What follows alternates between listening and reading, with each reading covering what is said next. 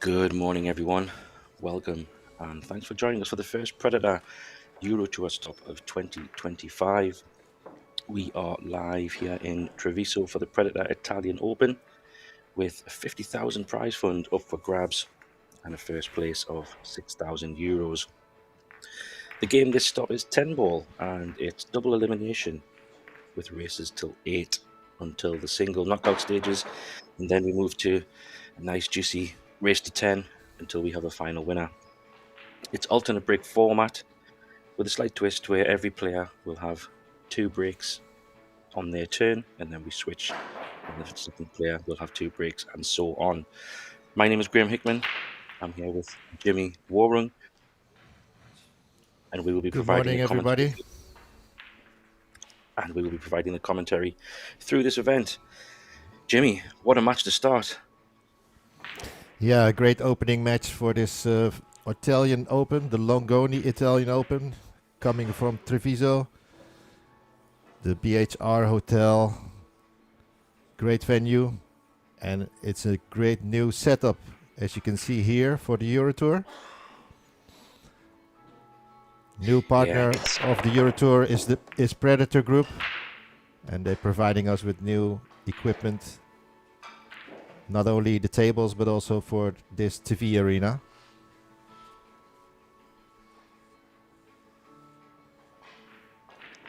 Yeah, I think the new setup looks absolutely fantastic, Jimmy. I think the boards, the background, the lights, the table really stands out, pops out. Yeah, it's really nice.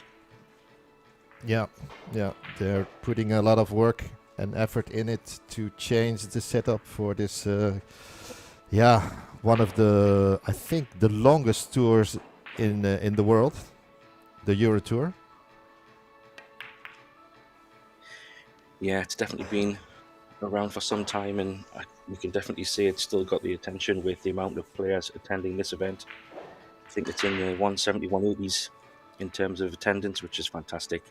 And we've got some fantastic games and matches coming up over these next days for sure. Yes, 176 players have turned up for this first stop in this new season, 2025. Coming from all sorts of countries here from Europe. And I think I also saw one player coming from America originally. Yeah, we've got all around the globe. It shows how much interest the Euro Tour does bring to pool enthusiasts from around the globe. Yeah, let's see how we get on with this match, Jimmy. So obviously Albin's back on the Euro Tour scene, which is great. And obviously he's playing Benjamin here. Obviously tough first match for Benjamin, no doubt, but I did see in some of the statistics, I think he's done well in his last Treviso event. He got to the last 32, so he can definitely play the game at a good level. So it'll be interesting to see how this one unfolds. Yeah, good hit by Benjamin Belhassan. Benjamin, great player, very knowledgeable, experienced from France, south of France, from Nice. And Benjamin is also one of the commentators for the Pro Billiard series. There we see him. Playing for the club in Nice, La Boule Noire, where we actually had the Cohen Cup in November. Nice. So yeah, he's obviously very knowledgeable, and he will definitely need that. Playing someone like Albin is a very astute pool player in the safety game, but also he's very good in attacking, as we know. And the first chance comes to him. A little bit of manoeuvring of the white needed, but the balls are there to try and get off the mark.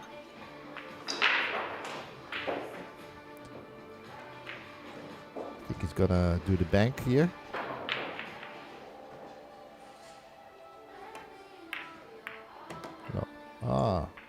No, went for a more creative way, playing it such a way to move the 2. Yeah, I think the position was just a little bit tricky to get back to the 2, so he took a chance to try to open it up a little bit. It's not too bad, but He has a straight shot, natural angle, come round.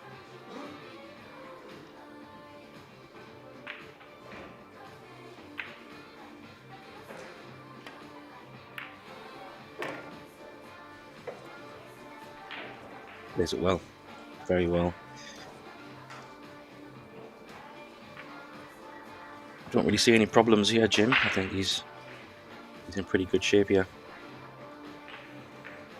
Yeah, this looks pretty straightforward. Don't want to jinx it, of course, but with a top-class player as Albin, I expect this to clean this table and put his first rack on the scoreboard.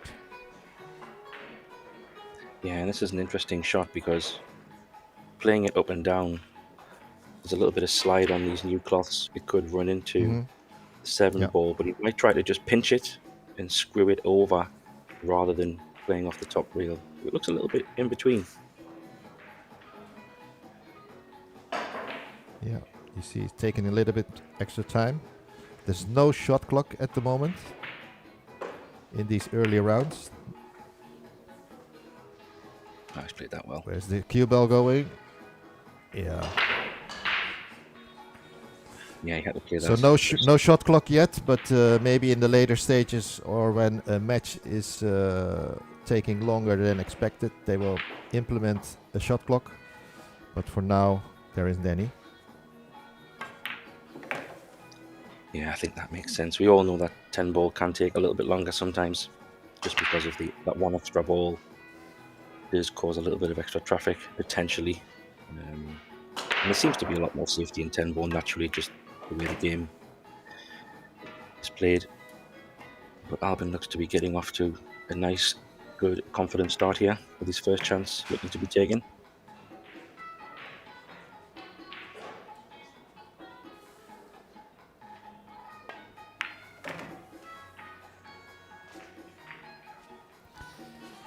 Yeah, maybe a good time to mention that we're playing on the brand new released Predator Arc table, which is fitted with Simonis 860 Tournament Blue Cloth, and we're using here the Aramith Balls, the Tournament Pro-Cup TV set, and as you can see, we're not using any regular rack or a rack template. The balls are tapped here at the Euro Tour, which means they tap the balls, the rack, by tapping the balls in the cloth. And this helps to set up the balls correctly in a very quick way. That's a good point, Jimmy. What's your thoughts on that versus tapping the balls versus a magic rack? Obviously, a magic rack would have to be removed during the game, but tapping the balls, it's done from the start. Yeah. Well, you see during the 4 days of plays, because we have 3 days of this Italian Open, which starts today, and the final will be on Saturday. But tomorrow also starts the women's event, and so we have the women start tomorrow and finish on Sunday. We have 4 days of play on these 20 tables here in Italy, and after a few days of wear or breaking the balls, they might have to retap some tables, but all in all, from experience, I know it's working pretty good. Yeah, it was the old way of doing it as well. Tapping the tables, the magic rack just obviously protects the table a little bit more. But I agree. I think the less you have to intervene within a rack when the players are at the table, the better. Someone taking off a magic can move balls, and not that it happens very often, but it's just an intervention that potentially doesn't really be needed. But just on that just a quick go back on the break, that was a phenomenal break. Yeah. And it has been a little bit unfortunate yet. Not sure if you already mentioned, we have a break box. You see the lines there, so the players have to break from outside of that box. Yeah, that's a good one. And I thought that would make it a bit more difficult. Normally people break from the head spot straight down the middle. Yeah. But the balls are still going in from the side, so it's a very clever shot there by Albin. Yeah. He's in trouble there. Glancing off the one and crossing the cue ball over to the other side. Not sure if Ben can hit that side of that one. If it does, it's really thin. Yeah, if he can, not too bad, because then he can send the white ball up next to the balls at the top of the table, but very tight. Yeah. And even if he goes up and down, he doesn't really have much of a shot unless he can play a similar shot to Albin, trying to flick it on the left-hand side, but looks like he's playing the edge, potentially, by his body language. It looks like it. Must be really thin. He has to be careful where the cue ball will travel to. Although the 2 and the 5 are sort of blocking that corner pocket, I still see like a potential scratch there. Yeah, exactly. It's 9 o'clock in the morning local time, so I don't know how your eyes are first thing in the morning, Jimmy, but that looks really tight for me. Let's see.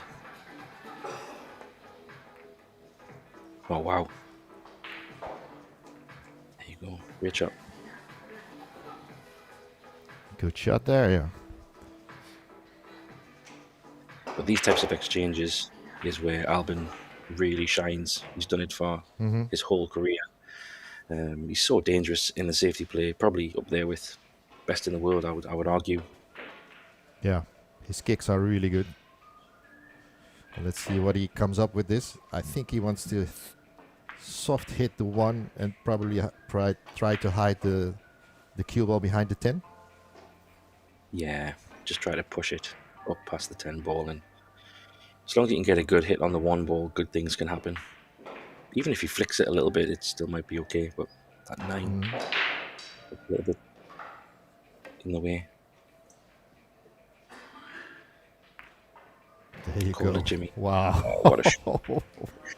That's a perfect example of what Albin is.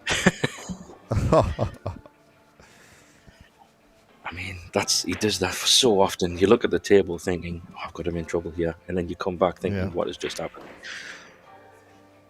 And this is tricky because I don't know if he can get to the left side cushion and play 1 rail. So he's in a lot of trouble here.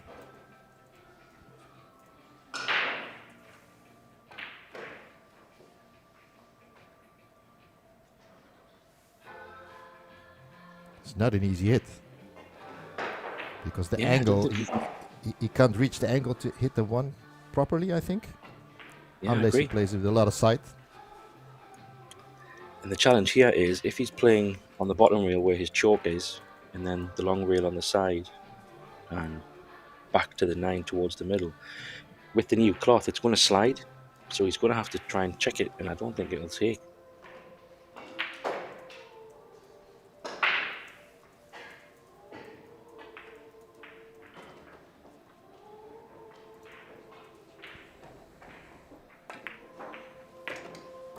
Yeah. It's a foul. You hit the 10 ball. Yeah. Oh, yeah. Yeah. I thought you hit the 10. I played that, but I'm sorry. But yeah. Yeah. It was a really thin hit, but it was noticeable for us because of the close-up. Yeah. Yeah. Albin definitely seen it as well. So. Oh wait. Oh no, actually, he didn't call I don't think. No. I think they didn't see it because Albin said, "Yeah, you didn't call the one. You didn't call the one." So yeah, that's why he's playing. Yeah. That's interesting because where the balls are, you could do with ball in hand. Yeah. Unfortunately, we don't have a replay in the setup yet. That's gonna be for the next event in Tallinn, Estonia. Otherwise, we could have shown this replay.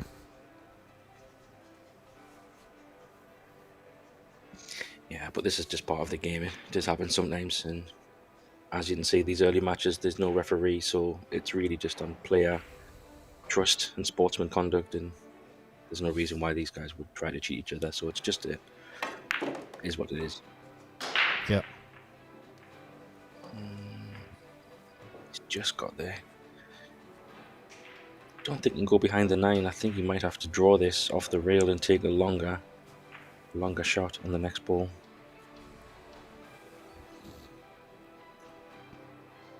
Oh, he might be Yes. just. Can he avoid the 9? I think he's trying to check it a little bit. Side spin. Yeah. He just got past. Wow. Good shot.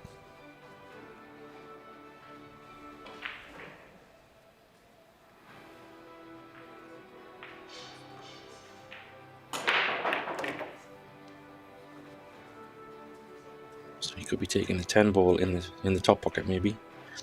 Unless he tries to swing. Yeah, he's going to have to swing it round, I think. If you're playing this with Yeah. right-hand side, Mhm. it's not going to take. So you'd have to screw it, I think, off a couple of reels, potentially.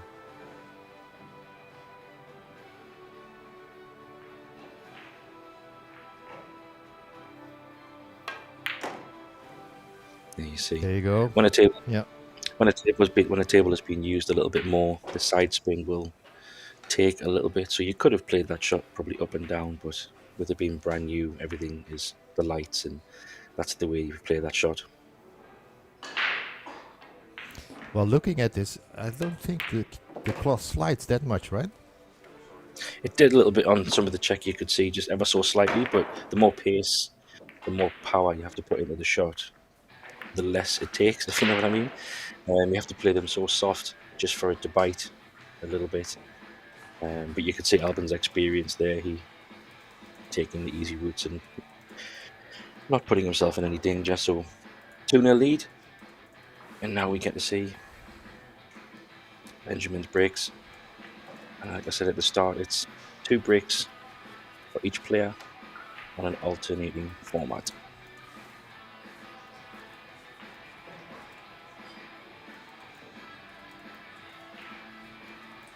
It's interesting, Jimmy. I was watching the breaks from Albin, and you see the outside balls coming around the 4 reels in the bottom corner pockets. It'd be interesting to see how that does for Benjamin as well. That 9 ball. Oh, good break. Ooh. And I think he can... Oh, where's the 3 ball going? Oh, that's unfortunate. How many times does that happen? I'm not sure if the camera is deceiving us, but maybe he can just sneak by. He's coming over to watch it. So in case you missed it, it's alternate break, but every player has 2 breaks. Even if you don't win the rack, you still have your second break.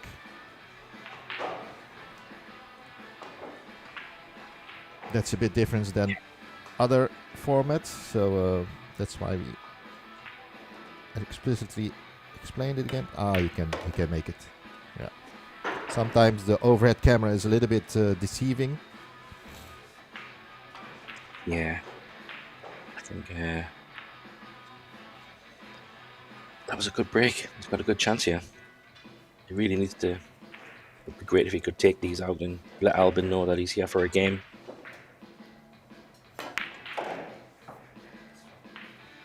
What's your thoughts on the player having 2 breaks as an alternate format, Jimmy? It's quite a different way of doing it. Yeah, it's very different. I was also surprised, and when I read the rules and regulations of the game here in the Euro Tour. But yeah, I think it could be nice. It's different for sure. Just would like to see how this evolves during the tournament. Yeah, I agree. I'm all for change of, trying things a little bit different, and I think the break has always been that's a tough one, because it's either winner breaks or alternate break, and no one's really tried to change that format for some time. So this would be interesting to see how it plays out with strategy and scoreline, and players' feedback as well would be interesting. See what players think about it as well. Exactly. He's left a bit of a shot here, so I don't know if he'll try to stun over below the black ball in between, or will he just take a guaranteed shot and roll it forward? Looks like he's screwing it over. I think even rolling forward is not easy to control the cue ball. So yeah, this is the shot. Oh, he's played that brilliant. Yes. Wow. That's a good shot. Just sometimes when you're playing into danger, dangerous things can happen, but he played it well. And that flick on the 8 ball helped to control the cue ball.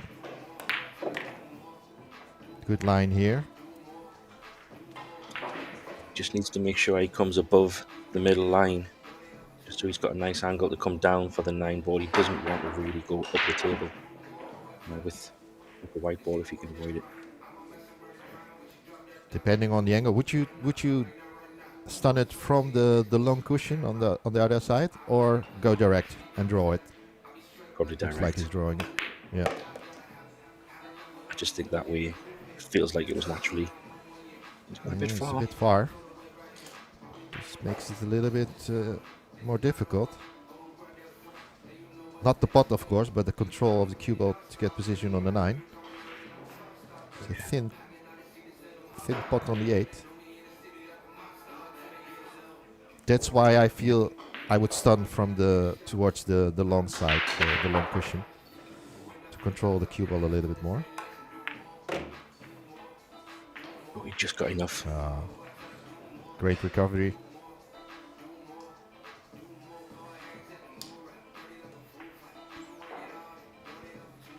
So one more good shot.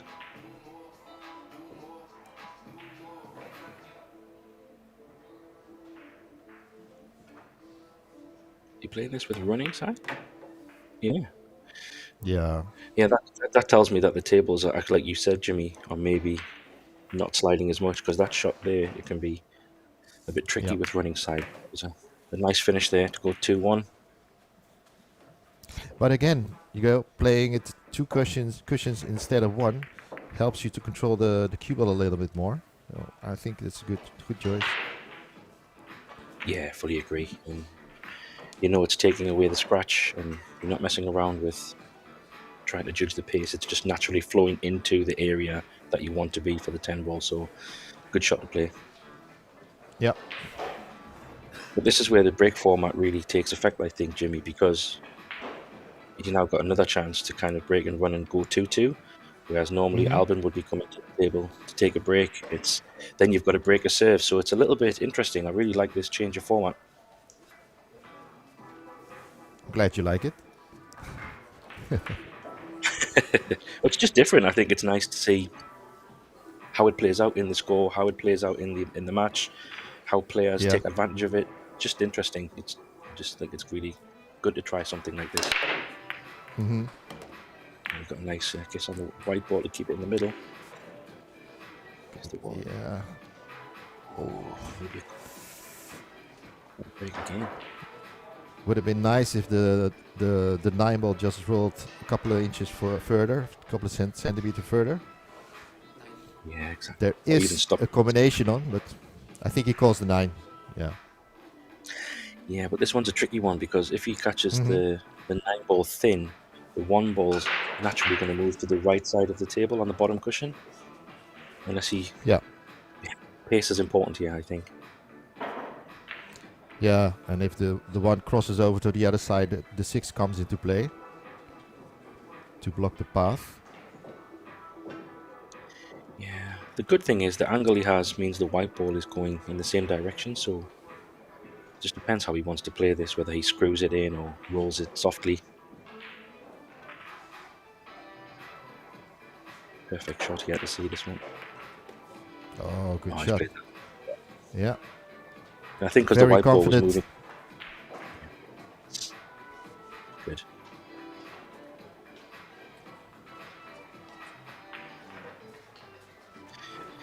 I'm not sure if you take the 2 ball in the middle, he's probably going to try and come. I don't know, it's tight, hard to see the angle, but will he try to come above it? Yeah. Straight. There you go. You got there? Yeah. Well, this is a good sign. Benjamin is not maybe not the most well-known player, but he's a good player, solid, not afraid to shoot. Yeah, clearly he knows what he's doing around the table. It's just probably confidence and consistency is normally the downfall for these kind of matches, and the pressure of playing Albin as well is going to add a little bit. But I think over all these different types of events, if you want to try to beat a top player, the early rounds is where to do it when you haven't played in the top. Yeah, because remember the table is brand new. There's only one previous event where these tables were used. That was actually at the Dutch Championships. That's where they had their debut, so to speak. But here we have 20 tables divided in 2 rooms. One on the ground floor, one on the first floor. 2 rooms. So, yeah.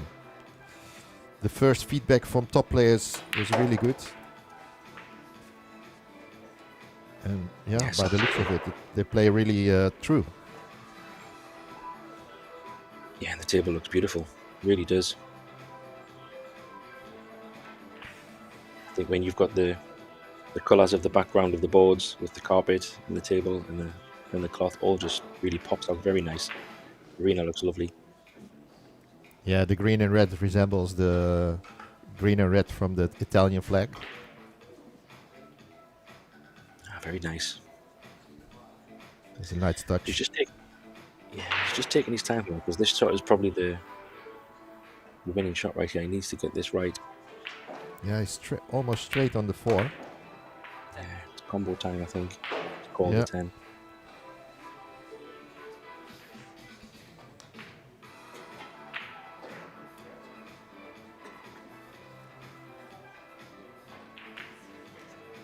This is the shot right here. It's a tough shot. This is a tough shot. Just wants to play it as slow as possible to give it every chance. Great shot. Oh, great. Very good. So As the you can 10 see, the gets 10 respotted. Yeah. Sorry, Graham. No, I was just going to say what you just said, Jimmy. The 10 ball comes back out. It's not a win. It's a respot. No. It's another early 10, as we sometimes say. So that's also really good to keep that in mind. And when you're playing the combination, if you make the 10, you also need to be sure that you have a position on the 5 in this case. And that's he played it perfect. Well, perfect. Yeah, and I think, A little bit straight on the 5 maybe. yeah, and I think this is where the table will tell us how it's playing. If he tries to go off 3 rails, we'll see how the white reacts, or does he come all the way back? I think 1 rail is not an option, so he's digging down on this. He's going all the way around. Yeah. See the slide there at the end? Pushed it down. He's had a right. Yeah. Take that one. It's a little bit fortunate, but it works. Little tap on the table there. To apologise to Alvin, but that's how it goes.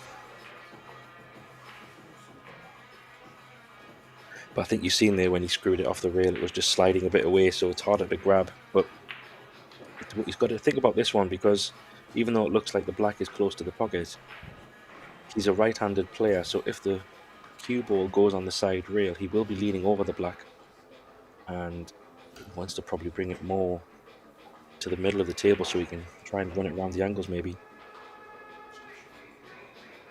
Let's see. I think he's going to play it soft, yeah. So I think for me now, he's going to be leaning right over the 10. Oh, he might just be okay. If that was a little bit, few more balls to the right, he would have been hampered over the 10 ball, but I think he's good. He still has to be careful not to hit this too thick, the 8, otherwise he would be coming very close to the 10 when he draws it back. And also, if he catches it thin, Jim, the way the table plays, he could even scratch in the middle, like if he catches it too thin.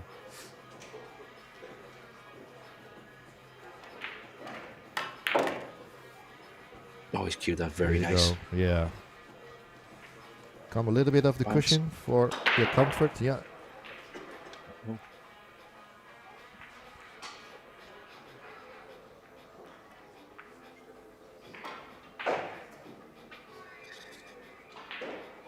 This for the 2-2.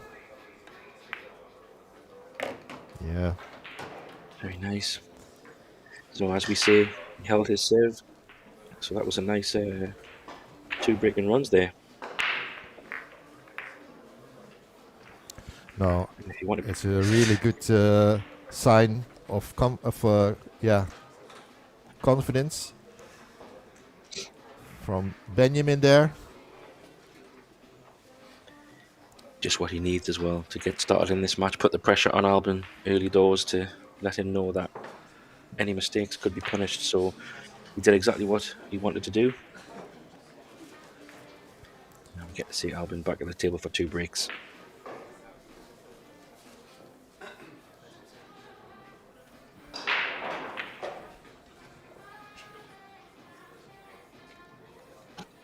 The last break from See how Albin he was hits a this. beast.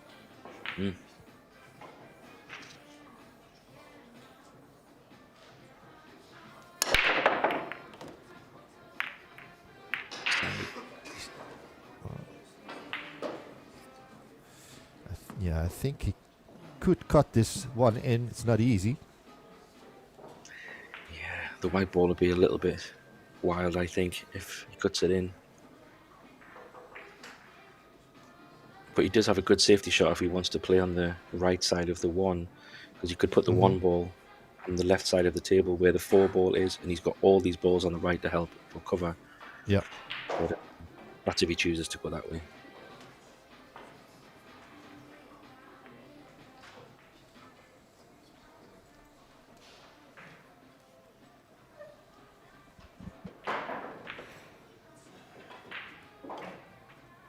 Could he go aggressive to make a bank? I didn't see him call anything, so Well, maybe. maybe too aggressive at this point. Yeah. Yeah, he's playing the shot I thought around play. Yeah. He's got lots of traffic down. Oh. Nice Ah, oh. yeah. Jump cue maybe could be coming. What's I your think knowledge so, of but Benjamin? what's- Jump? Yeah, he's a good solid player, and he could make this this jump shot, but yeah, what's the value? He has to play position on the 2. I don't think Yeah, he I can think draw the cue ball from after making that 1. Maybe the 5 is in the way.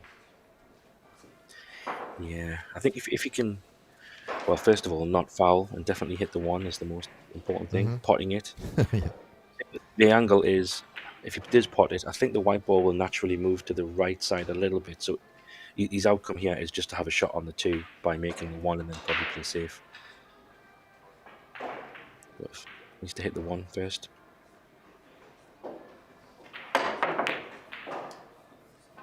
Yeah, they saw 5 is cool. the 5 ball, but it's good unless Armin can hit the right side of that 1 ball. Then I think Ben is in trouble. I think you just get the edge of the other side. We could still play a slow half ball, kind of 1 ball, push it up to the left side, and then try to put the white ball over next to the 10.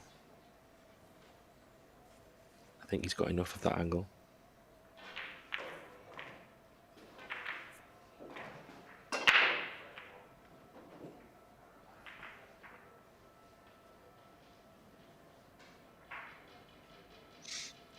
Just trying to separate them. Yeah, I think that's what he's playing. Did it well. White ball. Oh, Look at that cue ball, almost glued to the 10. so many times. It's painful. Yeah, He's relentless. He does it so many times. Yeah, he's got the goodness speed me. so good. Yeah. Do you think he can hit the top rail, Jimmy, and come down? I don't know if he can even see the top rail. He's that close to the 10. Yeah, he can hit the top, but I don't think he has the angle to come to the 1. Yeah, I don't know if he can come inside the 3. If not, this is really, really tough. Yeah, and when he has to play a lot of left side spin, it's very hard to judge the angle. But look how close the cue ball is there to the 10. Yeah. And even the 2. No, can't. Yeah. Goodness me. No. And even the other side, going from long rail, short rail, long rail. Yeah, the 2 and the 7 are in the way. Yeah, I think, maybe he might want to play defensive. He could put the 3 ball. Oh, you can get it. Looks like you can get the top. Deceiving us. Has to be careful. Has to be careful not to scratch when he hits the long rail first. Slide. Ooh. Yeah. No. So the fact he That's could hit the something top. you don't want to do. Give No. one hand to Albin. No, definitely not. I think the fact that he could hit the top rail pretty clean, we had an opportunity there because that one rail made it a little bit easier. So I did fancy him to hit the one ball at least, but scratching obviously is not the outcome he was hoping for. But this needs a bit of work. It's not so straightforward. Yeah, he's looking how he would play position from the 2 to the 3.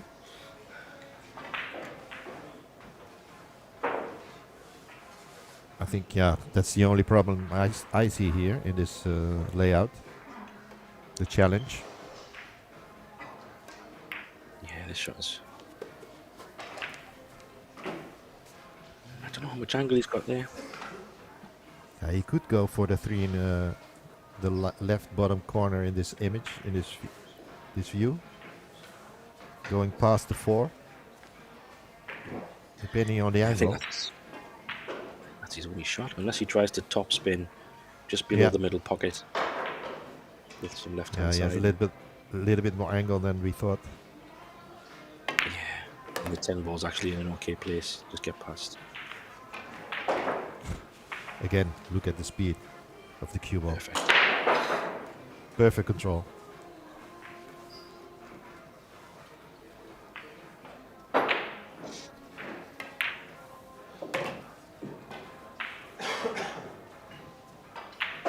Yeah, no, looks pretty the rest straightforward. is, This now. Yeah, exactly. Dot to dot.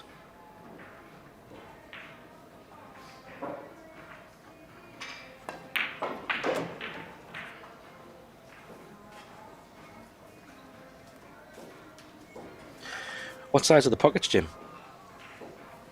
Ah, that's something we didn't mention. Probably one of the questions in the chat. It's 4.2 inch. Nice. I think it's a pretty good size.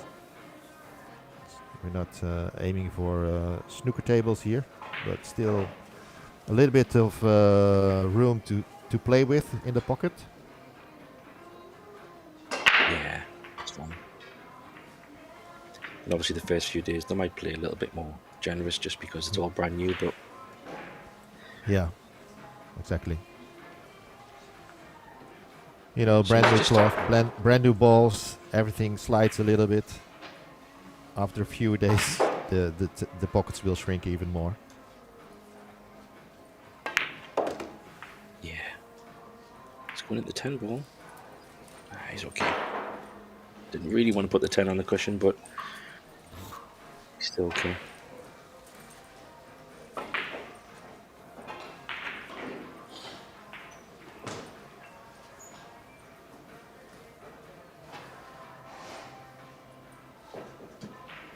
Yeah, he doesn't want to land perfectly straight on this 8 ball. He wants to have a little bit of angle. No, that's not the best angle. Because the draw shot is going away from the 10. Top spin is a bit funky. You might have to give this a bit of a stroke off the top rail maybe. And come back. Oh, he's got a See, big draw shot coming up. I think that's the shot. A little bit aside, no? He didn't really get into it as much. This is still a bit tricky now. It's not a gimme, as you would say.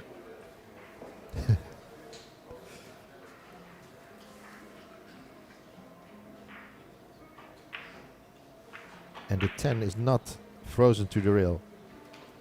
There's people who are saying it's, you know, making it more difficult. Oh wow, Yeah. that's what you do. Get down and just slam it in. What do you think? If the 10 ball is frozen to the rail, is it easier or more difficult? Depends where the white ball is. On that kind of shot, yeah, I think if it's frozen on the rail, it probably feels a little bit more easier in your mind because you're just trying to make it up the rail. Whereas if it's off the rail, you're trying to, how much do I cut it? How thin do I hit it? You know, it plays with your mind tricks a little bit. But Yeah, I think it just depends where the white is. For me personally, if I was playing that shot, I don't generally hit them very hard anyway. Try to give the pocket every chance to take the ball, but Albin just clearly went down and thumped that one in. How do you play Yeah. them, Jimmy? Do you have a preference, or which one's more difficult? Oh, yeah, like you said, it's difficult to judge unless you're bearing down on the shot, then you know. But there was Yeah, no trouble for Albin. no, I think they're both doing pretty well, Jim. I have to say, I think they both look Yeah. very good. They're all taking their chances. Oh my gosh, this breaks crazy. Oh, yeah, goodness me. Wow. Again, 3 balls on the break, and the bad news for Benjamin, there's an open shot on the 1, and the rest of the layout is pretty straightforward.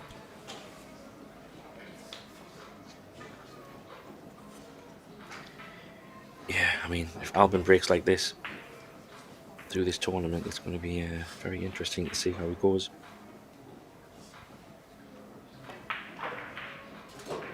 But you will see during the tournament, sometimes, especially when we are watching the TV table all day, you can see that, it might work now, but, maybe in 2 rounds, the table is going to react different, and the rack will react different to the break as well. But for now, Yeah. it's working perfectly for Albin.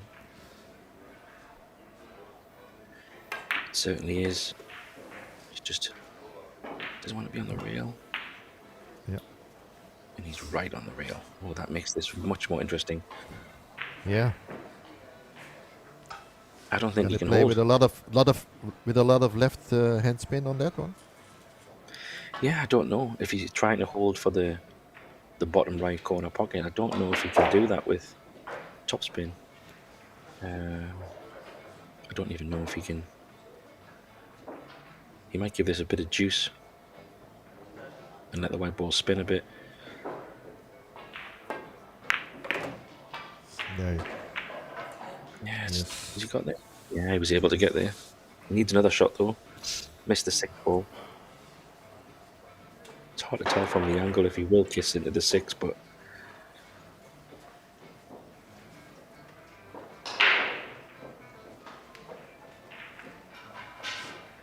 yeah, I think he might be. You think he's going to hit that 6 ball, Jim? I think it's close. I think if he draws it, he can just miss that 6 ball.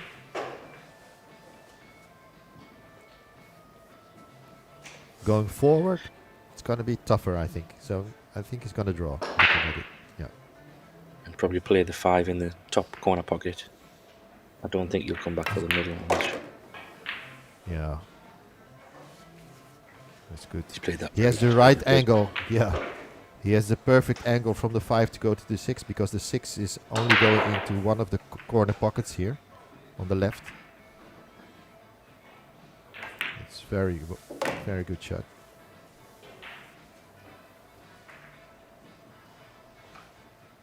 Yeah, he's taking these well.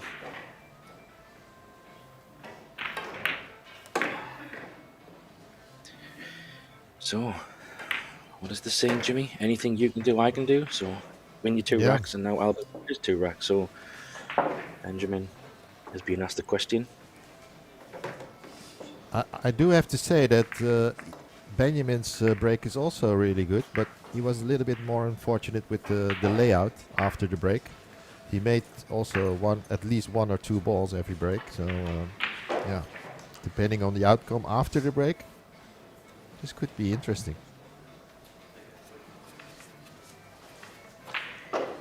Yeah. Let's see if he can. Well, make a ball is the most important thing, and then see if he has a shot. But the table seems to be letting balls go in from the break, if I can say it like that. I think 10 balls sometimes can be tough, but this seems to be playing nice. Oh, jinxed him. Sorry, Benjamin. But oh, there you go. The 9. Oh, And that's what I mean. Look, he's a little bit unlucky after the break a few times.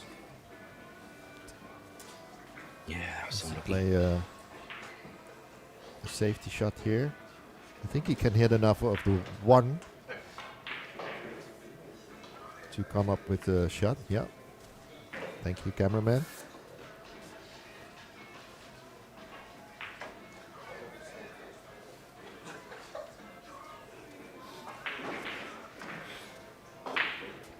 yeah, I don't know how much you can save it. If you can only see a very thin edge, he doesn't really have a good safety there. You might even have to play some kind of push out instead. I don't know. Yeah, and if... Oh, what is he looking at? Jumping. He was looking... yeah, he's looking at a jump shot, but that's really tough. The other option would be to play off the 1, but... You know, play the 1 up and down. But he has to be careful for the kiss of the cue ball with the 1 after hitting. Yeah, it's hard to tell. I don't know how much angle he has to do that, Jim. I think he's only got a thin edge. So if he's only got a thin edge, the push out's not easy either, because if he pushes out to the bottom of the table and leaves a shot on the wall, he's probably going to leave a pot on. So does he push out to a jump shot? I don't know if he feels good at the jump. I don't think he can. It's tough to see. I think he calls something to Albin, but did he call the bank? Maybe? No. Or he's gonna play a swerve shot. I don't know. No. Bank shot, just to be sure in case he drops.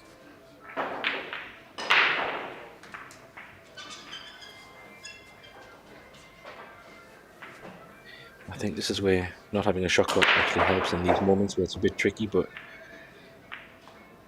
yeah. Oh, you're right, he could. Did he call anything? Yeah, he called the 8, just to be sure. Wow. Good call from one of the viewers in the chat.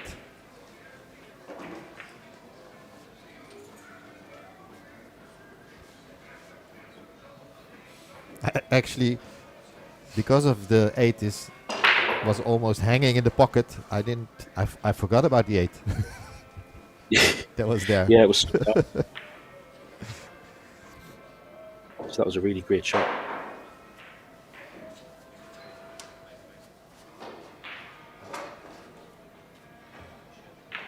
Tough shot now though, but he's created this chance for himself, so I feel he's got to, try to make the most of this one. He has a little angle there, just enough to move the cue ball towards the 2, I think. Yeah, good shot. Needs to get past. Oh, Great shot.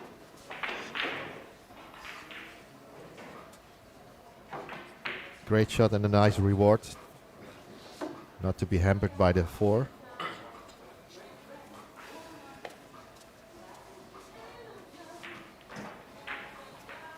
Yeah, so would you run this round, or would you try to bring it back, Jimmy? I think I would go around a little bit left spin. Yeah, I think he's right in the middle, isn't he? He's right in the middle. I think the 4 and 5 are in the way to get get it back, to draw it back.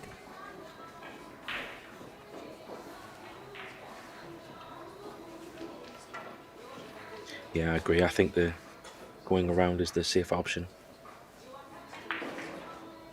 It looks like he's coming back, so he must like the angle. Unless he tries to squeeze it a little bit. He could just get past. Oh, you could sneak it by the 4. So I think one more shot is needed, because he's got to get on this 4 ball. I think then that'll be the hard work done. I think one more shot to get the right angle on this 4. I must say I've been impressed with Benjamin so far. He's really taking the balls well.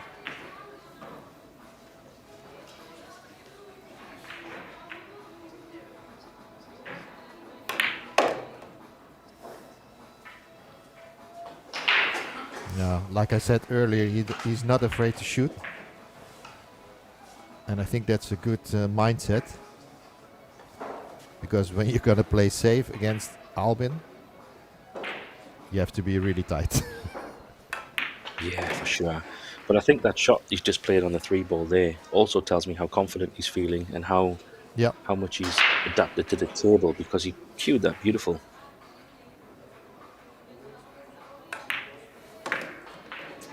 He's definitely up for this.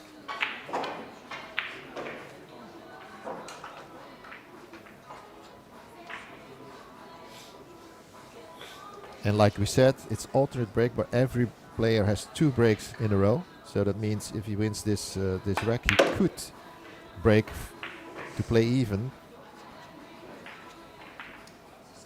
But let's not get too much ahead of ourselves. Yeah, exactly. I think he's one ball and 1 rack at a time at the moment. But he's doing everything that's been asked of him, which is all he can do. And take your chances. Oh, nice. See, that tells me a lot, that shot. He's feeling confident and he's settled in this match, that shot. There we go. 4-3. Interesting match this, Jim. I think if he can hold his break again, he's definitely putting pressure on. I think it's still very early, but as it gets to 5 and 6, then we'll start to see if anything cracks or people miss, or Yeah, see what happens then. But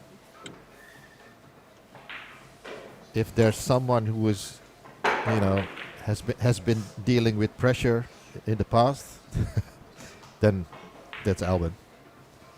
Playing so many finals and top matches. Yeah, I don't think you will get him nervous because you're making it 4-4. no.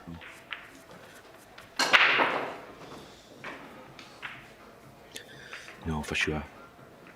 But let's see if he can replicate the last brack. Hopefully not too much trouble, but see if he can get something down.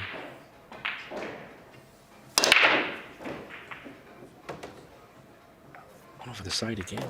And that corner ball. Wow. He has that break down. Goodness me. Yeah. I did say replicate, and he's not been far off. Goodness me. 1 to 2 is a bit tricky, but he's at the table.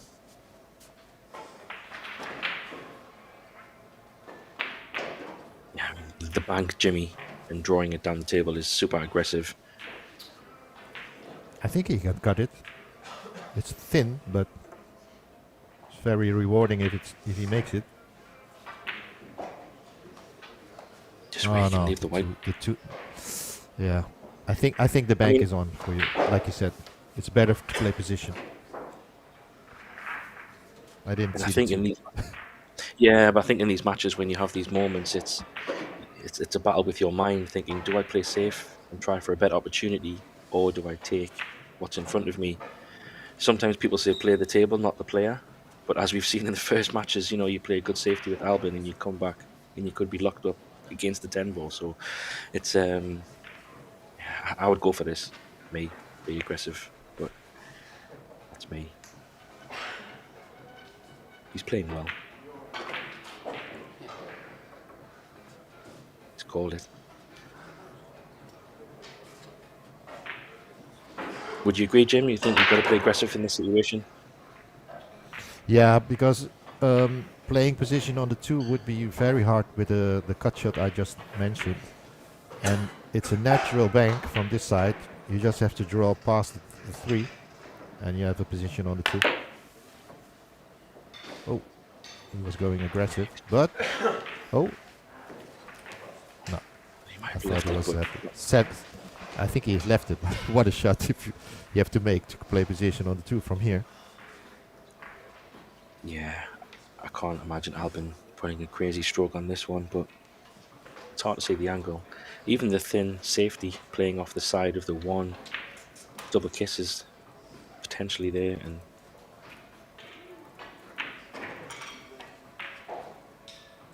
is he digging down?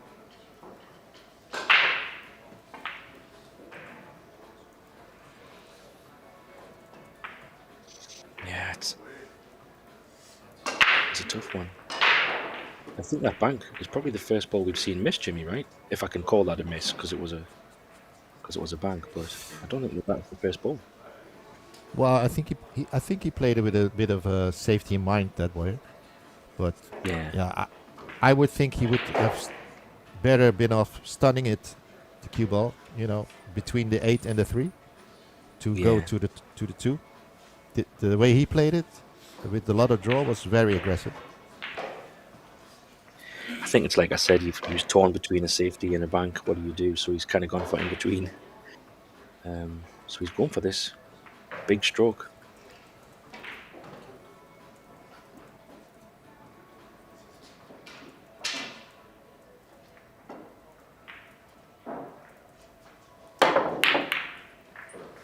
No, asking a lot there. Yeah. As you go, okay. He's asking a lot there from that shot.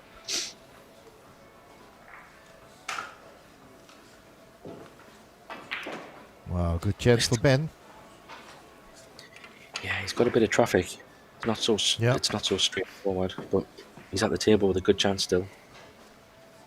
Yeah, he has to go around the table to play position on the 2 from here. I think the 8 is the one that's mostly in the way of doing that. Yeah, I'm wondering if he can catch the one ball thin enough. Oh, he can screw it in. He's actually going to play it in the pocket and screw it back on the side rail where his arm is. Yeah, it was deceiving. That's a big chance. Yeah. That's how you see that it's sometimes deceiving, the camera angle that we get. But because of that, Jimmy, this is a huge chance now to level this match up. Who would have thought before the match started that it's going to be this close? Yeah, but I think full credit to Benjamin as well, but also Albin's taking his chances. But you've got to give credit to Benjamin. All the chances that have been presented to him, at least ones that have been possible to take out, he's pretty much delivered. This is the shot for me that's going to win this rack. He needs to get perfect on this 5 to get on the 6.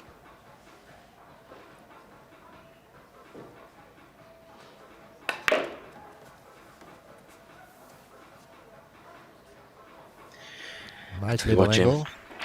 He's controlling the ball very well. Yep. To be honest, both players seem really comfortable with this equipment. The new arc table combination with the Simonis Cloth and Aramith balls. They have the really good control of the speed from the start of the match. Yeah, I think they've adapted well. Obviously they had a couple of practice racks, but that's all they've had. They haven't played on this table at all.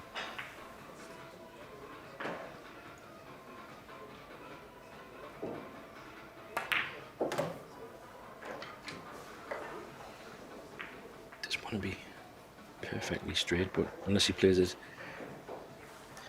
if he is straight, then he can play the 8 ball in the middle. I think he's got a little bit of angle maybe. He's got choices either way.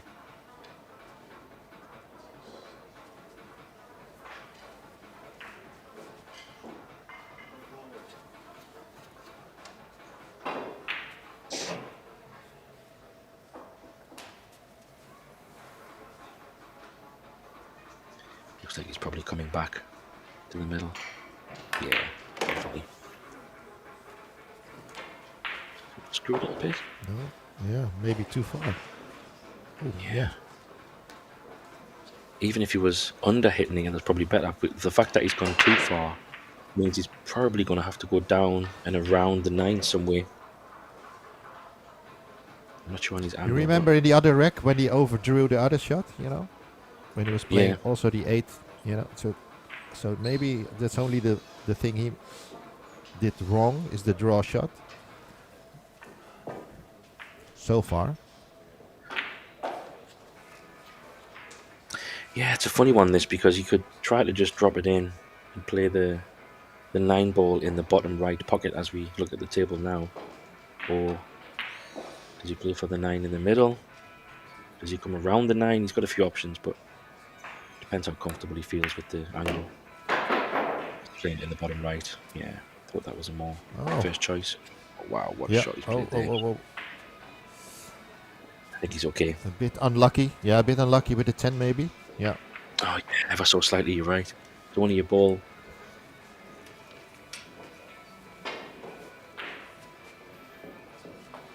He doesn't have to do much with the cue ball to leave a position on the 10 for the center pocket. So it's just a matter of concentrating on making the pot, or he's even looking at the 10 in the top corner. Yeah, top corner, I think. It's a natural angle to put everything into this 9 ball. So just focus on the pot and he would be having automatic position.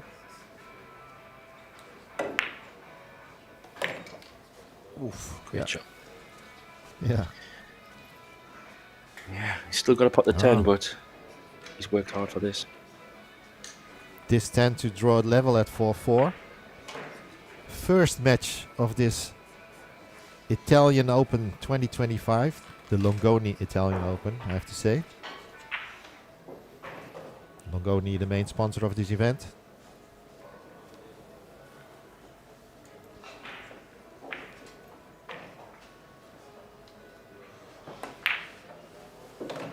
Oh, bit of body in that one, but 4-4. Yeah. We have a match on. Ooh.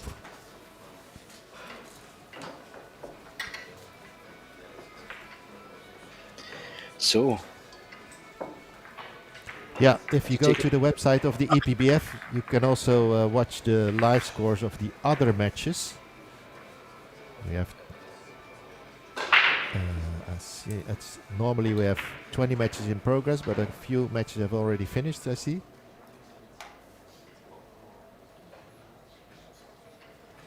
Go to epbf.com and look up live scores in the menu.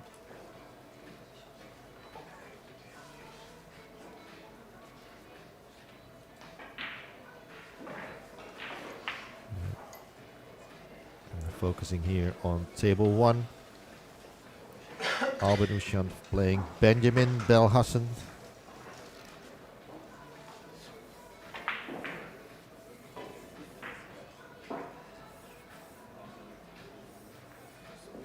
So Albin now back in his turn for 2 breaks, and we've been potting balls and having chances. So Albin looking to do the same again.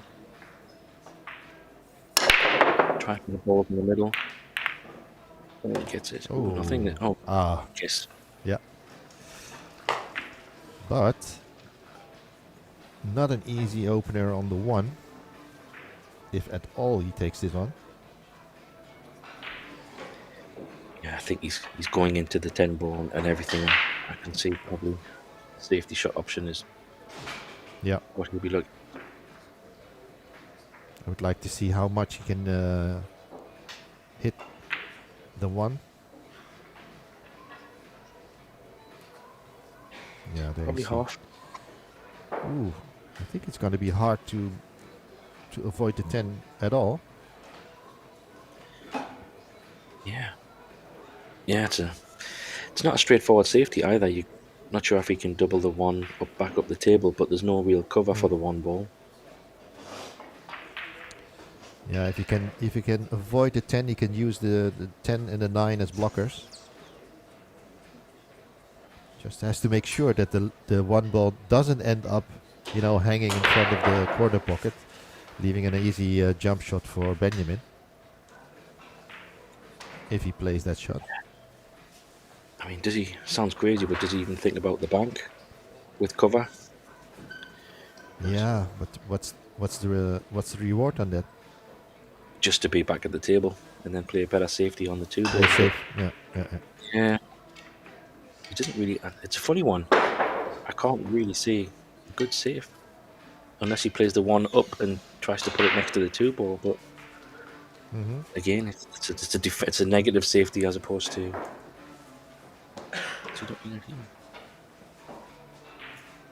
It wouldn't surprise me if he did go for the bank, but I think he's gonna. He's seen something.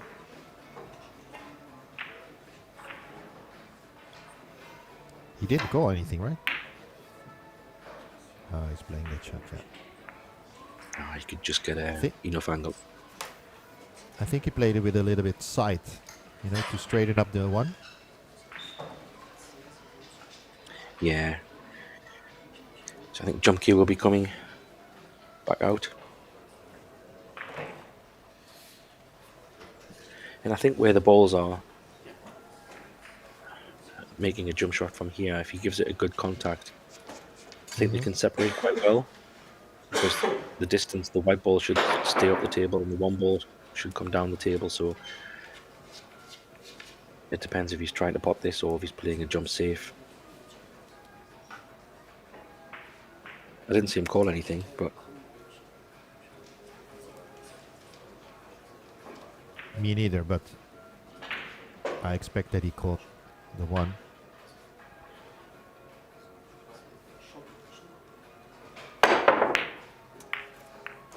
Oh, maybe not. There's the one going. not bad. Not bad, no, indeed. Well, I'd definitely take that over ball in hand. So Yeah, look, yeah, that's not an easy shot for Albin.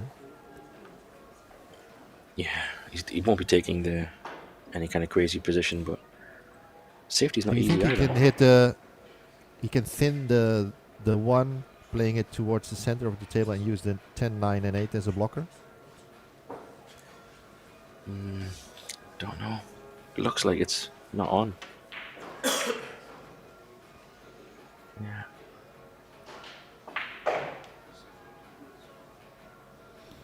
Maybe. If he can just catch it right, it's risky, but might be his only shot. That might be the only shot, Jimmy, I think. Unless he wants to play. Yeah, I think maybe he might play it ever so like a soft one and try to put the one on the Yeah. rail, but it's a tough one because if you hit it ever so too hard, you could put it over the middle pocket, so you might even just pot this, leave the white ball where it is, and then try to do something on the two.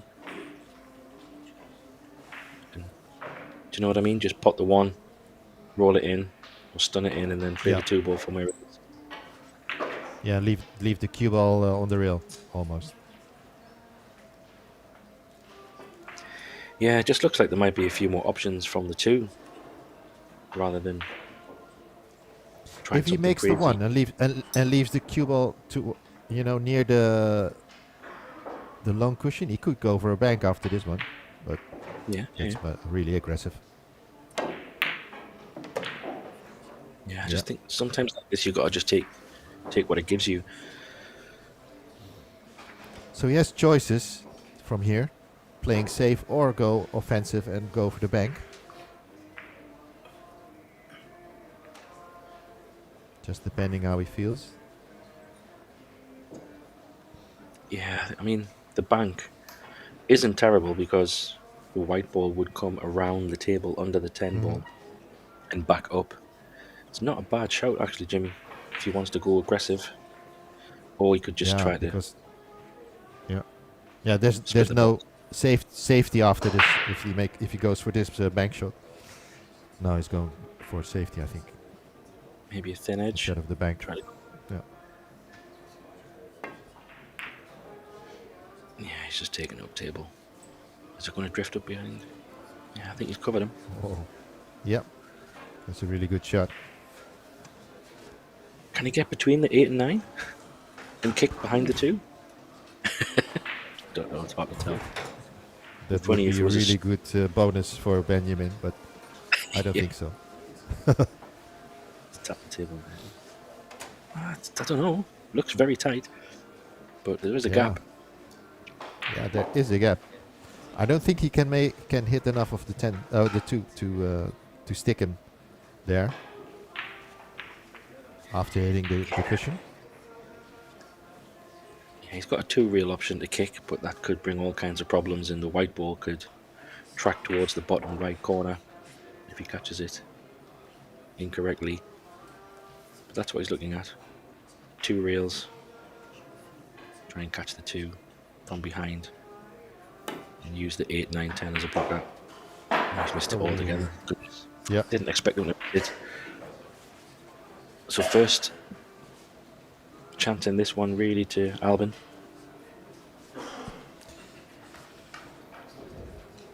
Maybe he was aiming for a really thin hit or a thin hit on the 2, Benjamin. That's why he missed it, maybe. Yeah, I think you just misjudged it. I think if you're trying the thin hit, you would be pushing it towards the corner pocket if you caught it too much. Whereas, yeah, I don't know. You always ask Benjamin, but I think I still didn't think he would miss the ball completely. But yeah, if he was going for a very thin edge, like you said, then that can happen. But Albin's chance to go ahead again.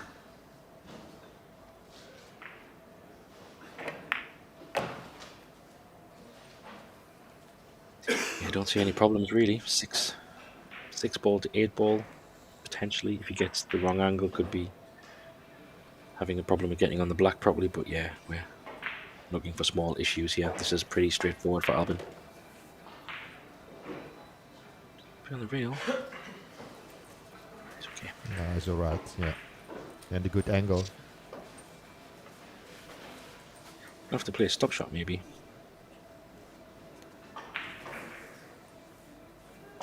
I don't think you'd probably risk trying to draw it all the way back. I think doesn't want to be bridging over 8, 9 or 10, so maybe just stop it there might be the option. Yeah.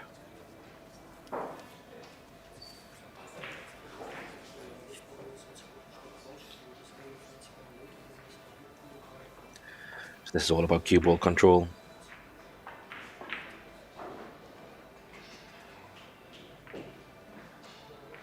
Trying to get back to the middle of the table. Played that well. Yeah, talk about control. Yeah. I like the way he played that. 2 reels instead of trying to draw it off 1 reel. It was guaranteed to be more in line with the 8, so great shot. He's definitely played this game before. Who's this guy? There we go, 5-4. Probably the first real mistake we could say, Jimmy. That stands out. I couldn't give you another one, so if you call that a tough mistake, but that's the only real thing or blemish that you could really say that's really stood out in these first 9 racks for me. Yeah. Yes. Yeah, it was a solid performance so far by Ben also, but yeah, missing that the 2 ball, that kick, that cost him the rack, obviously. Yeah, we're not going to be too hard on him. He's played very well. Just this is the fine margins when you have such a high quality match. Fine margins is what will separate the winner. And I wouldn't be surprised if Albin gets a roadmap here and monster break just to rub salt in the wounds. Looks like he's putting left hand side on that. Is it just the camera? Yeah, yeah. It looked, didn't it? Yeah. I know. I was looking at the same thing, but you know, some players just naturally aim a little bit more to the left or the right, and when they hit the ball, actually, the cue ball, it's straight on. But that looked Look intentional. at yeah. But look at Judd Trump, how he's aiming. You know, in snooker, he always hits a bit on the left, something. But I think you could also tell when the ball was spinning after I'd hit the rack, it wasn't naturally spinning that way. So maybe that's a little hidden insight to tips on the break. He's going to roll behind the black ball here, maybe. He's naughty. Yeah, good call. He's pushing it. I think he's left it. His body language normally gives it away. Yeah. Well, if he hasn't left it, he's definitely left 1 cushion, which is a bonus for Benjamin because he would have otherwise been hugging the 8 ball. Yeah, I think he can make it. It could be deceiving. Maybe he was looking at the 1 real kick. Could be a really good outcome Could kick one rail and get the cue ball behind the 6. Yeah, if you can get enough of it, it's a good call.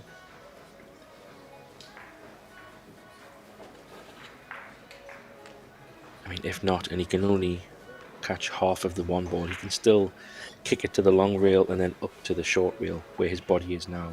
Looks like he's going straight for it, Jim, so maybe you're right, he can put it.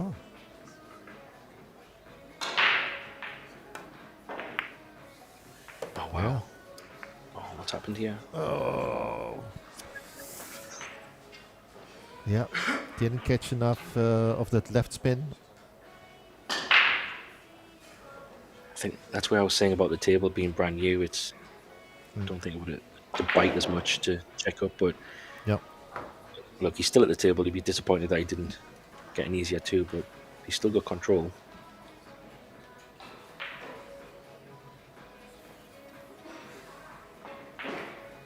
That's a really risky shot. I think he's trying there. Push the 2 ball onto the rail and just try to roll up behind the 4 or stun up behind onto the 4. That could be very tricky.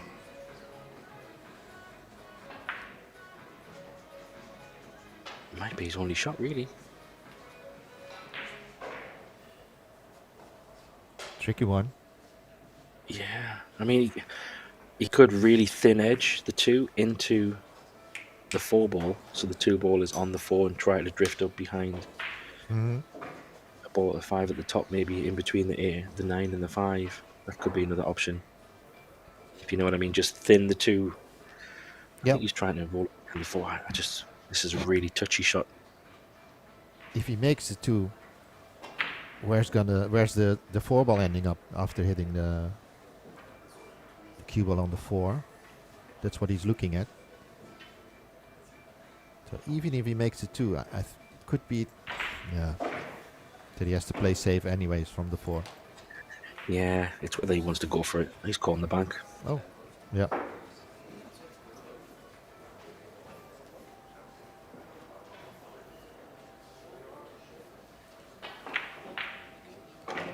So what's he going to play after the bank? I'm a bit confused. Not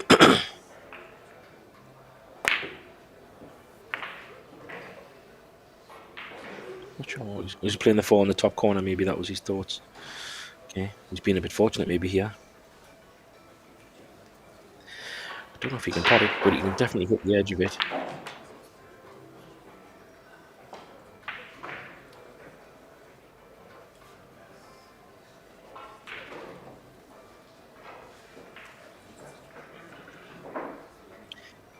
Yeah, if he can thin the edge of it, he's probably just going to have to push it towards the cushion, but is he going to get any cover on the top?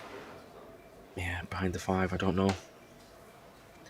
It's a risky one, this, Jimmy, because if he doesn't catch it right and leave the 2 wide open, he could put himself in trouble because he might leave quite a straightforward safety return for Benjamin. But if he can get that 2 ball behind the 8, well, at least near the 8, taking out a possible pot. That would be already good.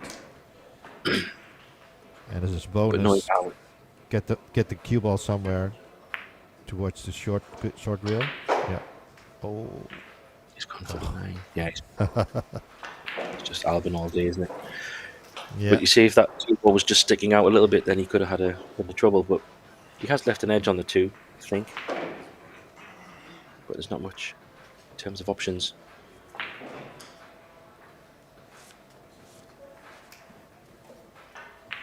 Yeah. Really good safety there. Yeah, I mean, this is really tricky now. I mean, it's one of those ones where do you go all in on the white ball? Can you just thin edge the 2, come down and try to get right up behind the 6 and just play for the white ball? Or do you try to double the 2 back towards the 5? I think the 9's in the way. I don't know if you can.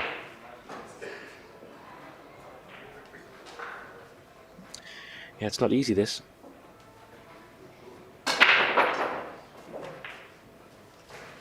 No. Albin not giving away much. after the safeties. The safety's been really good so far in the match by Albin. Yeah. Which is kind of what we expect from Albin. He very rarely falls down in that department. He's just so strong.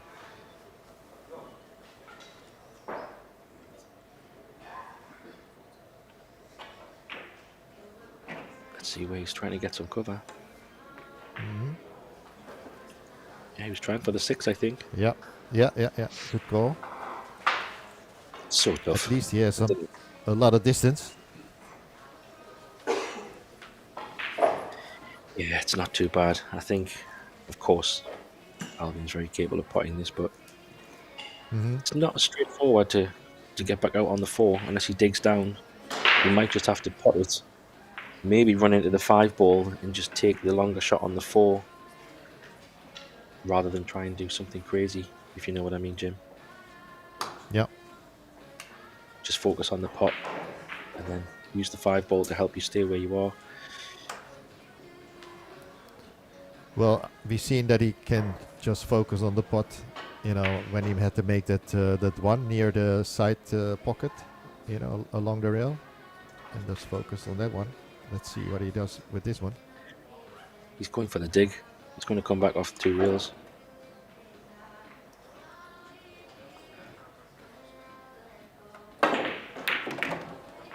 Wow, what a shot. Goodness me.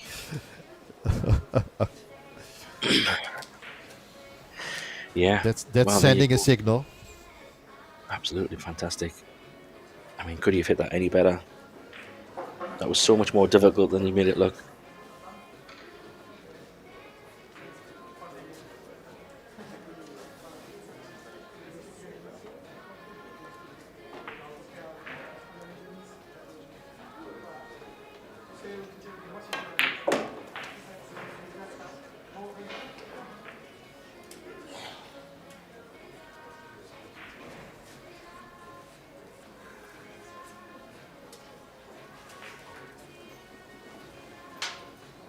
Good angle on the 5, which can bring him up to the 6th, and yeah, I don't see this going wrong, but let's see how he cleans up this table. Albin is. Yeah, he wants to be middle table here, I think, really. Yeah, he doesn't want to be too straight on it. Might be. It's not the best angle. He's going to have to run this forward, I think.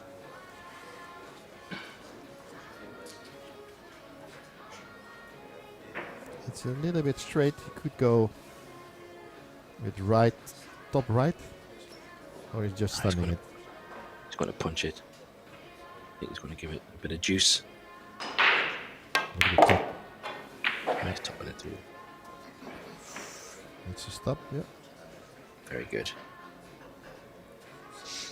He's just so calm and casual around the table as Albin. He never really looks like in a hurry, just going about his business. Perfect angle.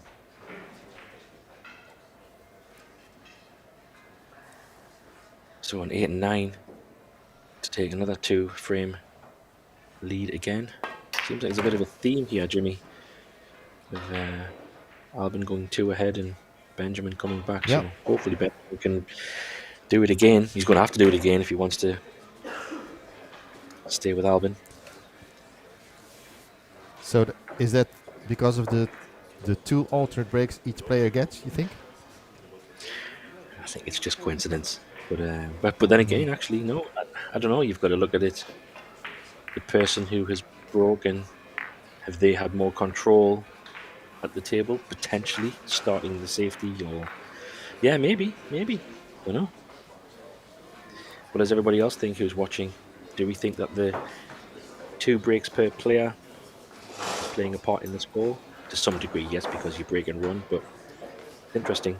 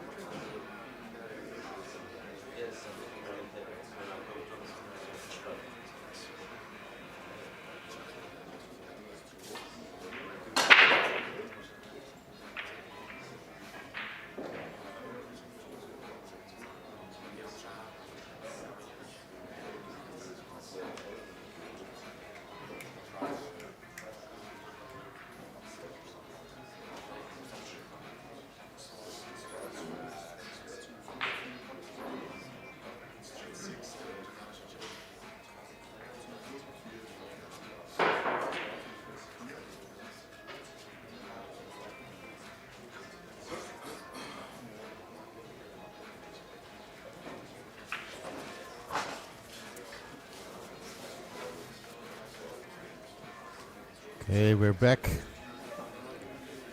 Small, nice commercial from Longoni Cues, the top brand here from Italy. It's not that far from this location in Treviso, actually. Mario Comenze, I think, the name of the place. North Italia, company called officially. Yeah, it looks nice. Seen some pictures on social media of people traveling and arriving and so on and so on. Looks like a nice place. Mm-hmm.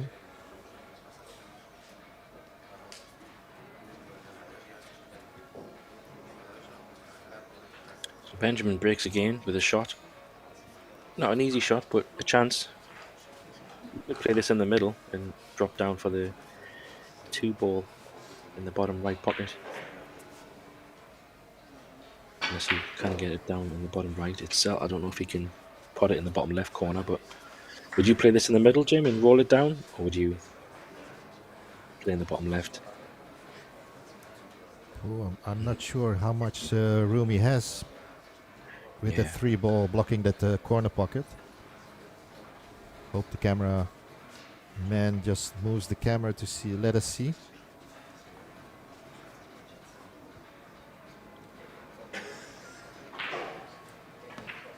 Yeah, I think it's too tight, and also to the middle is quite thin. It looks a bit too thin to drop that in. So you might be looking at a safety option here.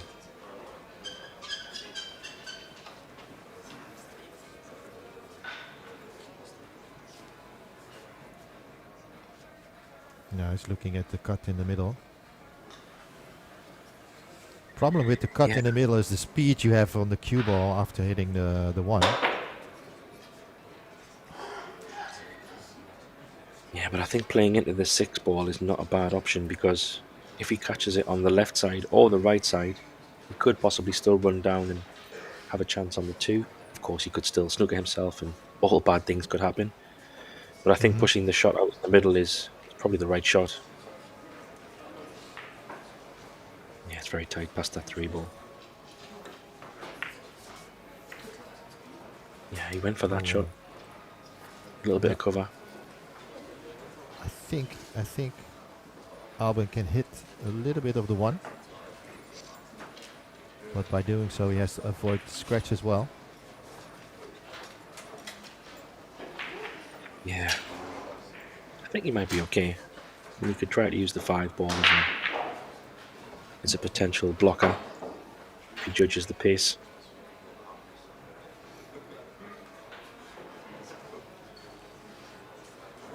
It might be tight. He was looking at it.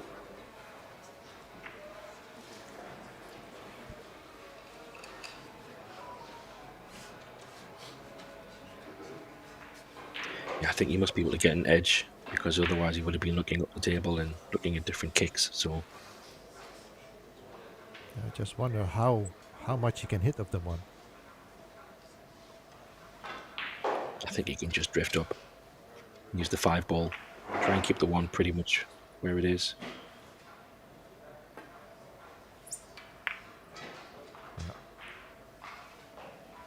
Call. Albin doing what Albin does. Yeah, he's this is tough.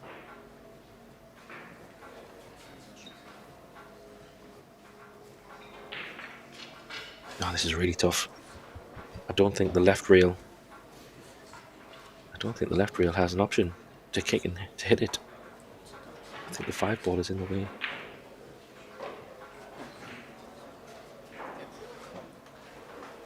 He's calling the bottom left corner pocket. Oh, he's jumping over the 5.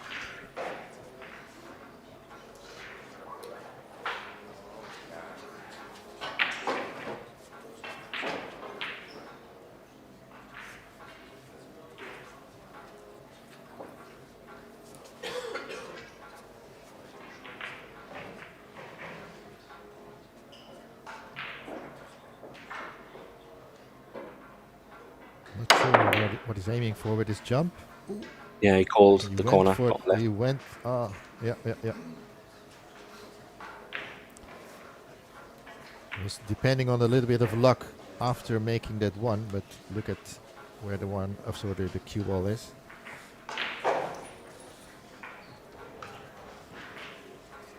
A roll up behind the 8. No, I think you Go go for for it. this in the top left, Yeah. and you just draw it over to the side for the 2 ball in the same pocket as where the 3 will go, I think.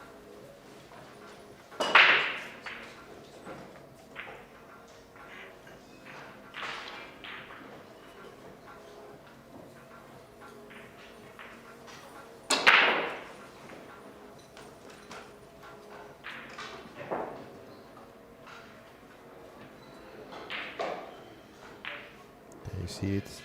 Good close up from the cameraman. Yes. Nice played that well.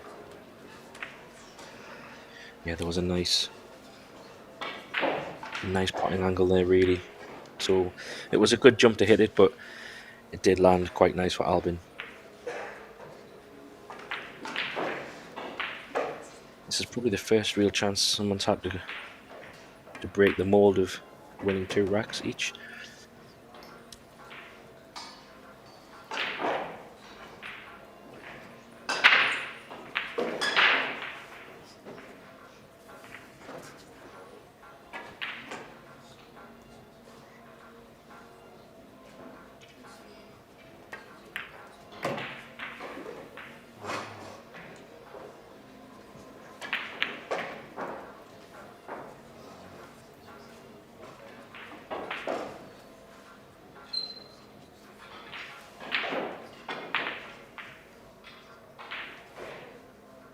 Yeah, needs to be a little bit careful with playing position on the 6th. 10 might be a little bit in the way.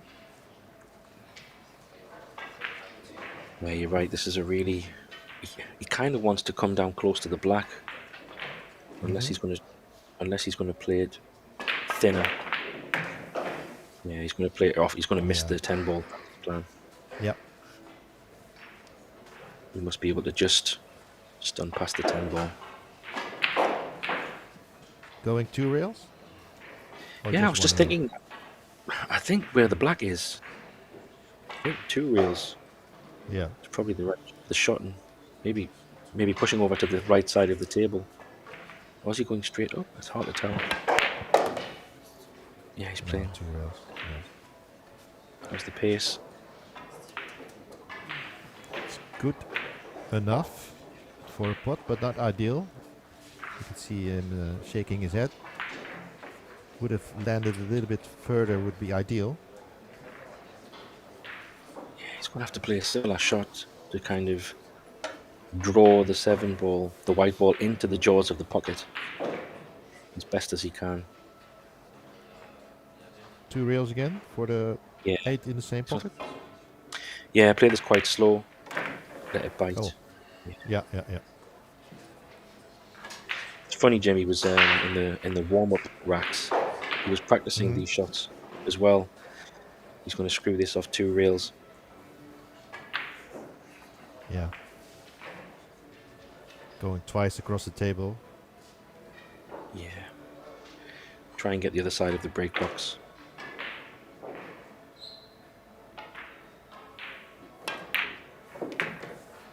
It's a bit short, isn't it? A little bit thick. Yeah. Yeah, it's Just okay. okay. Yeah, it was also because he potted the 8 ball a little bit thick, changing the angle of the cue ball. But he's alright. Yeah, he can just naturally let the white wander down the table. Just try and get past the middle line.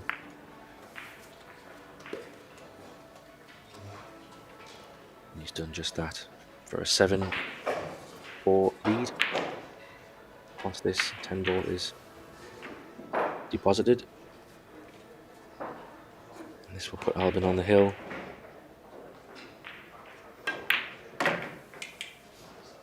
Nicely done. Shake of the head. Typical Albin, not happy. Perfectionist. I know.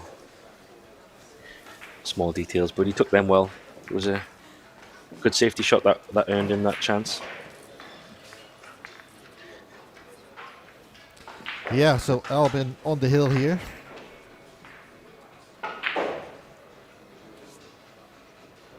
against the break.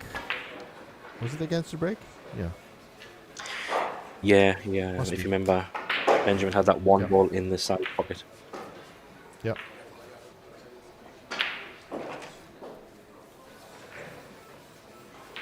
So this is a must-win break for Benjamin.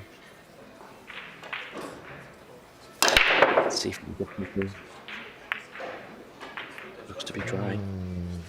Yeah. No shot. First dry break, Jim?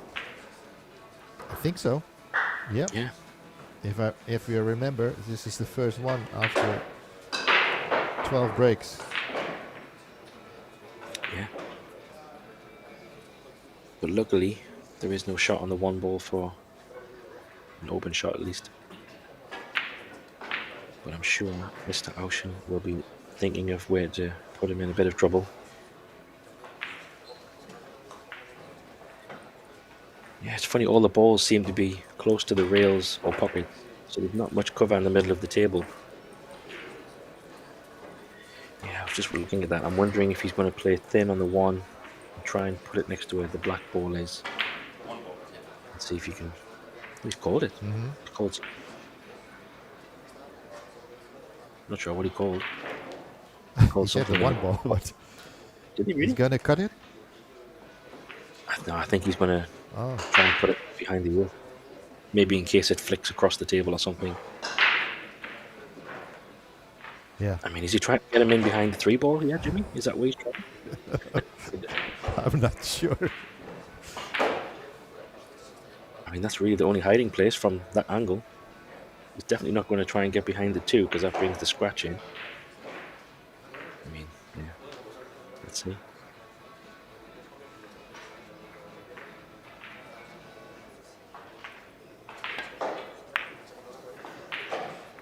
He's trying to get it. Okay. Get it behind There you the. Oh, there you go. Yeah. Me. Jump cues coming out again, I think, but he's still going to be in trouble if he pots this. Double jump.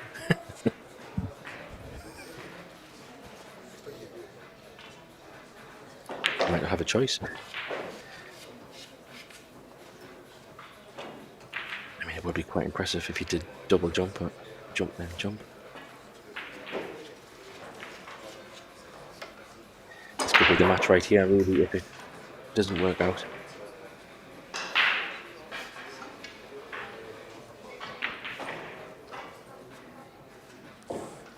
Just be careful with the hand with the two ball there.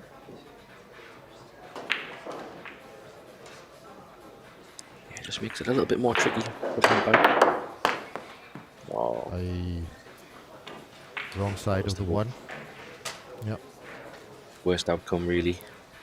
Giving ball in hand. Yeah, I think hampered by the two ball made him jump over on the wrong side, so to speak, over the ball and hit the wrong side of the one, jumping off the table. And with this layout, except for the 6-8 maybe, I think this is over.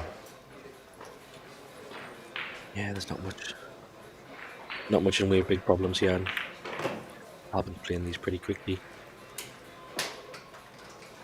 I think overall, though, if you look at the match, I don't think Benjamin can be too hard on himself. He's probably made 2 or 3 errors, potentially, maximum. That's obviously what's costing the game, really, which is what you would expect against somebody like Albin. But Albin's played really well. But he has put up a good battle.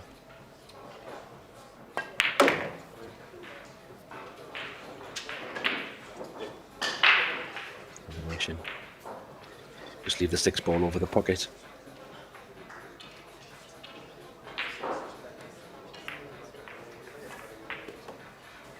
He does need to make sure he's got the right angle on this 7 ball.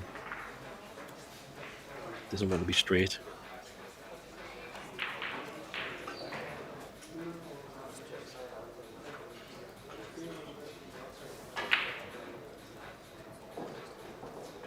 Probably try to keep it more in the middle of the table, just to leave that natural angle. And 2 reels, once a release. Yeah, he's okay.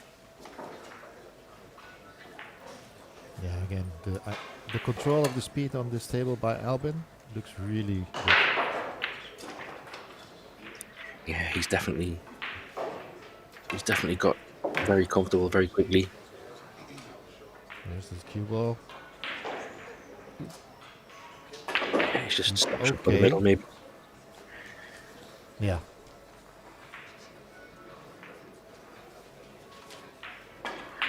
Yeah, it's up to him. He can either, yeah, stop shot. He has got a little bit of angle, but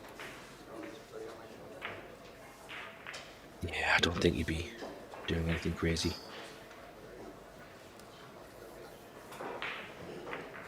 You could pinch a little bit. No, it's one of those funny ones where you can't get your hand on the table or the cushion. Yeah, doesn't like it. Long bridge. Yeah, he could draw it out as well if he wants to. He's got a little bit just to draw out, but he might keep it simple. Yeah, exactly. No need to risk anything.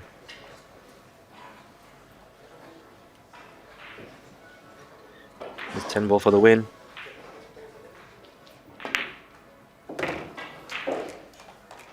There we go, Jim. Yeah, solid start from both players, but yeah, just two mistakes by Ben changed the outcome of the match. 8-4 in favor of Albin. Good win.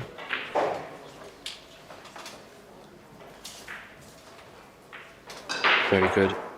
Benjamin shouldn't be too hard on himself. So we'll be back a little bit later for more matches, and we'll hope you join us. Yeah, this match is coming every round on this table. We're not gonna do a full production on every match, but you can stay on. This stream will be running for the whole day. And see you later in the chat. Thanks again, Graham, for joining us in the commentary. Talk to you all later. Bye.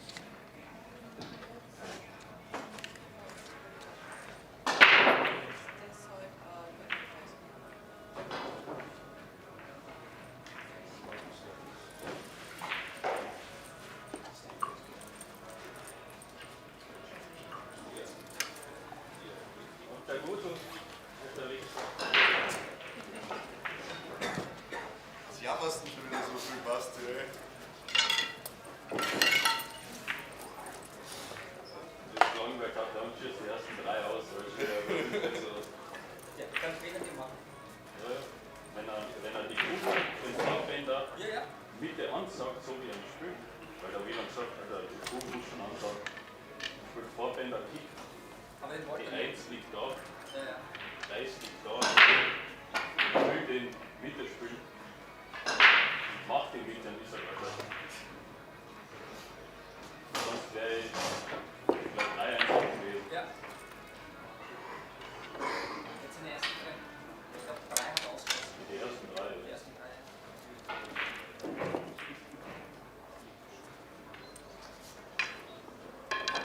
Hat Fehler gemacht.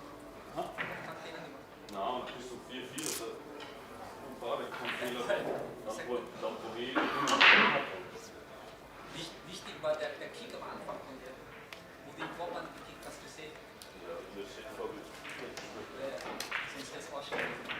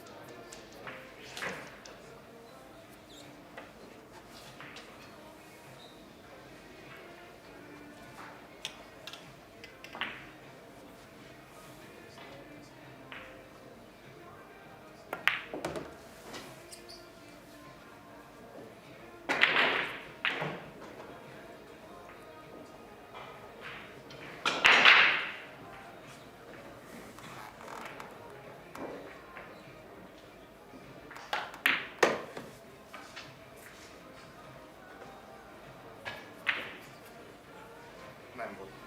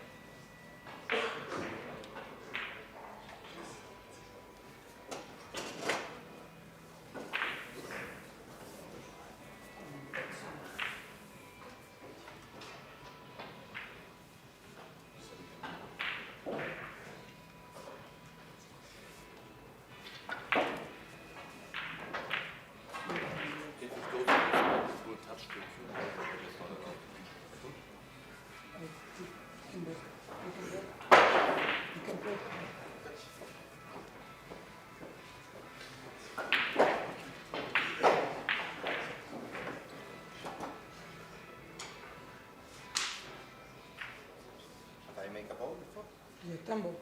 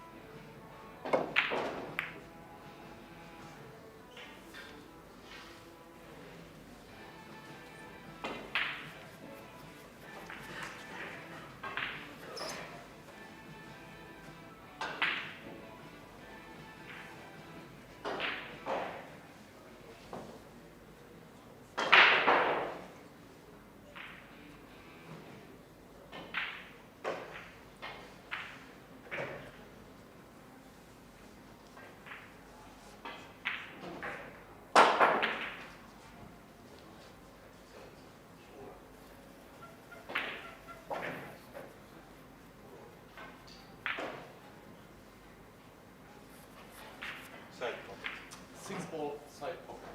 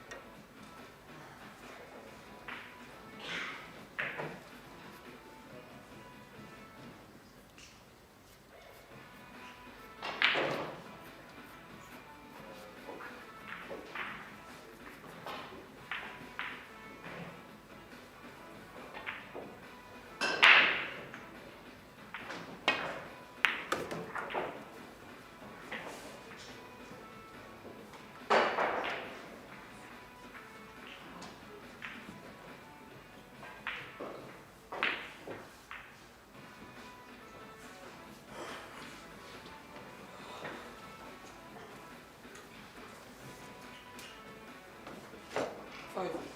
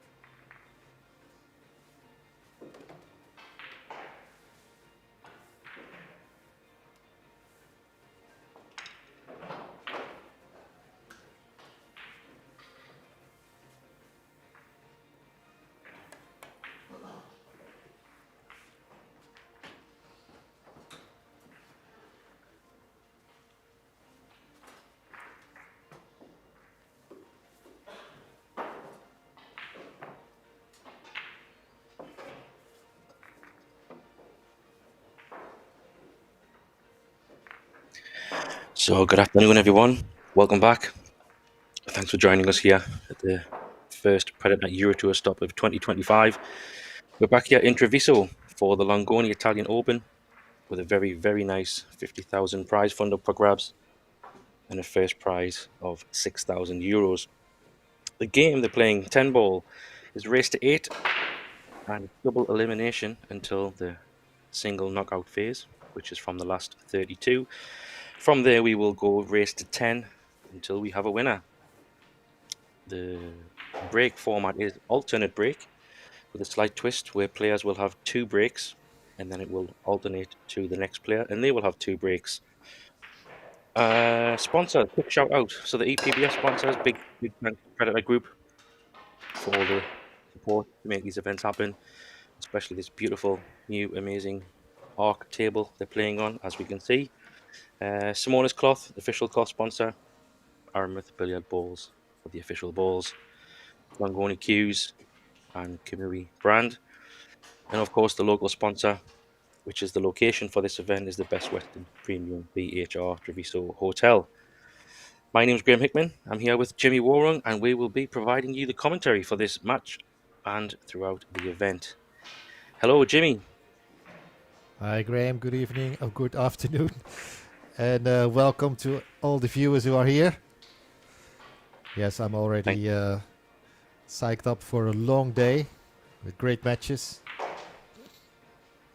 Yeah, absolutely. It's been great so far. And this next match is obviously featuring Oliver Solnocki, who is from Poland, who is our current Euro Tour #1 ranked player. And he also won the last event in Turkey back in November. So he's on form at the moment. And he also won a gold medal in the 10 ball European Championships in November as well. So he's had a pretty good few months coming up to this tournament. And he is playing Miguel Silva from Portugal, who is currently ranked number 60 in the Euro Tour rankings. But don't let that fool you, because he also had a very good November in the Seniors European Championships, where he picked up gold in the 9 ball, 8 ball, and runners up in the 10 ball. So looks like he could definitely play in a good month of November for both these players. But you have to say Oliver's the man in form, Jimmy. Would you agree? Yes. According to the statistics, he's the man in form. Not sure if you can say he's in form after 2 months not seeing him on the tour. But he definitely ended his year in good form. But so did Silva do. Yeah, I saw him play on the streams of the European Championship Seniors division.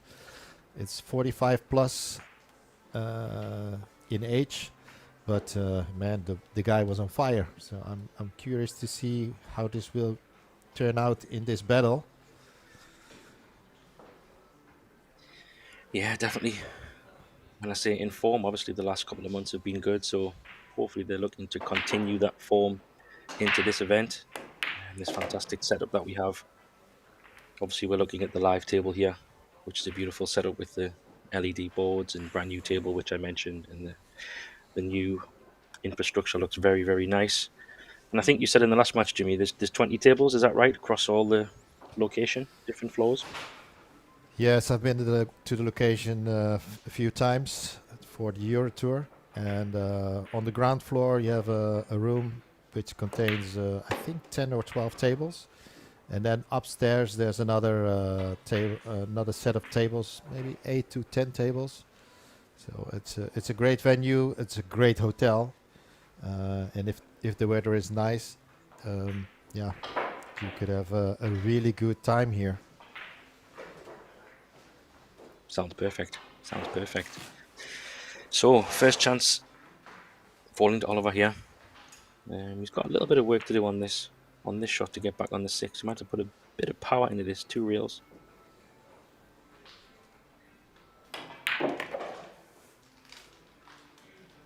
Okay, there, he's a bit short. Doesn't have the speed, no. Yeah, he played it in such a way. I think he was conscious if he hits it too hard, then the 5 might not be taken by the pocket. So he's a bit short. Looks a bit Not aggressive. sure if you can cut it in. Yeah, he can, but it's the position on the 7 ball is going to be equally tough after that. Yeah, the cue ball will be going away from the 7.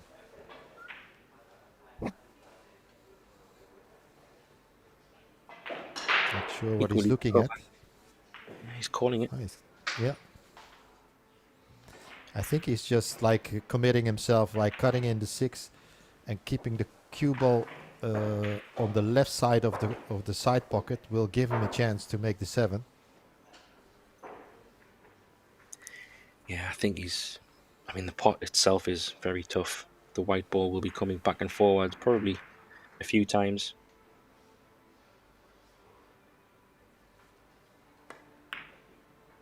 No, he's playing safe.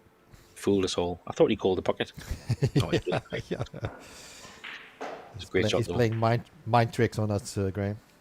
But he has played a very, very good save, though. He's calling the top left pocket. So first time at the table for Miguel Silva. Or should we say Miguel? I'm not sure.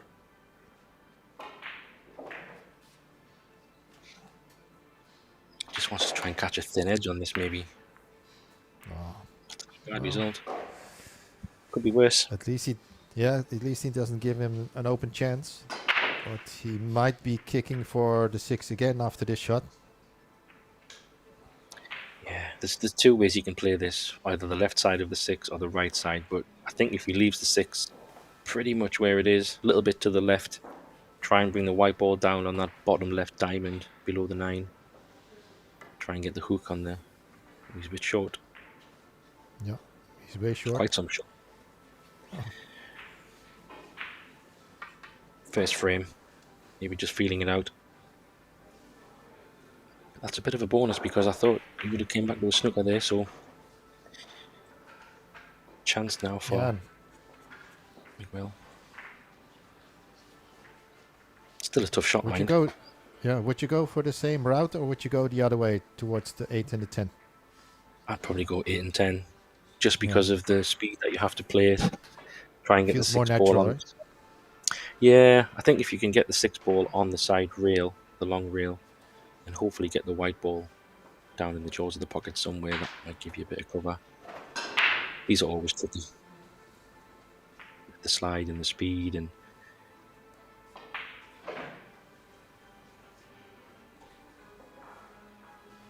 He's called the bank.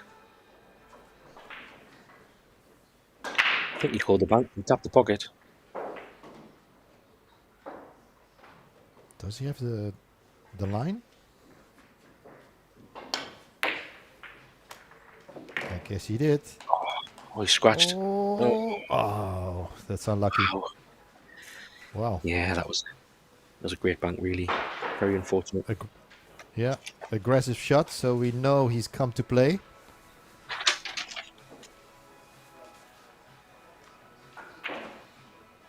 So, pawn end for Oliver. That's what you would like to have in the first rack. You know, to open your account and put the first rack on the scoreboard. Yeah, exactly. Just what you need. Doesn't want to be straight, though. Nah, he's okay.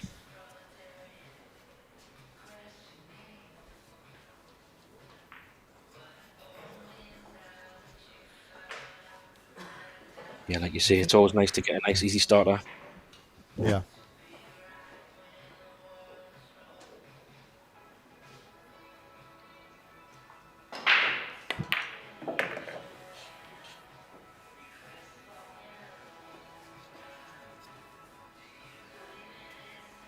Yeah, I would think all of us coming into this tournament feeling quite confident. Obviously, like you said, before Christmas, before the New Year, he was playing very well. And when he won in Turkey, I do believe, if my stats are right, that was his first Euro Tour win. Yes, you're correct. Yeah. He was knocking on the door already for a few years, but yeah, in that last event in Turkey, everything came together and he managed to win his first ever Euro Tour. Always something special, right? Yeah, it's great for him. and obviously you could see it was coming. The results, you had a few semi-finals, runner-ups, but it's nice to get one officially on the board, so you know your name is forever in the lights of winning a title, and now you'll be looking to build on that. It's amazing what winning an event can do for your confidence, so it's definitely one to watch out for in this event. Yeah.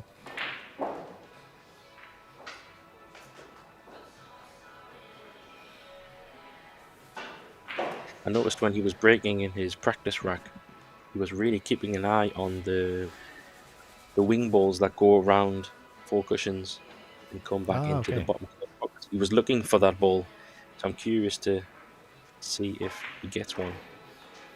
The four railer. Yeah, I think is it the 9 ball just on the edge of the pack? So I think that was the one.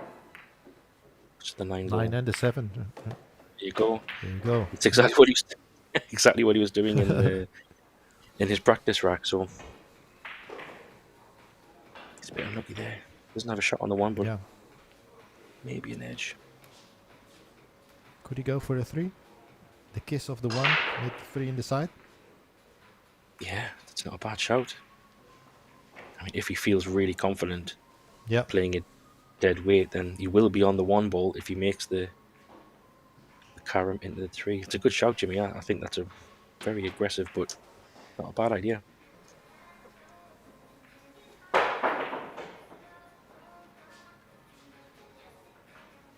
I mean, unless it's a bit early to push the board out, but if he can see maybe at least a quarter of the ball, he could also draw the white past the 3 ball and play a pretty okay safe, I think. But I don't know. Depends how aggressive he wants to be.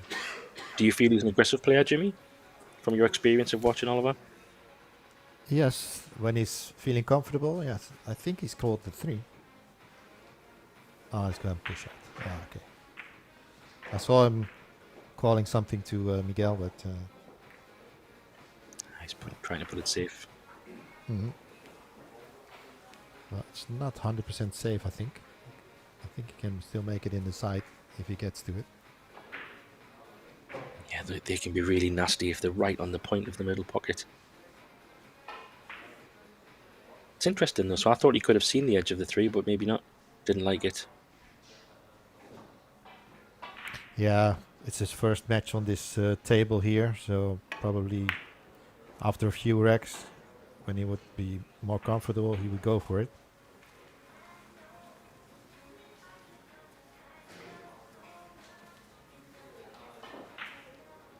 The all-new Predator Arc table.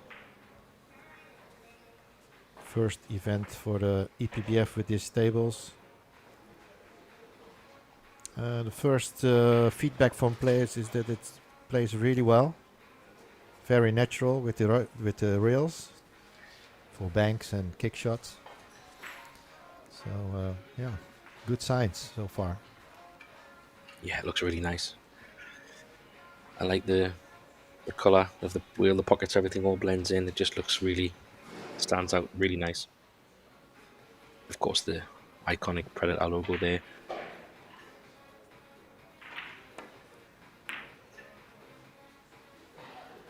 To get past the 10, and it does. It's a really good shot. Yeah, it's a perfect snooker.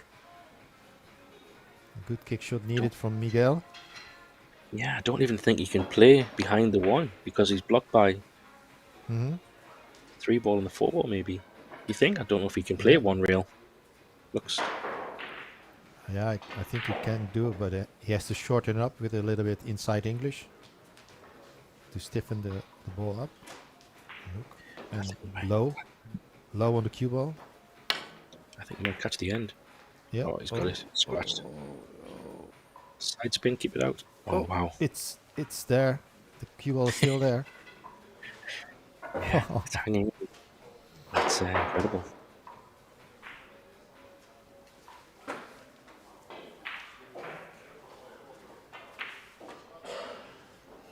I don't know if he's got if he can get through the gap. I don't think so, but he can actually. Looks like he can hit it, but he's going off the top rail.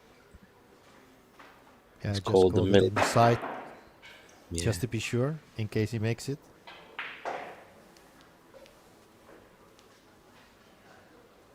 think the risk with that is in his mind is if he's half trying to put the one ball towards the middle, you could actually catch it a little bit too thin and then sticking it up rather than playing for the full hit. You see, he's gone for like the half hit, and do you know what I mean? In the back of your mind, you're kind of thinking I'll push it towards the middle, but it happens so often. So first chance for Miguel here. And I think a good chance here. Can he draw? Yeah, can he miss? I don't know if he can. He's going to have to take a longer two ball, I think. Yeah, a thinner cut on the two would be best to play for, I think. Yeah, if he can draw the one ball and try to get the white ball somewhere where the one ball is now, wouldn't be a bad result. Exactly. Yeah. No, that would be great. Unless he can just miss the 10 ball. I think he's not sure if he can miss the 10 and come round the back, but that brings all kinds of problems with that 4 ball. I think the shot you said, the draw is take your medicine, play the longer two. Of course, he didn't have any open pot so far in this match, but I think you should settle for a longer two. Yeah, obviously he can see the angle better than what we can, but it's whatever you feel most comfortable. He's trying to hold it on the left side. Oh, no. It's always risky. Yeah. I think that was too small of a margin to play it that way. I think he should have played for middle of the center of the table. Yeah, it's risky. He's trying to kick this in.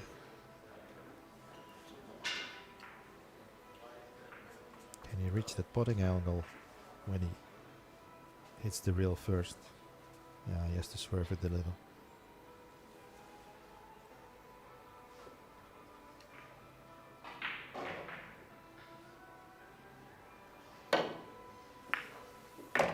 Oh, what a shot. Good shot. Oh, he's been unlucky. Unlucky. Wow. Well, maybe he can get an edge. I think he can get an edge, but yeah, not an easy shot. Would have deserved a little bit more. Yeah, definitely. It was a. You normally find that, once you make one poor positional mistake, you're chasing the rack a little bit. And the pool gods aren't your friend. There's the 3 That is a ball. pretty good shot. It's a great shot. Yes. Bank tempter. Could play the bank combo if he wants to be aggressive. Has to be aware of the double kiss. Yeah, definitely. Just think when the ball is on the reel and there's not much to hide behind, unless he can put it on the left reel, kind of along parallel with the 4 ball. But yeah, it looks locked on that top reel, Jimmy. So I think you'd be probably splitting the balls might be the better option. Yeah. Maybe use the 4 as a blocker, probably. Yeah. If you could hold the 3 there on that right long rail here. It's going the other way, so it seems. Yeah, he's still going to try and keep the 3 ball, I think. Oh, He didn't call anything. no. It's not too bad, though. He's been very lucky there. Holding up his hand, he has a bit of a fortune roll there. Yeah. Well, Miguel still has the option to give it back, but yeah, he probably won't. Yeah, I think it's an interesting one because I don't think he can play on the, as we look at the screen, the right side because he'll scratch. So he's probably going to have to play the left side, but that means you're pushing the 3 ball kind of over towards the black or the 5. So he doesn't want to leave the combination. Yeah, especially with the 5 hanging over the pocket, it's going to be tough. Yeah. And obviously he's gone. No. I think. Will it pass the 10? Looks tight. Yeah. Maybe the cameraman can show us from his position. There you go. Tight. Yeah, it's tight. Goes. Just go. With that distance. Does he take this on, Jimmy, or does he play safe? Nah, I would be surprised if he takes this on. I think he goes for it. Just because of where the 5 is, he's just got to focus everything on the pot.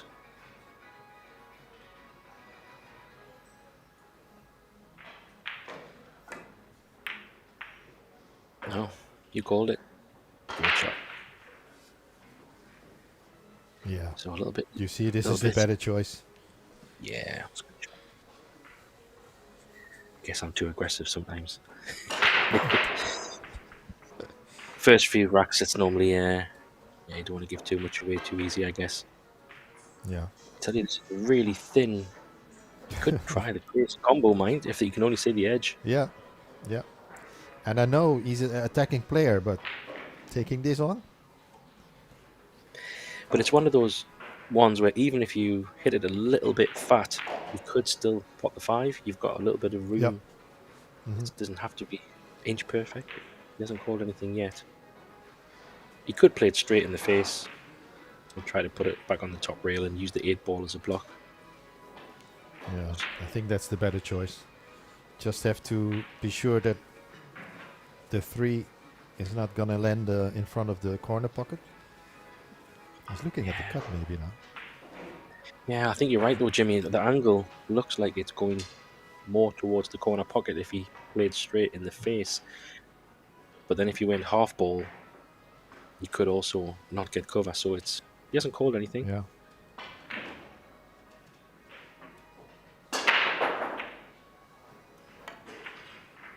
Splitting the balls, containing safety. Not sure about that. Oh, no. No, he's sold out. See, even if that ball went up the rail, I still think Oliver would have took it on. Yeah. I think only when the 3 would be on the low side of the corner of the side pocket, it would have been a tempting or a tough shot. But yeah, this is a sellout, I guess. Yeah, I think it's obviously 5 to 6. Even though when the ball is in the pocket, it looks very easy to pot, which it is. Sometimes position can be a little bit trickier with new tables and spin inside, and the black ball's a little bit in the way. And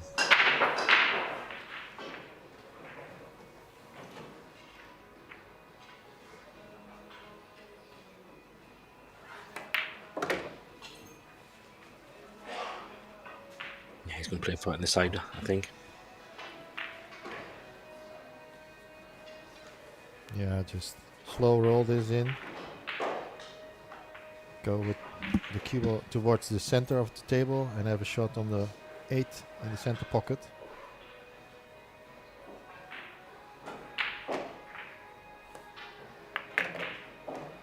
Oh, it's a bit too thin. But maybe not It's a bit too bad. thin. He can come around. Yeah, well, I think he's gone far enough where if he cuts it in, he can come kind of 3 rails around the back of the 10. Yeah. I think looks okay for that. Not what he wanted to play, but it's a little bit of a Now, if you natural, can- I think. Yeah, if you can make the lines, like you said, it's actually easier because it has a lot of margin to go. When he plays too hard, he still has a shot. Yeah, exactly. There's 1, 2, 3. Yeah. He landed okay, even though it was a bit overrun. But so 2-0 lead.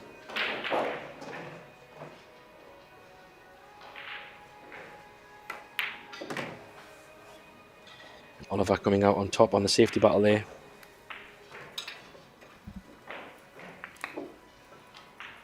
Pretty solid stuff, Jimmy. I think he didn't take any risks, played it tight, good safeties, took the chance in the end, and he looked pretty good.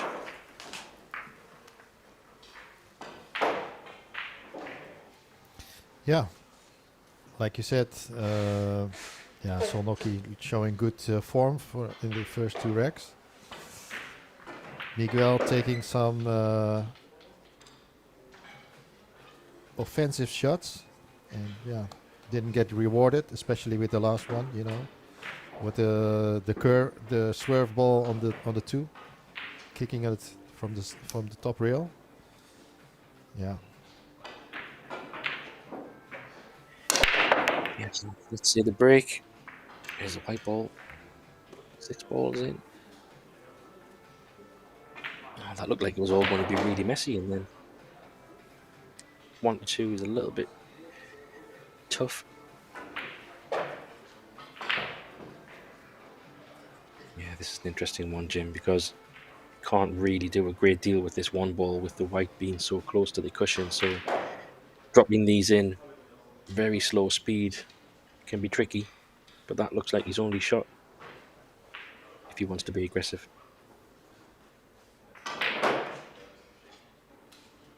yeah. If he goes for the cut, it's gonna be tough to control the white. Huh? Yeah, he'll have to be super soft, and then he's going to have an equal difficult shot on the 2 ball again. So I think he's gonna play with top right. Yeah. Not an easy shot, but that gives you more chance to position on the two.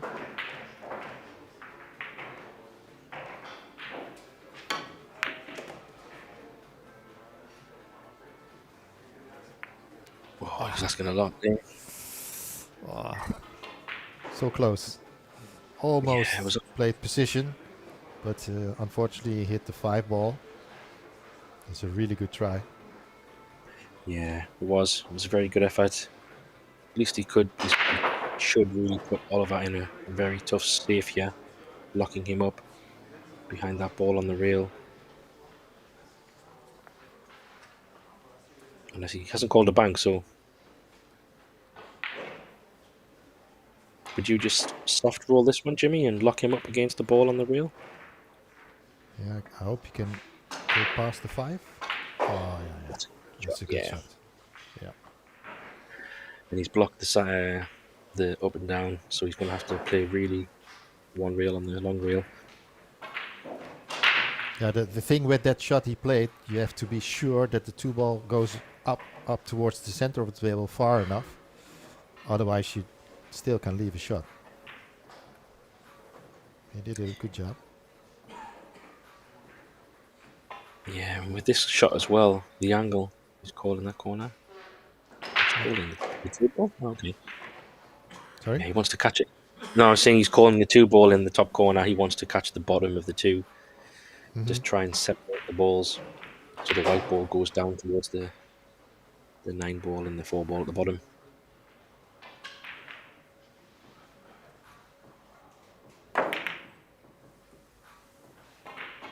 Oh, is he lucky? Second prize. Oof. Ouch. Yeah. He's putting up his hand. It's also nasty.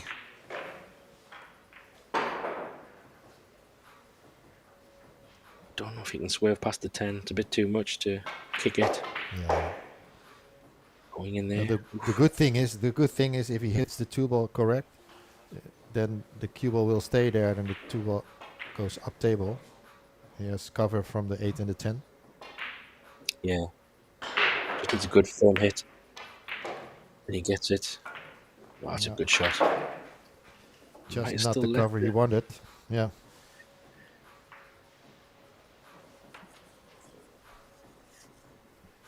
So Silva, he's battling. He just can't seem to get an open chance at the moment. Yeah, little bit fortunate rolls for Solnoki, but that's just how it is. Yeah, that's how it goes. So I don't know if you can see the left-hand side of the 2, where you can run the white ball away. Or does he play it in the face and try and hold the cue ball using the 4?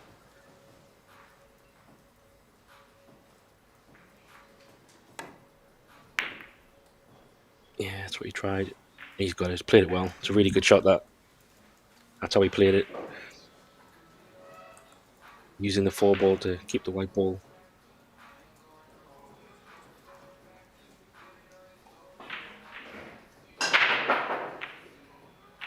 Yeah, I think Miguel's just got to keep hanging in and hoping for an opportunity to come.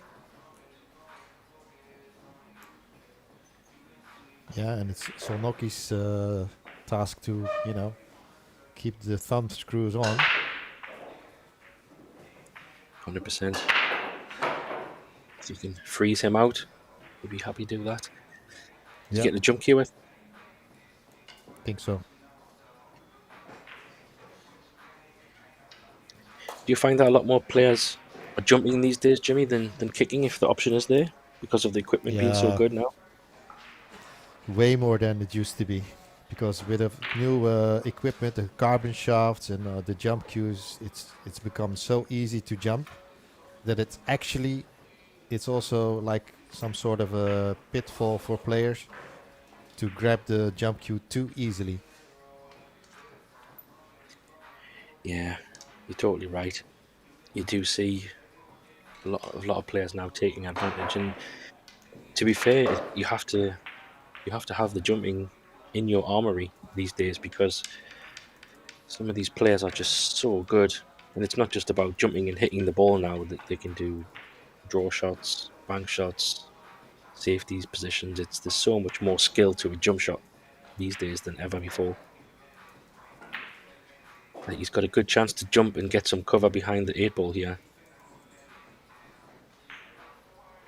He didn't call the bank or anything, so Yeah, I would have called the bank just to be sure. I think Oh, he's he's hit the wrong playing side. the other way. I I think this is an open chance for Oliver. And the if 7 not, goes past the 8 along the long rail, so I think everything is open. yeah, I agree. Just If he needs to can't pot play it, one good shot on the 3. Sorry. I was just saying, if he can't pot it, then he's definitely going to be in another big snooker. But I think you're right. He can.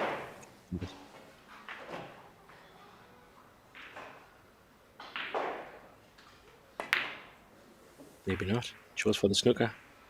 Yeah. Just didn't like it. Didn't like the position or the way he had to play position on the 3.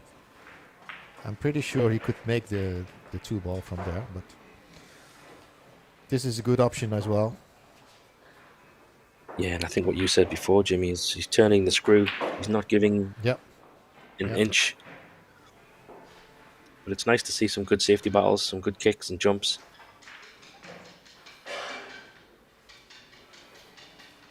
This is really quite tricky. Yeah. It has to go 2 or 3 rails, I think. Oh, it's going that way. It could make the angle. I thought the middle pocket was in the way. Oh. Putting it safe. He's trying to mess the table up.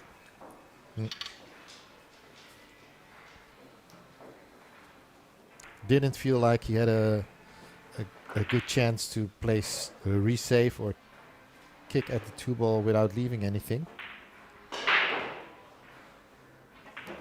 Yeah. Went for the intentional foul. Bit of a tactical shot.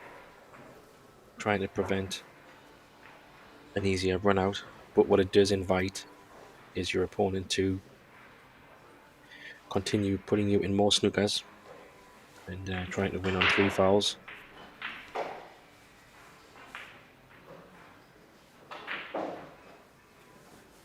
Looks like he's playing this, because I think he looked at the 7-8 combo. Well, that's not an easy combo. He did line it up before. But there's also not an easy way to play for 3 fouls from that position he had, in my opinion. So I can understand why he's going for it.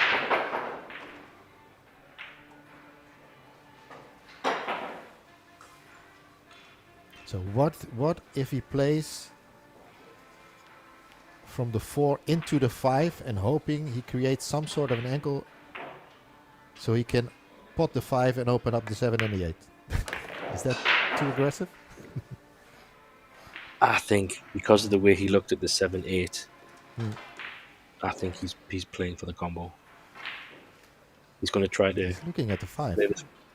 Yeah, I think he might play running side and just slip Hmm. past the left side of the 5. So then he's going to leave a really nice angle to get on the 7. That's how I'm thinking. Yeah, so now he's got a really Perfect. nice. He can just draw it back to where the white is now. Actually, that would be perfect, I think. Hmm. Try to. If you get the white ball exactly where it is right now, then he's got a nice, pretty okay straight in the face combo. 7 won't go very far, and the white ball should be nicely lined up. So he's played these quite well. Bring the white back to the same place and go for the combo.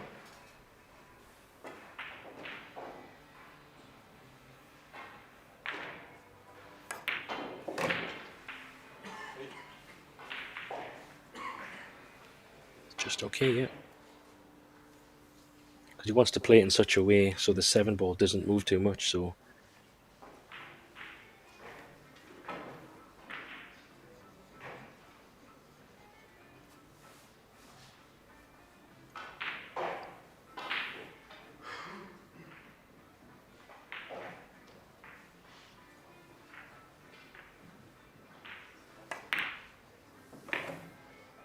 Good job. great job.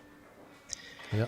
Yeah, I like the way But he's a bit straight on the 7. Yeah, you're right. I think he's going to have to draw it down towards maybe the second diamond or something. Yeah, where he's putting his cue. There's still a bit of space down that side of the table, so yeah, the 10 ball is, even if he landed straight on the 9, he would still be okay.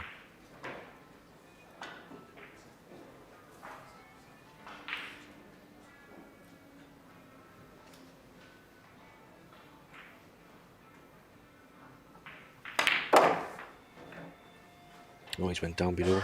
Oh, wow. Oh, that's a good shot. Good draw shot. Managed to prevent the kiss on the 9. This looks like 3-0. Yeah, that was a great shot. Very confidently struck. You can play this 2 reels if you want, or 1 reel.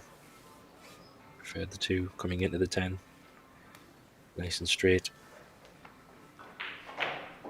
It's a good run out, Jimmy. I'm impressed that he took them out. Played confidently and not too defensively.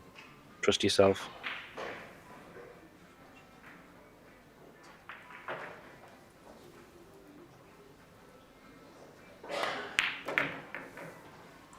Good.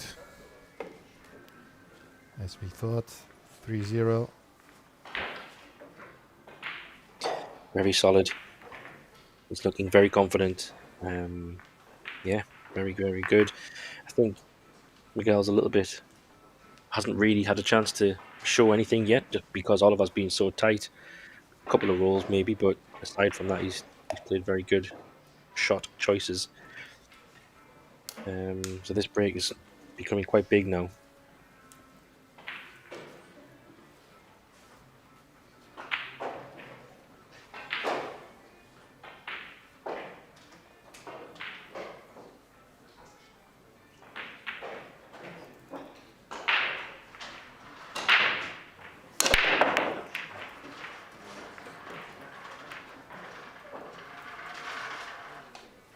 It's an interesting break. But he has a shot on the 1. It's a little bit thin, but the balls are in the open, really. Apart from the 5 balls, a little bit not in the best position, but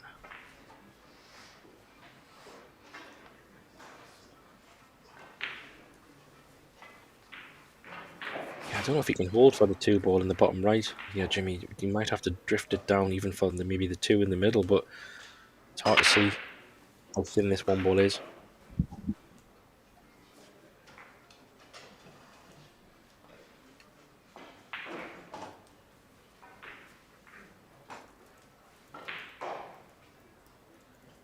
Yeah, it's quite thin, so you might have to run this down for the middle. Oh, he's playing all the way around. Wow. Oh, he might have overrun this a little. Yeah, you see Yeah, I the think he's head shake. hampered by the 6 a little bit, and position on the 4 is not so straightforward. What makes it even harder, Jimmy, is the 4 to 5 is even tricky as well. So he's got a little bit of puzzle making here.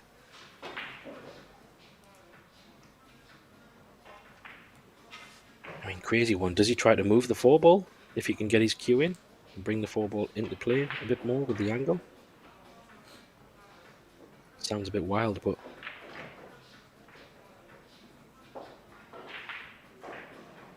can he draw into it enough?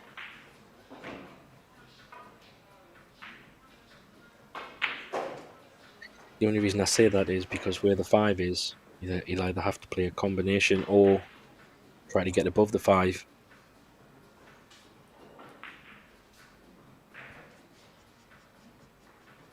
He could play a 4 bank. There's a few options, but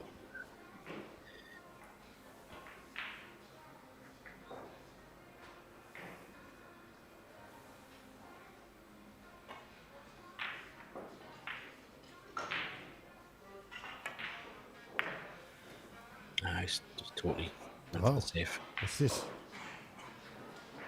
Did he reach it? Just barely, I think. Yeah, just but that's very jumpable, I think, for Oliver. So or swerve maybe even. Yeah, I think he can swerve that, you know. Yeah. But playing the swerve, he still has to go up for the 4. Yeah. Actually, what I think he's A looking. little jump. Yeah, maybe. I think if he swerves it, you're right. I don't think the speed will get it out. But he's playing the kick.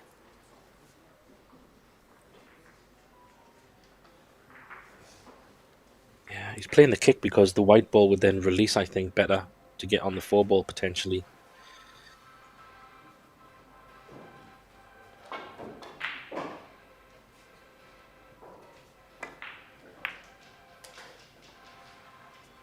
Yeah, and I think he was not playing for the pot.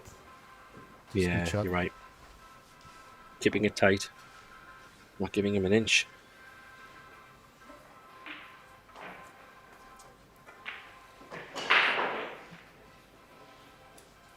I don't know if he can get behind the 4 ball. Try and hit the 2 full in the face. He might have a very thin edge on the other side next to the 10, but can't really do much with that. So this is a really tough spot.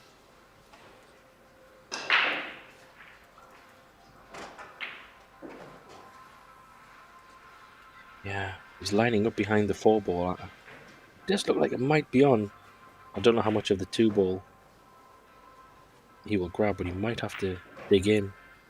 Yeah, to try and straighten it up. He's going to shortening up the angle.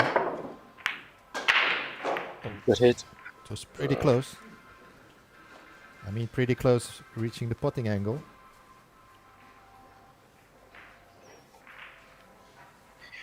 Yeah, that all kind of started from that first 1 ball positional shot that he played, and he kind of tried to play a safety shot, which, yeah, I don't know. I felt maybe he could have took the 2 ball on as a pot and maybe played safe on the 4. Sometimes but it's always easy to say that after the event. But now it's a good chance. The 4 to 5 is going to be interesting. If he plays a combo where he tries to get position, that will determine how he lands on the 4, I think. No. I don't think. It's pretty tough to make the bank. He has to shorten up the angle as well for the bank if he goes for that. No, I think so. I don't think so. But I think what he might do... The cue ball behind the 5? I think he might play the 4 ball thin up behind the 5 ball. You know what I mean? And bring the white ball back down behind the black if he can. I don't know what the angle he moves. Maybe not. Can he just bump the 4 up towards the 5 and get behind the black? Oh, it's playing your shot, I think.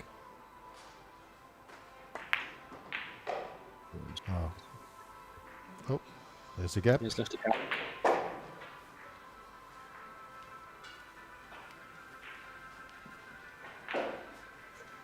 But again, he comes to the table with nothing easy. Pressure shot again. Just can't seem to get an easy start at the moment because Oliver's playing super tight. This is not a straightforward. I don't think the pot would be the option.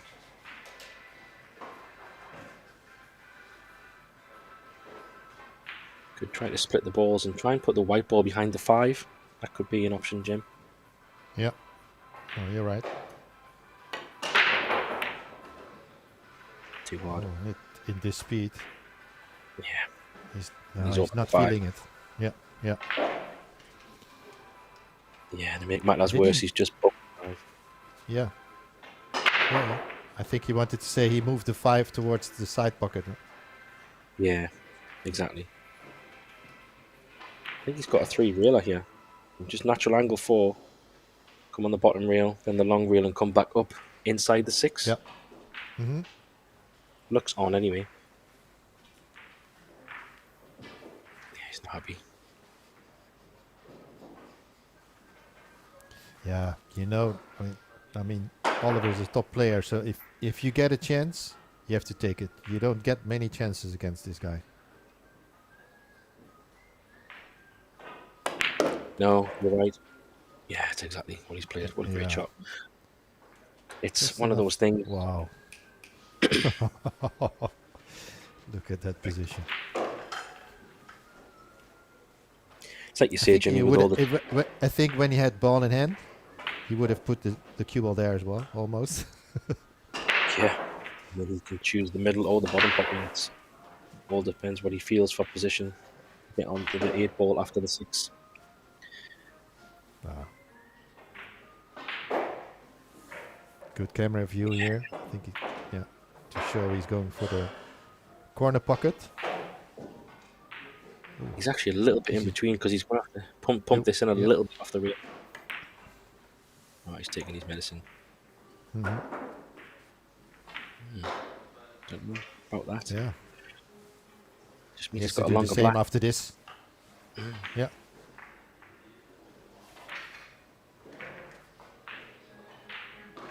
But this tells me that he's backing himself.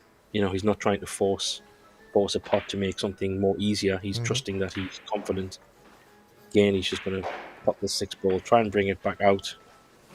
Not far from where it is now, I guess, where the box line is, somewhere in the middle of the table, just to give him a nice angle to get back for the 9. Yeah, just get it back to the box.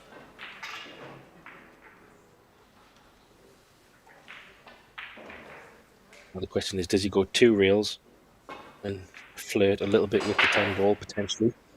Or does he just go 1 reel and leave the long 9? I think he goes 2 reels, Jimmy. Looking at this angle, I think I would feel to go for 2 rails.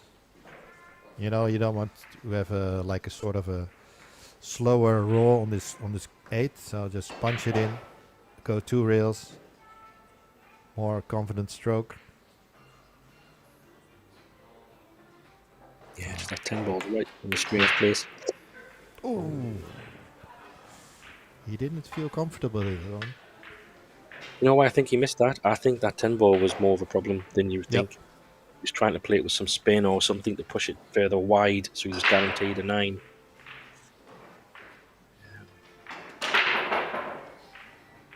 Well, if he was doubting about the 10 ball, he just had to shoot it with a positive mindset. You know, if you bump in the 10, then maybe, you have a longer 9. Yeah, Should have exactly. been good. He's a bit straight on this, though. I think he's coming close to the rail, so it depends whether he wants to bring it all the way back to the middle, or can he just force it a little bit out? So he's got a little bit. Just came all the way back. Just keep that well. Oh. What a shot. That'll do him the world of good. Yeah. Shot with a lot of confidence. Yeah, and you talk about momentum. I think everything was going Oliver's way, and it was an unexpected miss, I guess, on the on the 8 ball, but he had to take that chance, and he did.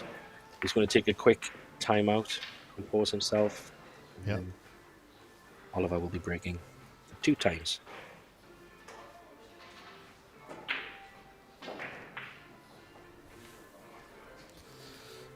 So let's see about other matches. Did we have some early upsets in this event yet? Don't think so. That's a good question. Let's have a little look. Anything that jumps out? If you want to look at the score yourselves, then you can go ahead, go visit epbf.com and go to the tournament and then the draw and results. The link is also in the description of this YouTube stream. Yeah, nothing jumps out. I think. I did see that there's only one person from the UK in the draw. Sam Story, fellow Brit. He won 8-5, so he's into the next round. Big shout out You to know? not personally. I know the name. Ah, okay. He has a tough opponent now. He's playing Radoslav Babica from Poland. Nice. But no, I didn't. No big upsets I can see, Jimmy. Nothing. No, me neither. But like I Quite a said, good if you want to see the live scores and the drawn results, go to the epbf.com website and keep an eye on the scores and the draw. The women's event starts tomorrow. I think it's almost a full field of 64 players who are attending this first women's Euro Tour stop in 2025 as well. The final of the women's event will be played on Sunday.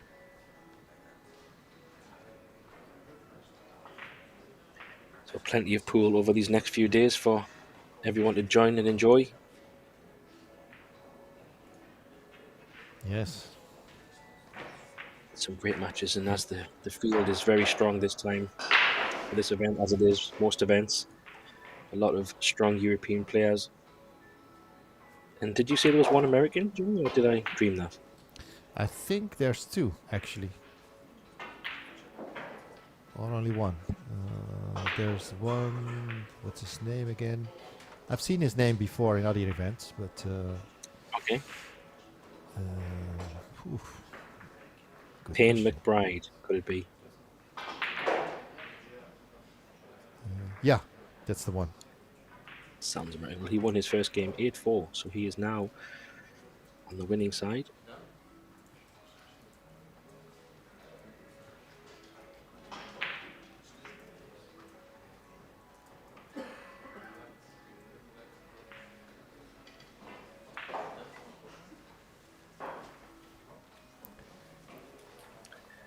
Payne McBride. It's a great name, huh? He's bringing in the pain. Yeah, it does sound very American. I'm not sure I know many friends called Payne, but yeah. Bring in the pain. Nice one, Jim. Okay, let's see. So we're watching this 8-ball. For sure is one of his target balls to come around off the 4 rails, as well as the 2 balls under the 1 in the middle, in the side pockets. A bit of kiss there this time. Yeah. Lucky. No. Oof. Dry break. I mean, you compare these breaks with the first match we saw today, Albin versus Benjamin. Albin Ushan versus Benjamin Belhassen. The breaks were flying in. Yeah, exactly. Maybe the table is tightening up. He's called the 6, yeah. Yeah. Just be careful with the double kiss. Yeah, that's what he's thinking. I think it's really, can he leave a shot on the 1 ball? Mm-hmm. I'm sure he didn't hear me, right? Yeah, he looked up at the comms box. But even No, if it but does double kiss, with the one frozen, it's actually, I think, a little bit more difficult to play the kiss shot in the correct way. And like you said, to control the one, have a shot after. Let's see. yeah, I think what'll probably happen is the one, like you say, will double kiss, but it won't move very far. You'll probably pop the 6 ball, but then the white will travel a little bit further down to where the diamond is, and he won't have a shot. That will probably be, unless he's playing something else.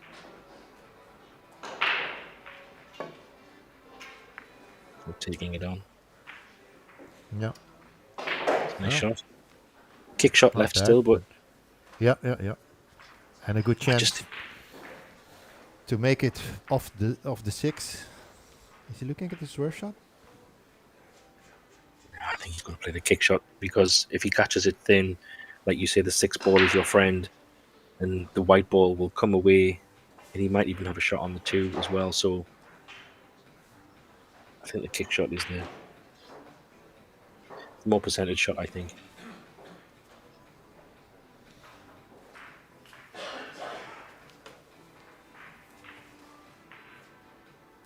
That's if it goes. Yeah. From that angle, it looks from there like it can go, but he's going to play real first, maybe. He'll try and flick it real first, I think, Jimmy, and the white will be released.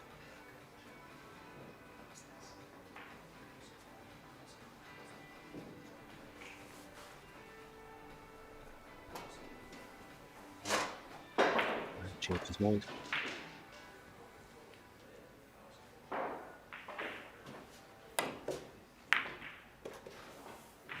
Yeah, I mean, And he shot on the 2. Good result for Oliver there. 6 balls a bit messed up now. So there's still some work left in this rack. With the 5 ball relatively close to the 6 and 8, that gives him an option to open up the 6 and 8, I think. Yeah, this is a little bit tricky. It's not as straightforward just to get on the 3. He has to play a good shot here.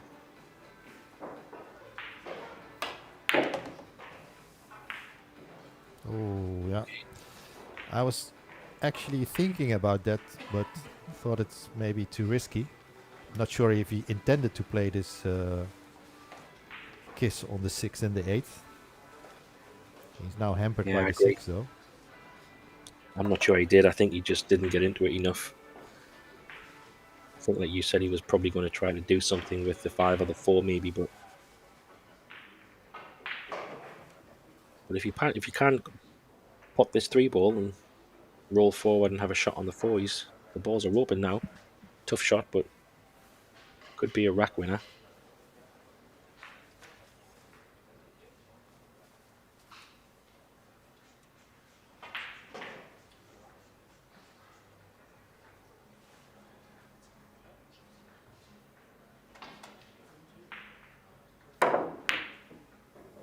No. Yeah. Bridging over the 6, aiming downwards from the cue. You have to be really spot on with your cue action.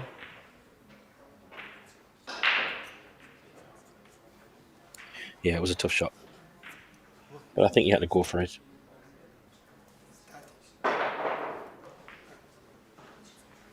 Sure.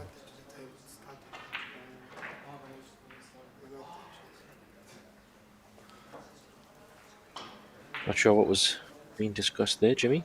Something. Don't know. Maybe some static electricity, I think, when he was touching the pocket. Don't know. Not sure. Yeah, I think I heard him say it. So.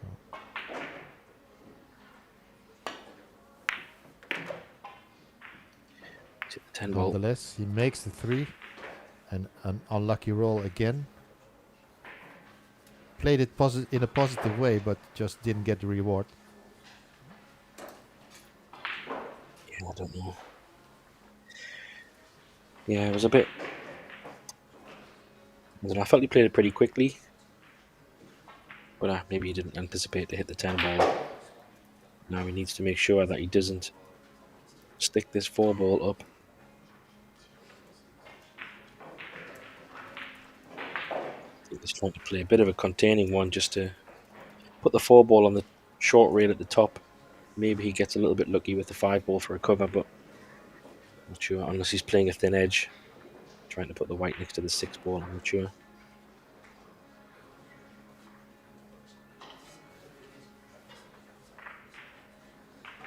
Is he playing a thin edge, Jimmy, where he's going to push the 4 ball just up the long rail and try to put the white over next to the black in 9 and 6 or something? That's what it might be doing. Have to be soft. That would be a really great shot, but that's what he's it's trying. Very hard. Yeah, it's not that bad if you look at it, but yeah. Chance for Oliver to play a good safety here. Yeah, the main thing was that he didn't sell out, so there's still a chance that he can come back to the table.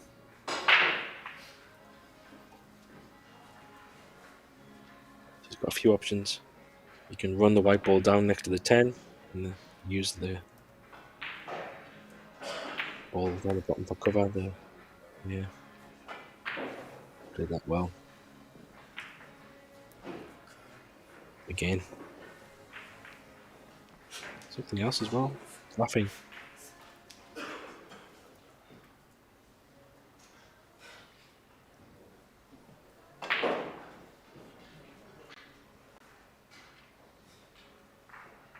Not sure what he was moaning about there or something. I don't know.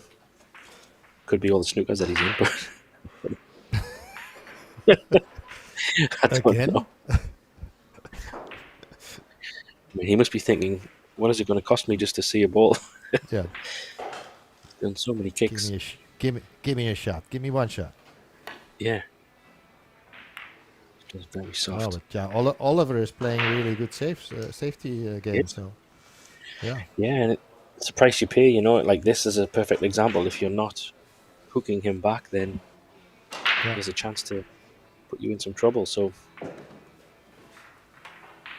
it's a tricky one, this one. I wonder if he can play a really thin edge on the 4 and go 2, maybe 3 rails and put him up next to the 6 ball and use the 5 as a blocker, just like a thin edge, if you know what I mean. Need one of those magic pens so I can draw on the screen, Jimmy. That's what I need. I think you can get the underside of the 4. Yeah, he's lining up behind the 6, and I think that might be the shot. But he has to be really tight. Mm.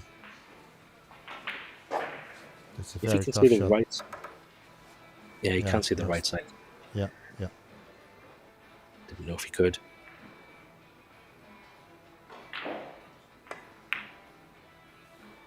He's playing it. It's just as a 2. yeah. Yep. This is good. Again. Good execution. Good length. Another snooker. I hope you have your statistics notes ready, Jimmy, because I think I've seen more snookers in these first 4 frames than we did in the full match earlier. I lost track. It's me. Well, Silva's definitely getting some practice with his kicking game today. I'm not sure if it's the first one, but I see Mark Bijsterbosch beat Michalis Wasilewski from... no, sorry. Is it? No. Oh, it's already gone. He just won 8-0. Looking at his opponent. Yeah.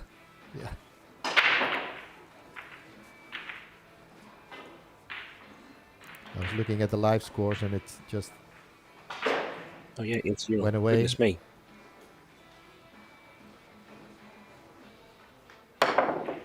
That can't be right.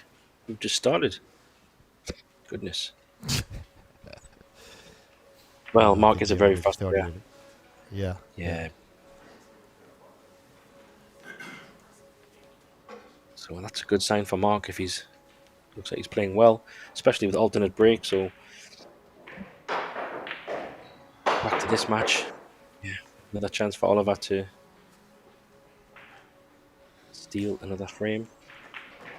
Yeah, he beat Michalis Spiropoulos from Greece with a donut. I think this first and only so far. Yeah, and I can see Alex Montpellier is 5-0 up at the moment on Martin Kramer from Germany. So that could be potential for another one, but yeah. Well played, Mark.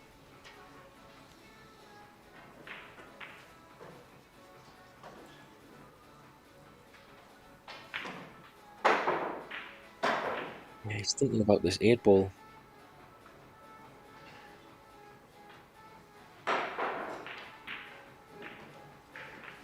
Yeah, it's an interesting one because the bank on the 8-ball isn't insanely difficult, but if you don't land correctly, the position to get on the 9 could be tough. So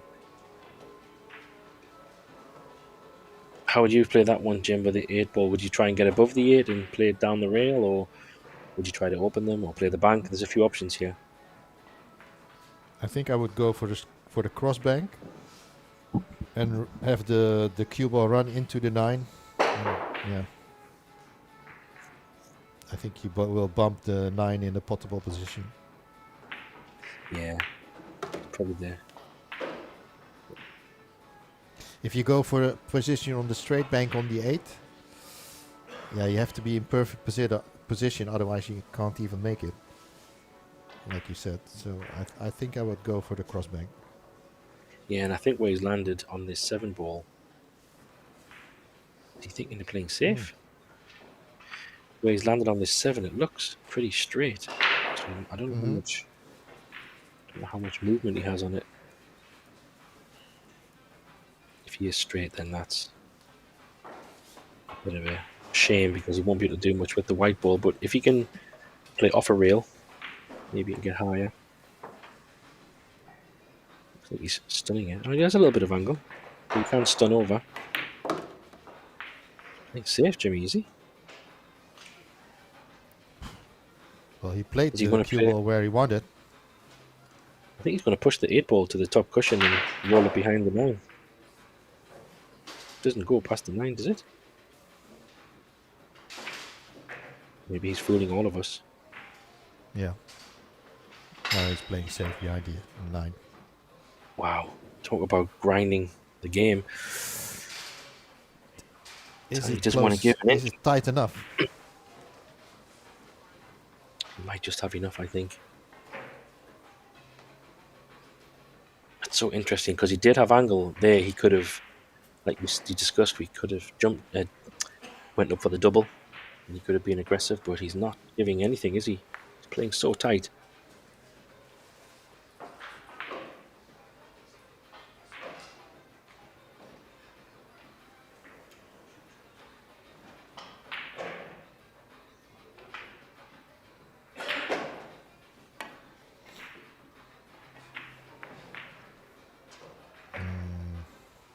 Yeah, I'm not sure about that shot. He tried to push the 8-ball on the side rail.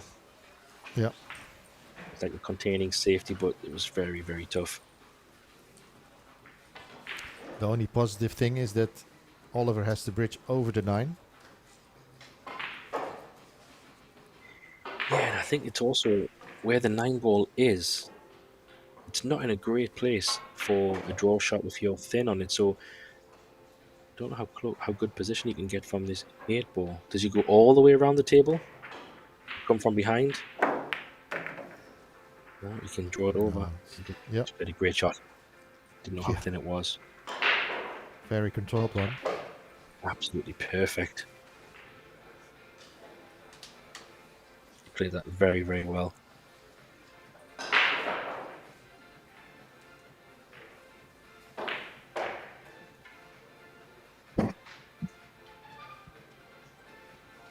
Just nice, easy stroke on this. white ball back.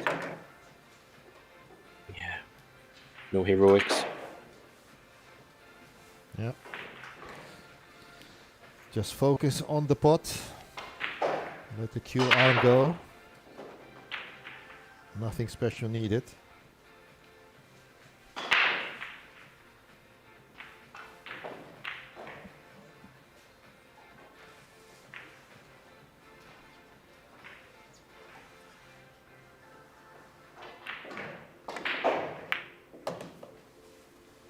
For Yes, one. there you go. Very good match play, I think, from Oliver here. He's keeping it extremely, extremely tight. Not giving an inch. Yeah, he's keeping Miguel on a leash. Doesn't give him much room to play. And the few times that Miguel had a chance, had to go for a difficult shot and trust a little bit on luck, which was not in his favor so far. Yeah, he's had a few chances to play safes as well. Maybe not managed to hook Oliver as much, so he hasn't really gained any control, or it seems gained any control in any of the racks. He's been chasing them all on whatever Oliver is leaving him at the moment. So he's just hoping that something can turn, and maybe an open table or a scratch or something that can give him a chance to get in this match. But at the moment, it's one-way traffic. 9 ball On dropping the in. break. Yeah. And position on the 1. So that's bad news for Miguel. Good news for Oliver. Yeah, he's got a little bit of hampered queuing, I think. He was just checking there. He might be just okay. Yeah, and he just has to make the 1. Get the cue ball from 1 cushion towards the center of the table to be able to make the 2.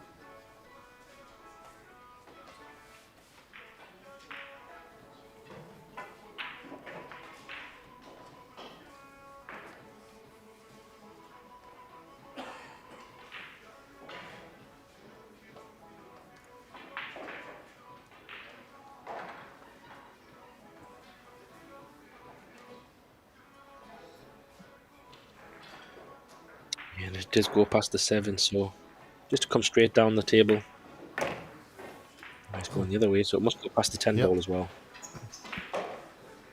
Looks really tight for me. I think he played for the middle, Jimmy. I don't think that goes. Yeah. No, I don't think so too. I thought he could have just played that. Falls really short.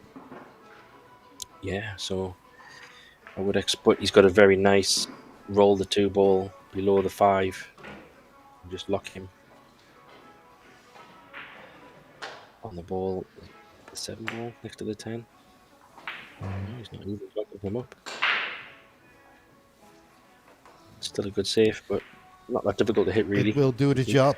Yeah, it will do the job, but there's a chance for Miguel to make something happen here.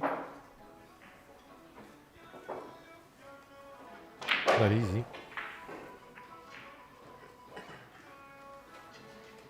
Yeah, it's not. You're right, I think. I think if he could hit the 2 ball on the other side where he is from his finger, then it would be easier to keep the cue ball there behind the 5 probably, but he doesn't have that angle. Yeah, I think he's going to have to come at the 2 ball kind of from the top and try and push the 2 ball onto the short reel and then onto the long reel, somewhere up next to the 4 and the 8. But he's risking a scratch this way, so he has to catch it. He has to catch it right.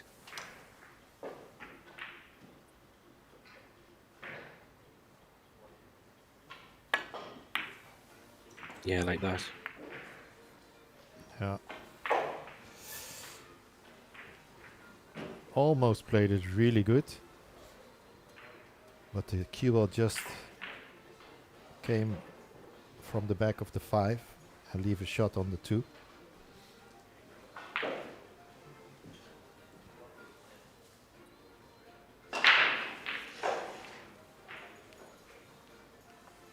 Yeah, I think. Tough shot. You just have to try to hold the white ball. Doesn't want to do too much crazy stuff. It would leave a thinner 3, but I think it's the only shot he's got. Yeah. And I can confirm the second donut of the event. Alex Montpellier from France beating Martin Kramer from Germany 8-0. Quite a result. Well done, Alex.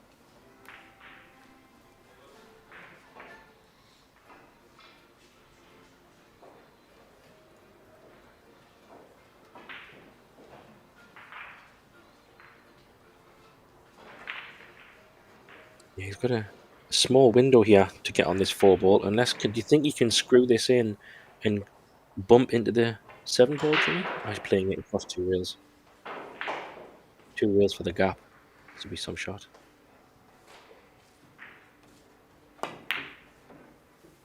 He's missed it. Yeah, yeah. And this is a good chance for Miguel, I feel. That was such a small gap he was trying to find on that 4 ball. Oh, I was saying a good chance, but look at the 4. Yeah.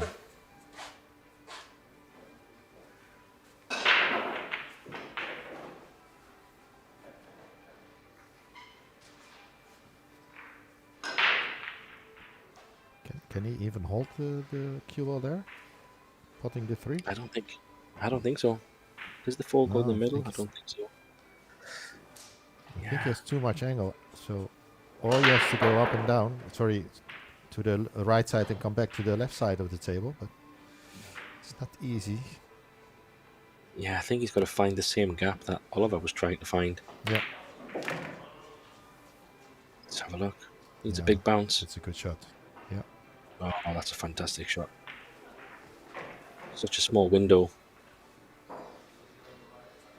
One more good shot, I think, and then the 6, 7, and 8 is all pretty much over the pocket, really.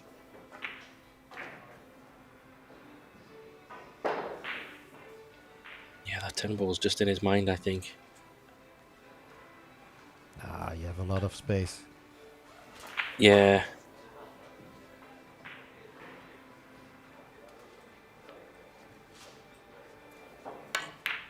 I told you it was there. Or does he? Ooh. Yeah, I Come just on. thought it was a little bit too much angle. He held it just enough. Yeah, does it? Did he? Yeah, I think he's just okay. Yeah, I think so. Yeah. Only just mind. I think Luckily the 6 I think he could have putted the 4 a little bit softer, but.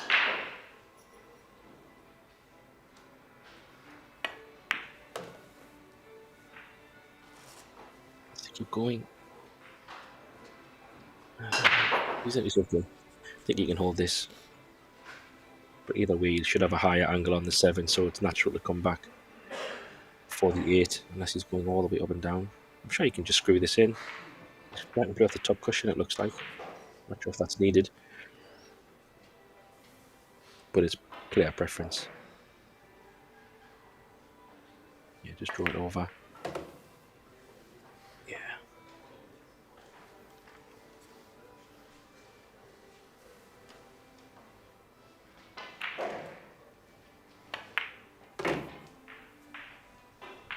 Perfect. So 2 more balls. Make it 4-2. And I have to say, it's a very interesting 4-2 because he hasn't really done a lot. He hasn't been able to do anything, but he still finds himself somehow only 4-2 down. Yeah, that's exactly how it feels. Like only 4-2 down. Yeah. Because I get the feeling that he didn't have many chances, and he's still only 4-2 down. Yeah, I think because Oliver missed that 8 ball, if you remember. And then obviously that ball left him quite a nice clean-up opportunity. And now he has 2 breaks, so if he can get one of these breaks in his favour. He's back in the match. I mean, he's still in the match. It's still race to 8, but he's hoping for some chances.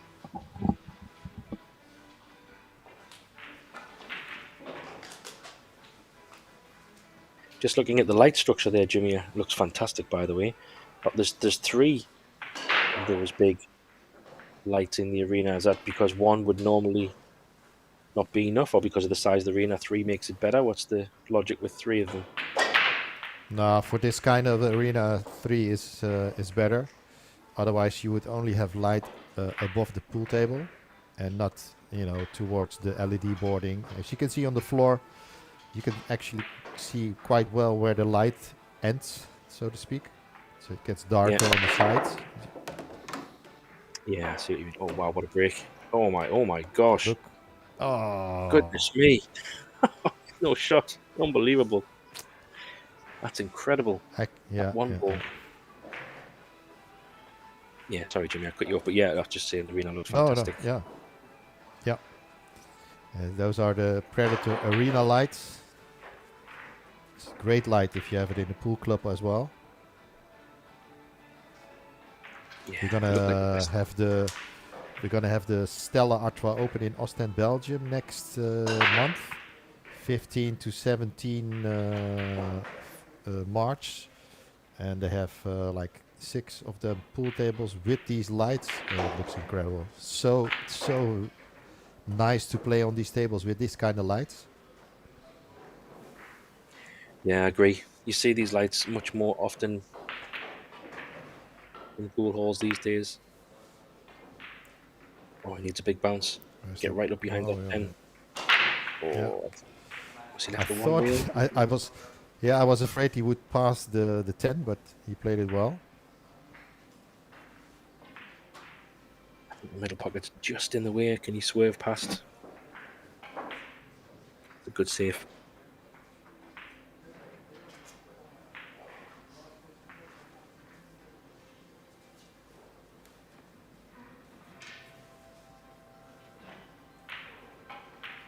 Yeah, he's got a good save here.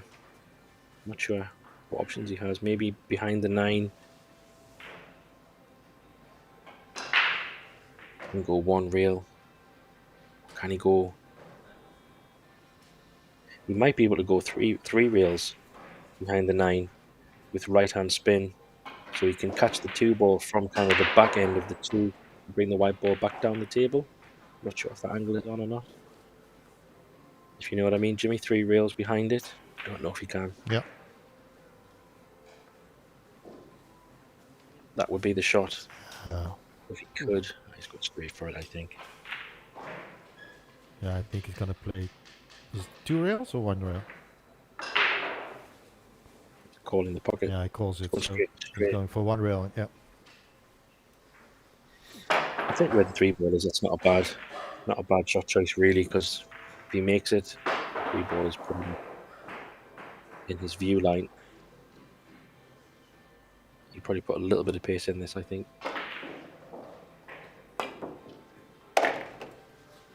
Well, he potted something. Wasn't the 2 ball. Yeah. The line was almost good. Yeah. So this is the chance that he's been really waiting for, Miguel. So this is I would say this is his first probably chance early on in a rack where the balls have all been there. So this would be a good test for the pressure, if he can take these out.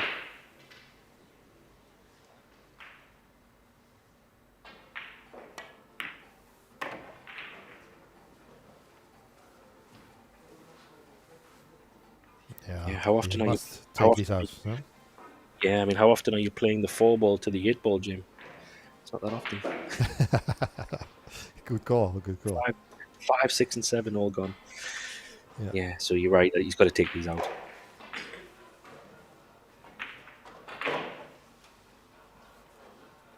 Just has to mind the business between the 4, 8, and 9, because it's not as dot to dot as you think. No, he has to have the right angle. On this 8 ball to even, play maybe a stop shot. to have the 9 in the middle. Yeah, I think 8 in the middle, 9 in the middle would Oh, be sorry, 8 in the middle. Yeah, of course. Yeah. would be the easiest option. But if he doesn't land perfect on the 8, then it just I don't think he wants to come above the 8. I think that's playing with a little bit of fire. Has he gone a bit high? I think he has. It's gone a little bit high. You can always run into the 10 a little bit, you know, to keep the cue ball there. If it's not too thin of a cut on the 8. No, I don't think so. No, I just feel like he's running a little bit further away from the 9 than you would like into the middle pocket, if you know what I mean. He's going to try and Oh, he's screw going to it. draw. Yeah, I just think he's gone a fraction too far, Jim. It doesn't look much, but if he flicks the 10 ball, he's going to run further down the table, which makes that 9 ball a bit tricky. Yeah, he's either got to screw it in like that to hold it, or does he put a little bit more of a stroke on it and try and come off the bottom rail? Yeah, I think he would have, given that previous ball a little bit more attention. And to prevent this slip up on the position on the 8. I thought he might put a stroke on it, yeah. Oh, what a shot he's played there. Absolutely Good ball in recovery. hand. Fantastic stop shot. That was a brilliant shot. That will do him a world of good in confidence levels. Nice stop shot for the 10. 4-3. Who would have thought? Yeah, all of a sudden it's 4-3. Well, almost, but should be. There you go. He thumped that 10 ball in. And he still has one more break, so if he can do that break again, that's what he'd be hoping for.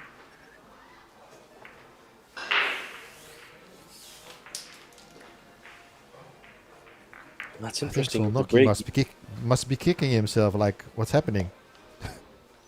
Yeah, I agree. I think he's all of a sudden like he's thinking, how am I 4-3?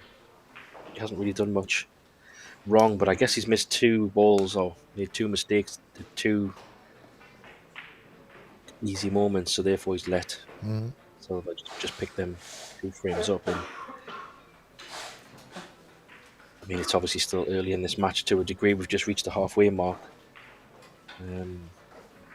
but this break will be interesting because if he can replicate a couple of balls and be in control, and it could be 4-4. So then we definitely have a game on.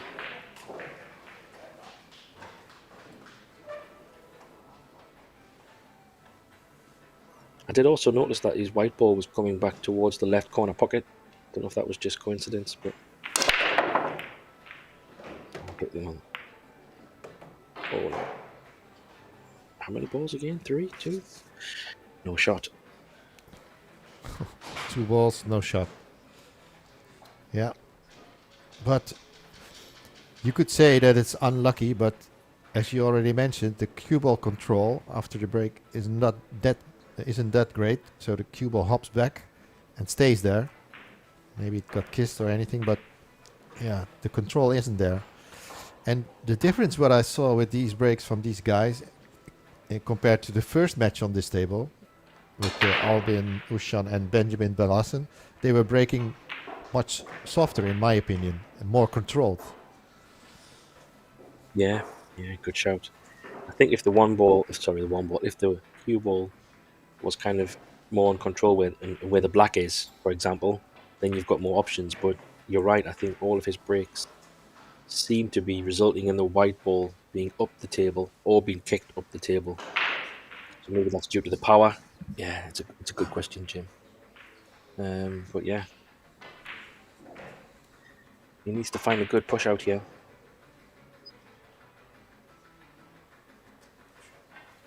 It's not a good table for a push out either, because if he just pushes to this side rail, he leaves such an easy save. Yeah, he's going to try and leave just an edge again. He could be in trouble here. I think he can bank this one ball towards the 5. And you could even try and go 2 rails and lie on the 6 if you can get the edge.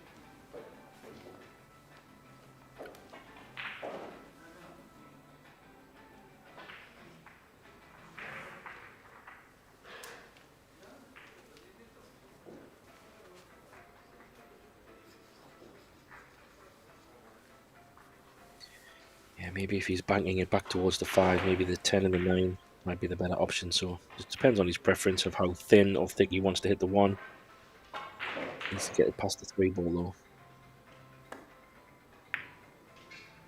Yeah, he's managed that. Got it behind the 10. Has he got it behind the 10? No. No. So luckily for Miguel, he hasn't come back to a hook.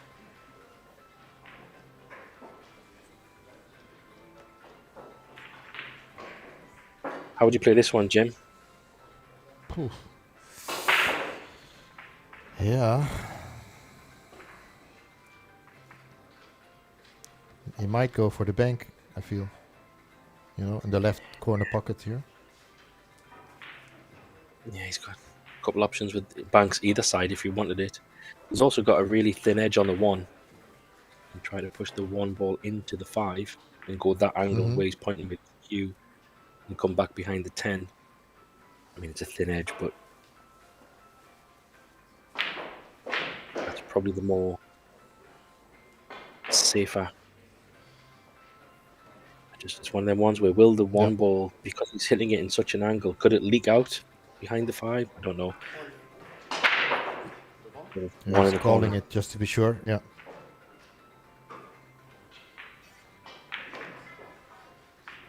It's so easy to hit these thick or fresh air.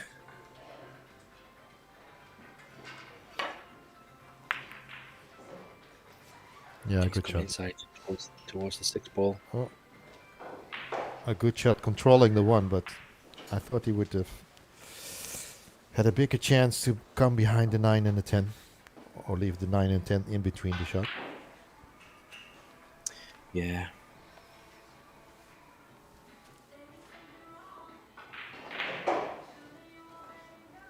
Are the balls in such a way where you can split them and try and put the white ball behind the 5, or is that too risky, given where the balls are? Can play right hand side of the 1 ball as well. Try and put the 1 ball on the long rail, same as the 5, and get cover behind the 4 ball. A few options.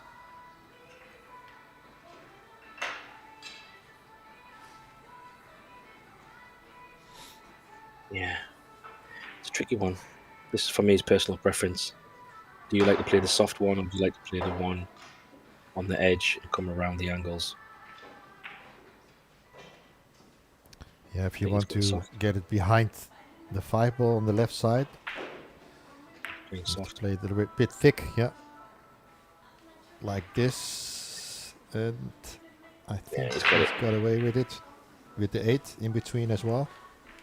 Yeah. Maybe slight side of that 1 ball that he can hit. But probably not. Yeah, I think those shots are just personal preference. Some people prefer to play the edges and take the white ball around. Some people are quite happy to soft roll them. I think that was the right choice because he had the black ball as well to help him for some covers. So it's proven to work in his favour.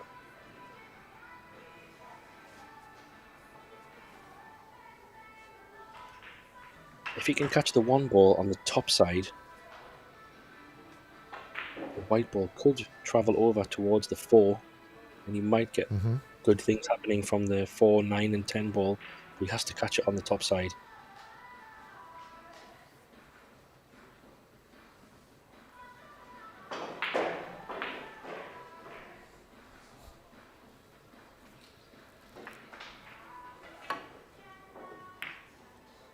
Yeah, that's what he's played. Oh, that's a great shot.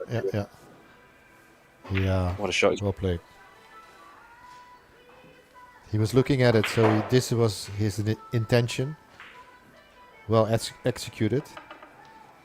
Yeah. Commentator's eye, Jim. commentator's eye.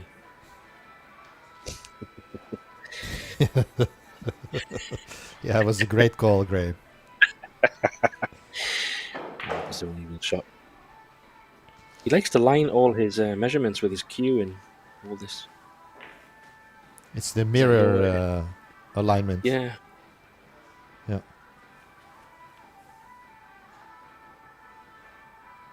So he's called the middle.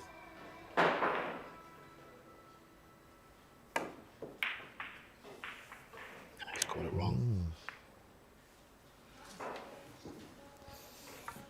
Okay.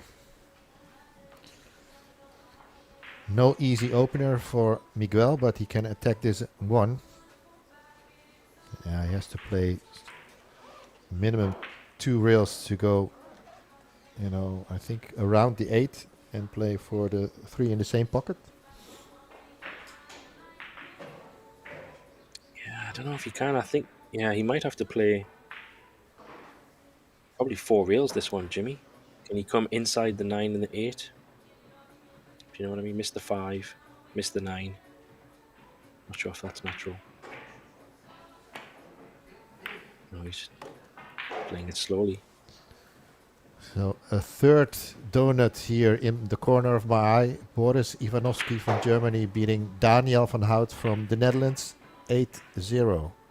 What's happening here?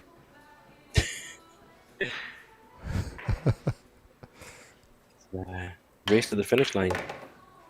We'll be looking at who finished the quickest. Yeah. If I'm looking at the draw, I see so many donuts. Wow. Viktor Fortunsky 8-0. That's me. Michael Rihab from Estonia 8-0. It's incredible. Yeah. Could be another one on table 7 as well. Dimitris Lukatis 7-0 up. Yeah. Yeah. Goodness. Thomas What's Bach. happening? Yeah. Thomas Bach from Poland. It's not a bad player. So, wow. Yeah. Even the other scores. 8-2. 8-1. Goodness me. Mm-hmm.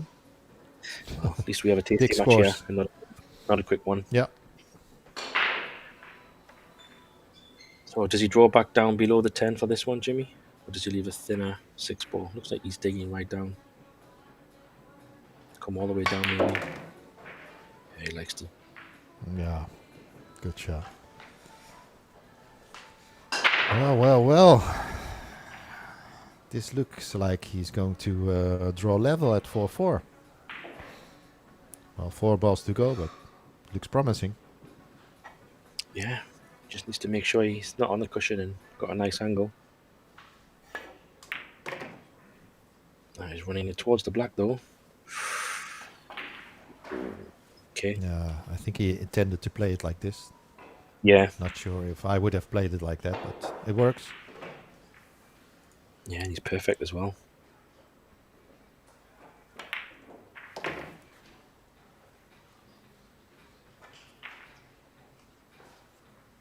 Wow. 20 minutes ago, I wouldn't have said this match would have gone 4-4, Jim.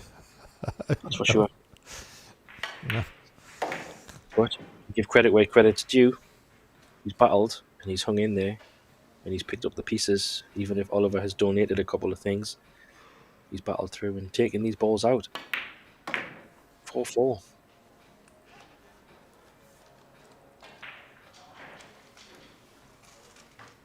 Oliver must be thinking, what has happened here? It's taking a minute.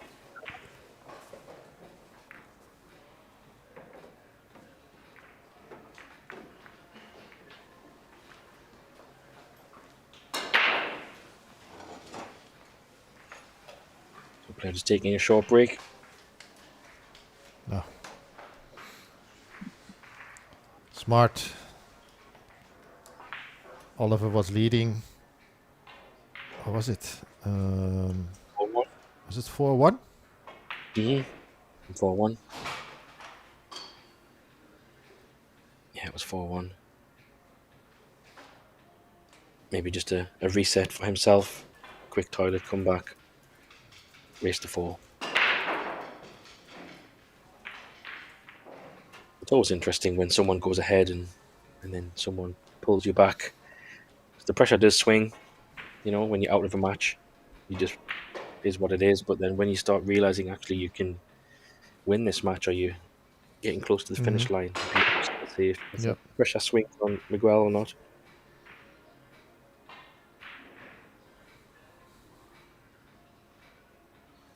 But the safety play has been very, very good in this match. We've seen some great kicks, great hooks.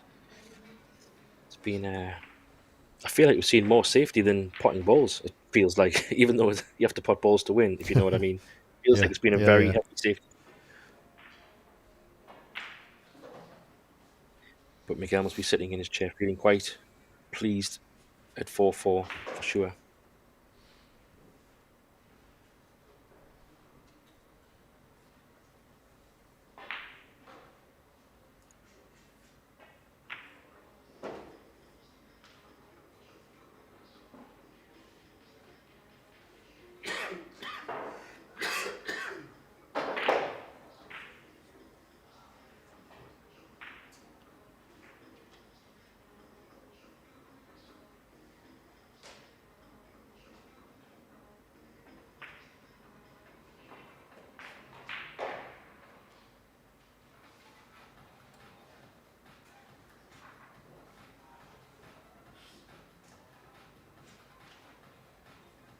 Is there a rule on the timeouts, Jimmy, of how long you have or how many you can take? Is it just more of a gentleman's thing? If I need to nip out, I nip out. Is there anything in the rules? I didn't No, see anything about. there's a rule. Yeah, there's a rule.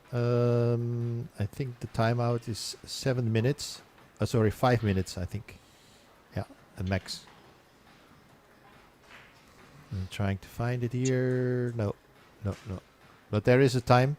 So if the player takes a timeout, he has to select it on on the laptop or the tablet, and the timer that will show the time, the remaining time on the board.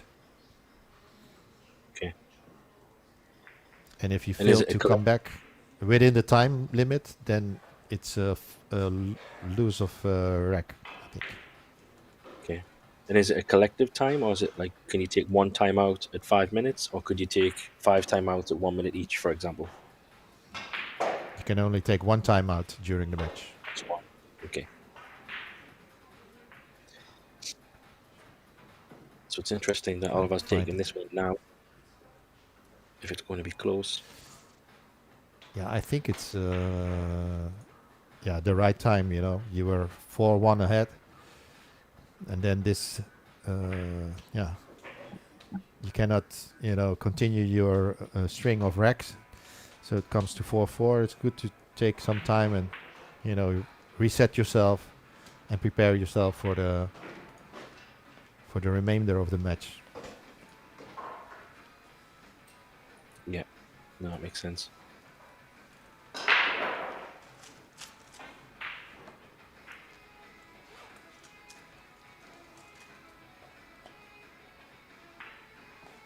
Both players are back in the arena.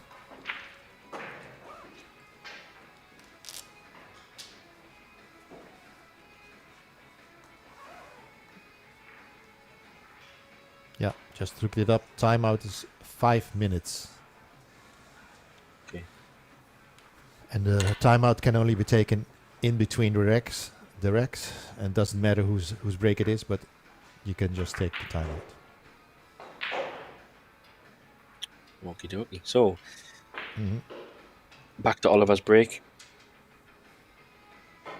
We will have 2 breaks from Oliver. See if he can create some opportunities to get closer to the hill and ultimately get to 8 is his target.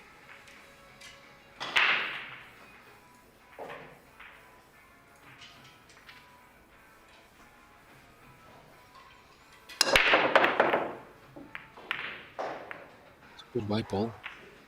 Nothing in though. I think that's what the difference in control, like you said, Jimmy. He didn't hit it as hard as Miguel, I think, but he controlled the white a lot better. But obviously didn't pot any balls, so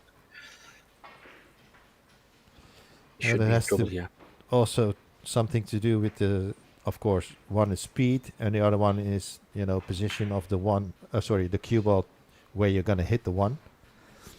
So yeah, all factors that are in play when you are breaking here. Yeah, definitely.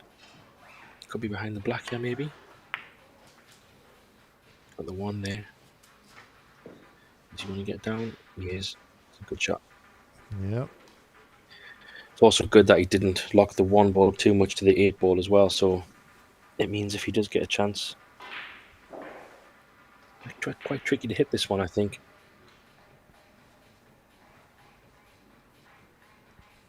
Yeah, you're right. It's not easy to find the right path to hit that one ball. Calls the one there. Not sure how he's going to hit the one. A couple of reels, maybe? I don't know. Doesn't look Yeah. like. Bottom reel, long reel. Miss me. This is very tricky.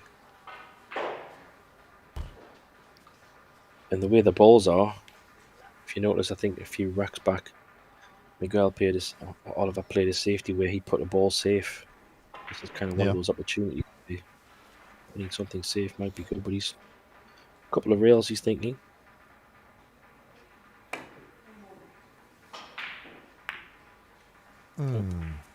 Very tough. Yeah.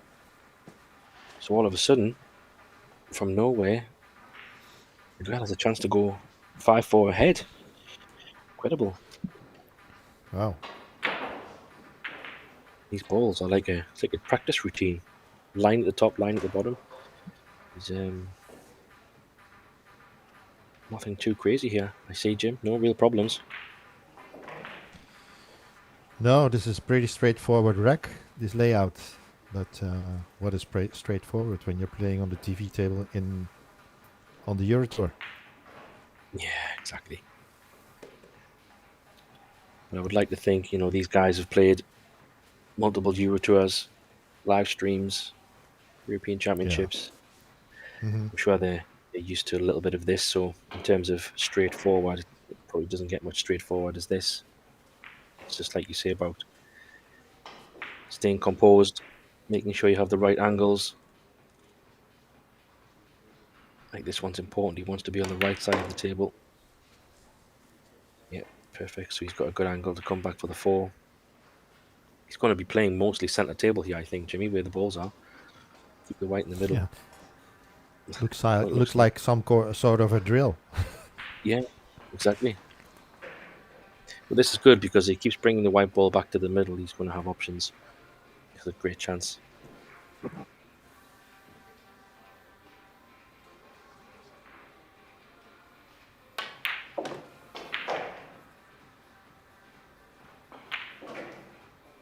Yeah, probably play one cushion on this one, I think. Straight up and down. It's naturally coming into the 5.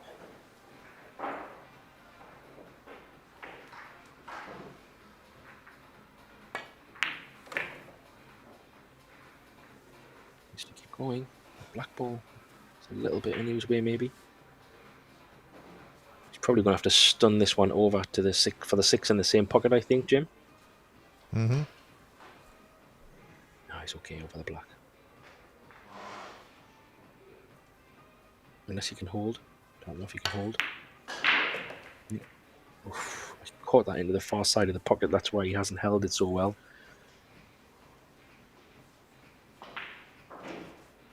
So it was straightforward. Now it's a little less straightforward.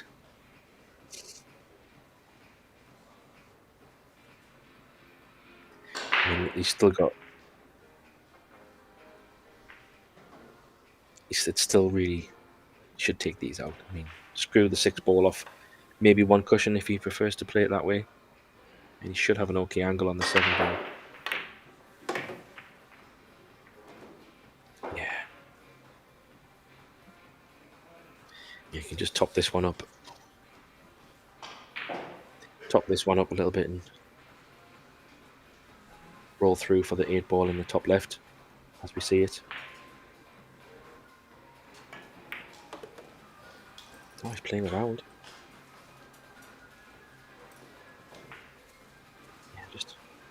Just means it brings that, going around it brings that 10 ball into play. Interesting he played it that way, but personal preference. Just bridging a little bit.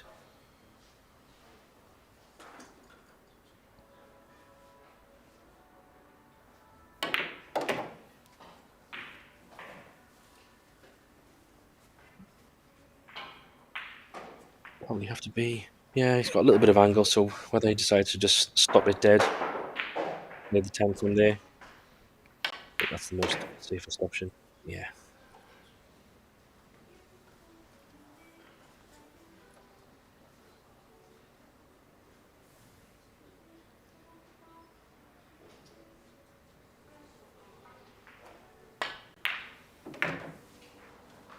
Here we go. Blink of an eye, it's 5-4, and it's now becoming a very intense conclusion to this match.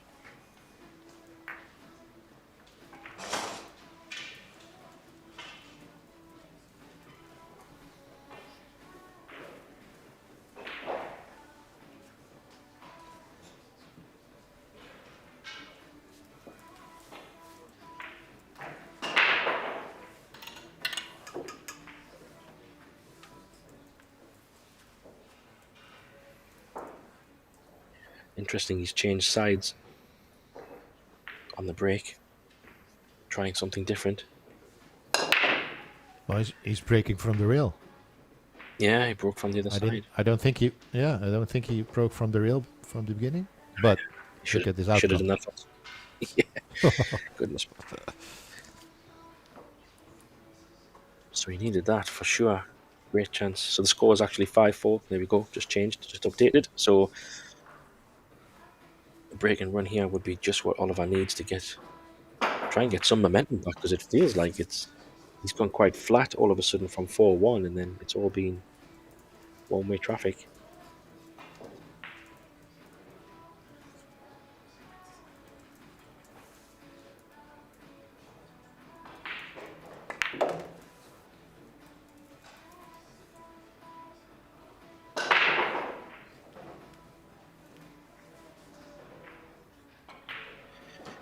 Yeah, so it needs to, the game, he needs to find this little gap. With it being a draw stroke, he needs to land in between the 6 and the 8 here. It's a bit short. Oh, it's just there. Even better if he can hold the white ball and play it. Kind of a stop shot would be great.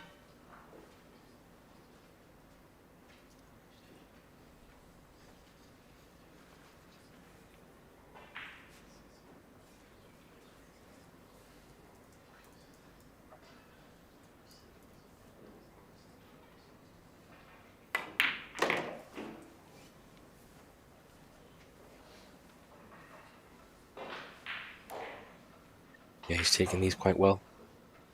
Natural angle now to go up towards the 5. He's just seeing where he wants the white ball to decide where he's going to play the 6. It does go in a few pockets.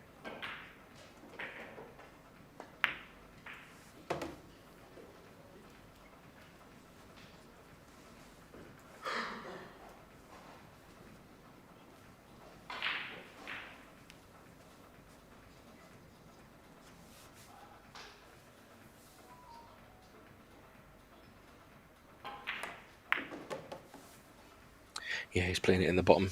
I think that's a smart choice, because then he's got a nice stop shot there. Hold the cue ball in the middle of the table. Be nice on the 7. And then he can play a similar shot to be nice on the 8. So this could be a dot to dot for 5-5. This is probably the shot. Of course, we fancy. Don't expect him to miss it, but there you go. Bit of body movement, but still good. Yeah, it's a tight match.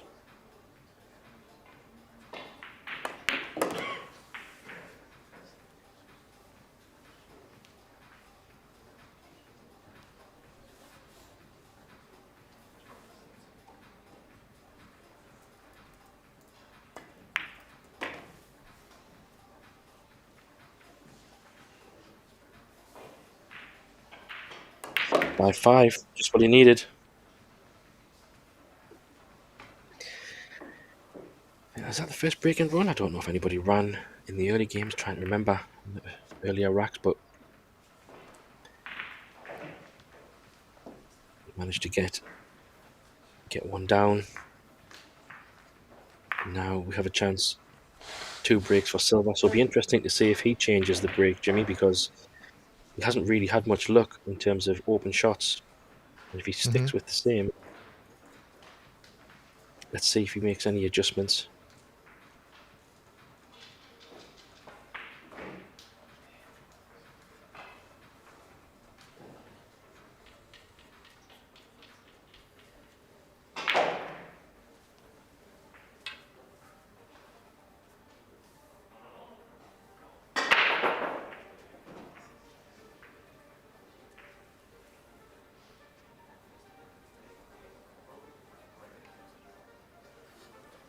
Oh, he touched the cue ball. But he didn't cross the line, the cue ball, so it's okay.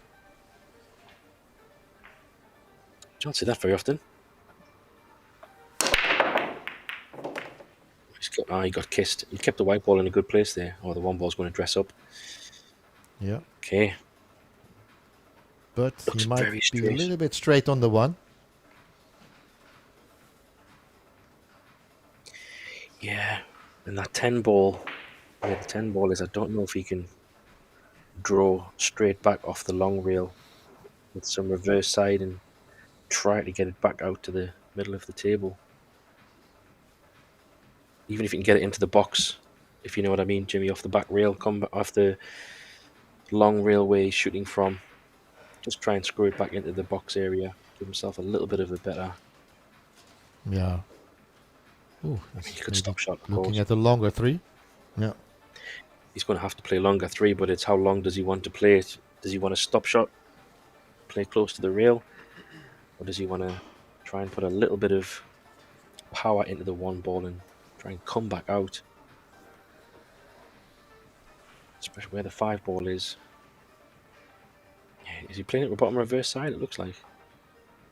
Maybe. No, straight Just back. draw straight back. Yeah, that's what I thought. Just bring. Oh. Did play reverse. I Yeah. just didn't like that 10 ball. Didn't like it where it was.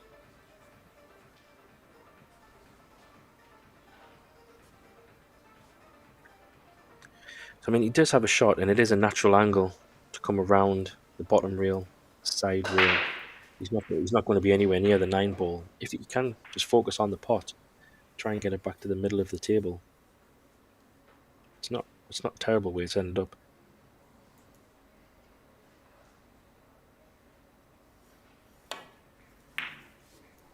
Oh, he moved so much body there. He jumped up very quick. I think he realised the size of that moment.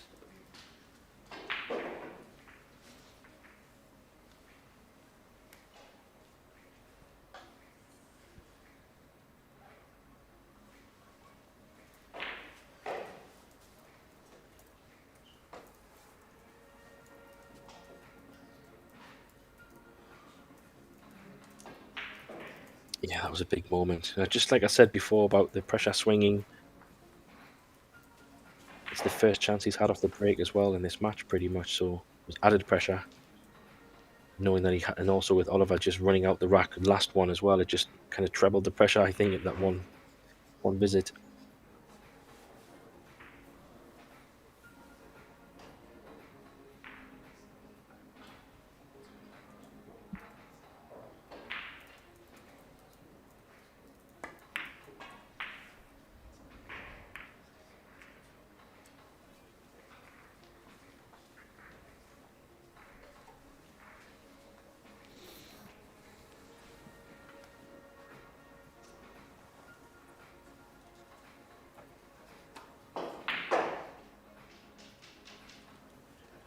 I think you can catch this one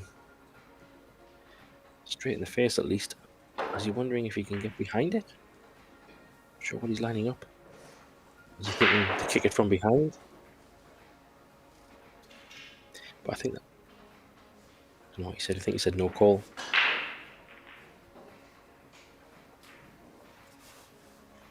Because if he's playing it straight in the face, that seven ball comes into play a little bit. So let's see what he's doing.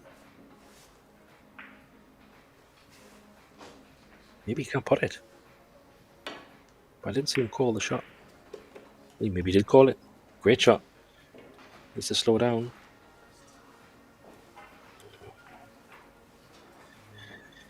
Yeah. 50-yard line. Yeah, be a bit annoyed there. That was a really good putt on the 3. He's landed right in the middle.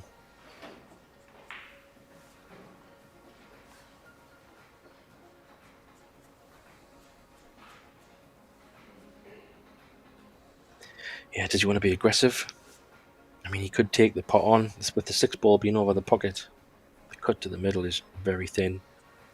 The bank is an option. He can bank either in the top corner or the middle. Or does he just run and play safe?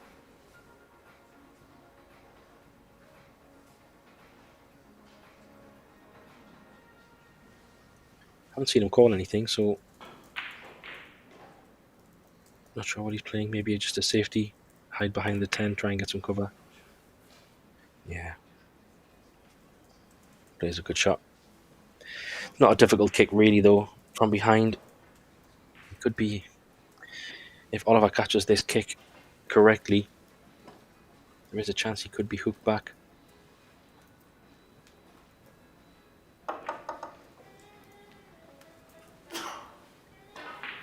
Yes, he's caught in the middle pocket just as a backup in case.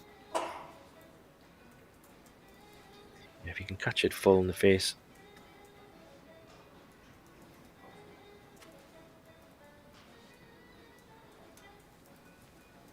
Trying to send the 5 ball ideally down to the bottom rail.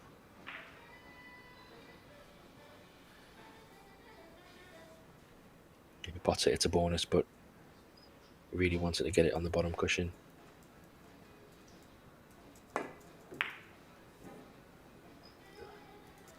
Didn't really hit that how we thought he would, but has he got away with it? I think he has. Very tight. Tell by his body language.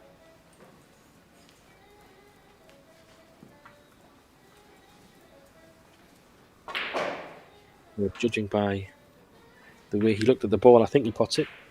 It can go. With the 6 ball being close to the pocket,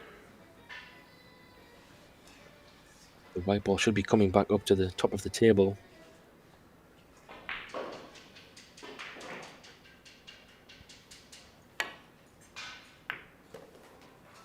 Yeah, he's played it well. Doesn't want to be hampered by the 10. Needs to keep going. Yeah, he's okay.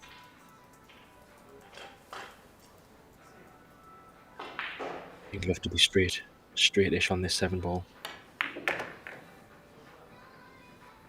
What's he played there? It's hard to tell, but it looks thin. It's a little bit thinner than he probably would have liked. Now he's got to use the rails.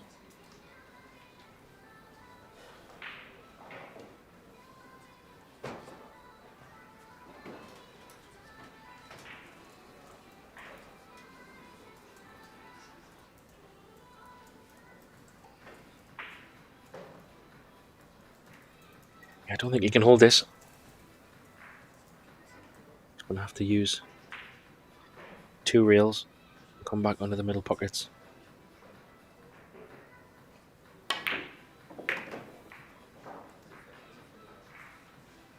That's an excellent shot. A little bit straight on the 8 ball, unfortunately. This might be a stop shot potentially. Unless he wants to put a very big draw stroke on this one. Stop shot's not a terrible idea because of where the 10 ball is.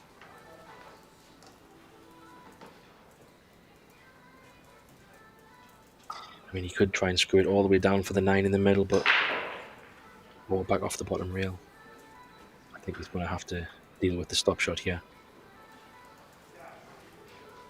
If he can pinch a little bit of the pocket and put it into the left side of the rail, then the white ball will be off the cushion by quite okay margin. So just try to Pinch a little bit off the left rail. That's what he's done. He's played that really well.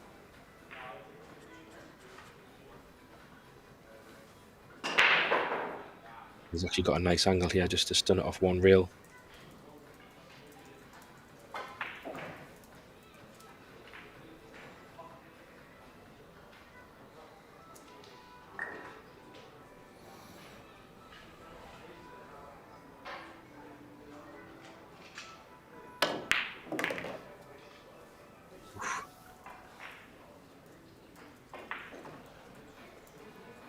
This would be a really nice finish.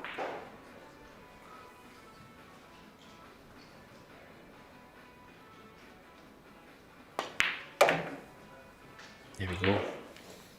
6-5. Putting the pressure back on Yeah. the Euro for 1. It was a good finish, that, Jim. Yeah. Yeah. Took the right shots. You're right. Didn't go crazy. Mm-hmm.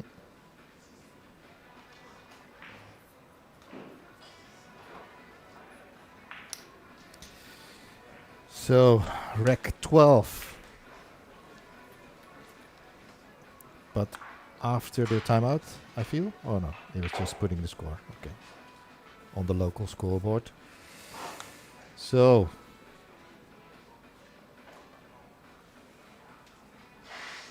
This is a big rack now, Jimmy. If he can somehow find a shot and get on the hill, all of a sudden, his match has flipped big style. But if he doesn't win this rack, then Oliver has 2 breaks to potentially help him get closer to that finish line.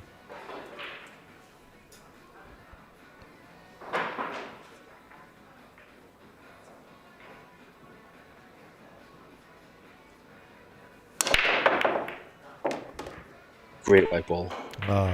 Look the difference in the control on the white. Yeah. Yeah. Just didn't get the right spread here.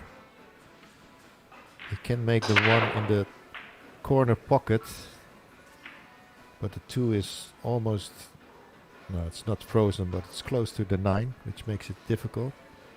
The 6 is in a tough position. So not the easiest layout here. No, you're right. But the good thing is, if the white ball is where it is now, the 2 to 3 is not too bad. So you can try and bring it back to the same place. That would be ideal. Yeah, exactly. And where the 6 is, Jimmy, even though the 6 is close to the 7, if you're up near the, not so much in the box, but around that box area, it's a natural angle to come back out for the 7. So it's not awful. It just needs a little bit of care on these next couple of shots. 4 to 6 is big. Has he got the right angle on the 4 to get to the 6? That will be the rack for me.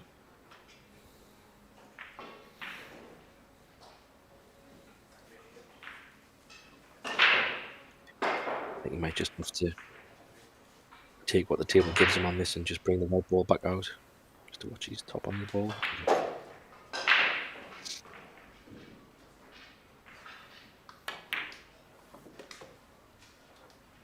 Oh yeah, plenty of room. I like the angle. He's left there. I think if he's drawing it, he's coming back towards the 10. Can he? He's going to have to bump it off the rail. A bit of power. Yeah, that's what he did. This is a shot here, Jimmy.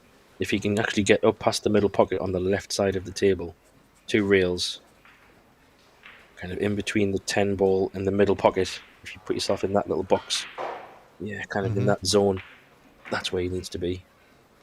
And he has got a very nice angle on this 4. Naturally, just about the pace. All about the speed.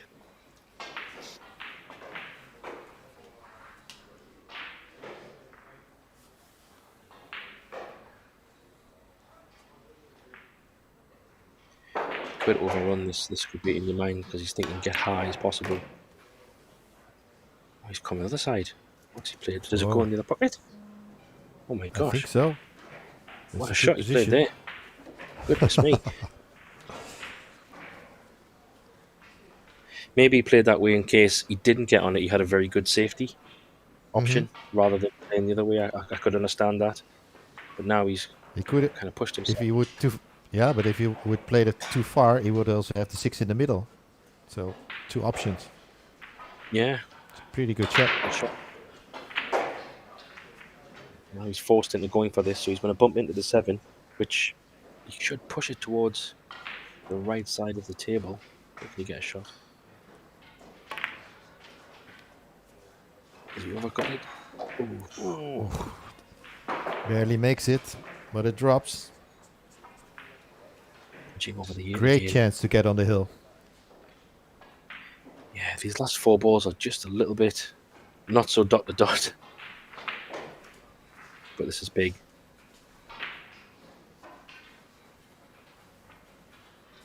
Probably screw this in a couple of reels.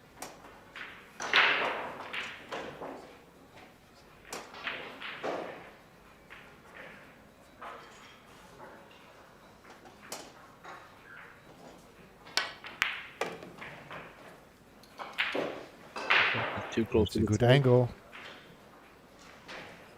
Gonna be on top of the 10. Oh. Oh my goodness me. Oh, Talk about not where you want to be. like 10 centimeters shorter or longer. No, shorter would be better, but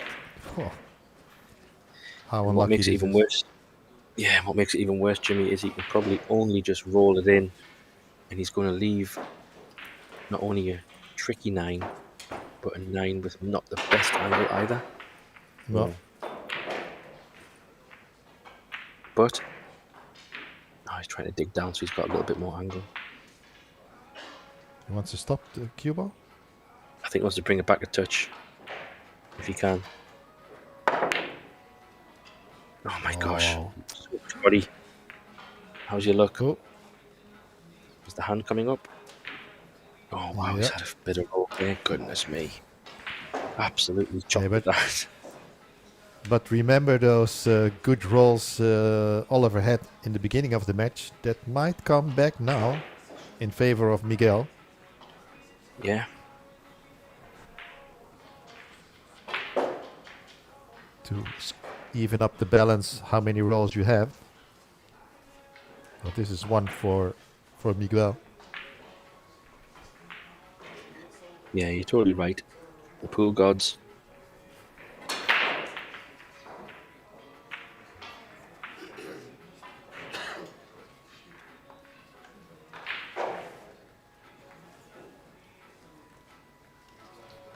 Oliver doing his mathematics. Yeah, he hasn't hit one yet, so not the way he wants it to. Maybe this one It's is a the good one. time to hit this one Yeah. and make it. Yeah, I mean, if you're going for it, then go for it, because you're going to be Yeah. on the 9 ball. Got it. You could play it in a safety way, where you try to just take a little bit of the edge of this 8 ball and send the white ball around the table, but I think you might have to go for this one just because of where it is. Yeah. Just have to keep the speed in mind.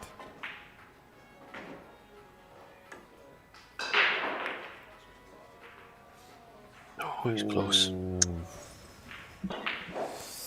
Yeah. Yeah.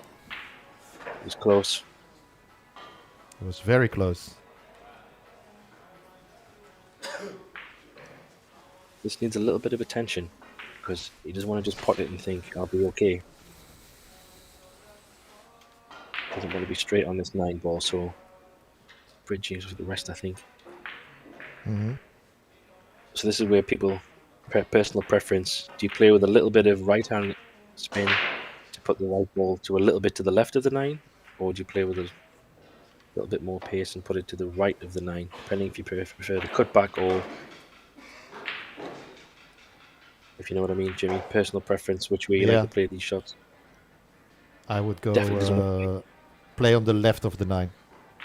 Yeah, So you just have to stun over the cue ball towards the other side. Yeah, that would be my preference. That's what he's playing as well, I think. Just trying to, maybe.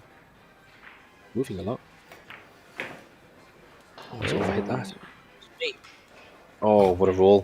What on earth? Do you think he tried to come past that 9 ball, maybe? Play in the same Yeah, pocket? I think so. I think so. Yeah. Goodness me.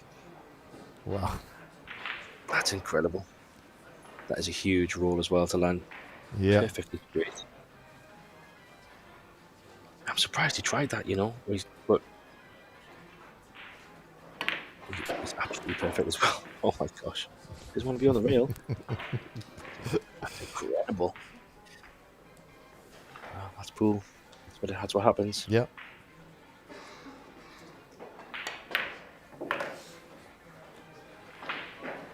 Gets him on the hill. Yeah. Indeed. 2 big bits of fortune there. Not only just to In one rack. hook him on the... Yeah, really big. Had a very big moment as well.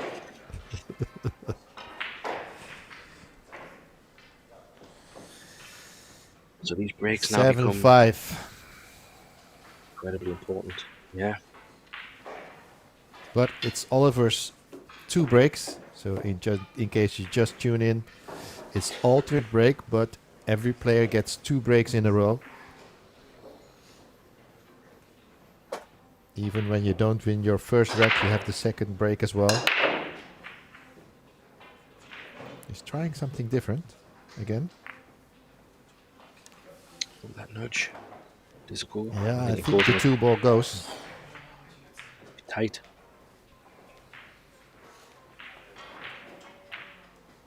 Or maybe it doesn't. It's extremely tight if it does. You hope it does because then all the balls are there.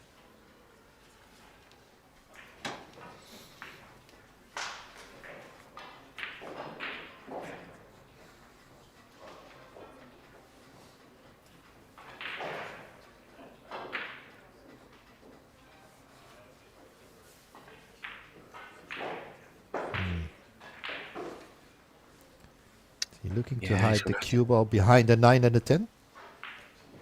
Yeah, possibly. Just push the 2 ball to the side rail.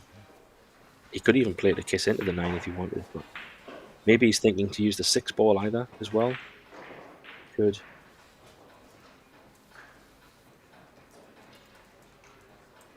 He could also slide over to the left side behind the 6 if he wants. But the 9, going behind the 9 might be the right option. Yeah. It's not really a difficult kick though. Not to hit anyway.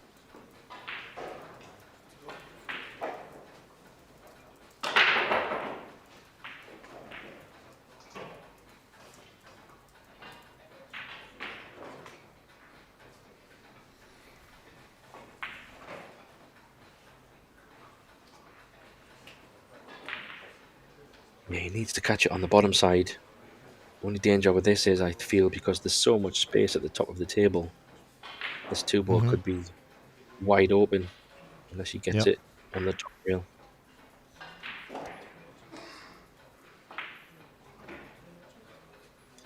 Miguel's trying to do his maths.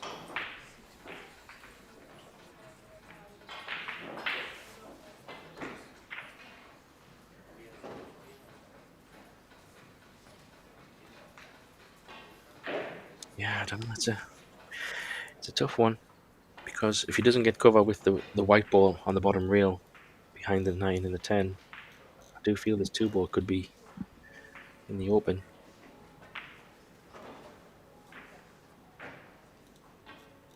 Did he call the middle just in case or anything? I don't know if he did. Not that I I didn't expect him to notice get it, it in. but yeah. No, but yeah. You should call it, just to be sure. You never know. Yeah, it's not. I see. I just think Oh, if you look could at get this. cover. Wow. Oh, 2 ball was always going to be out, but jump cue will be coming, I think. yep. Yep. I expect so.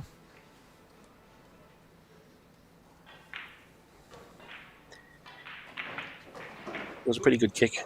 I think the safety from Oliver just wasn't that difficult. It was more about trying to judge where you would hit the 2, not can I hit the 2. That was the difference.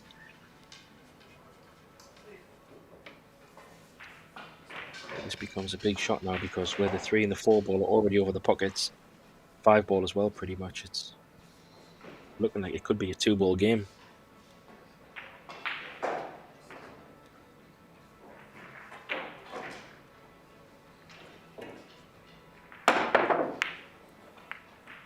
It's a good hit. Where's the white? Oh, he's put the 4. Oh. Okay. Yeah, There's a chance. running in that 4-ball didn't help, for sure. Yo, first sign of frustration there.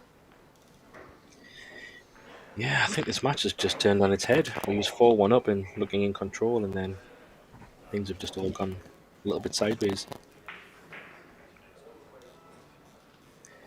But he still has to take these out. It's not over yet.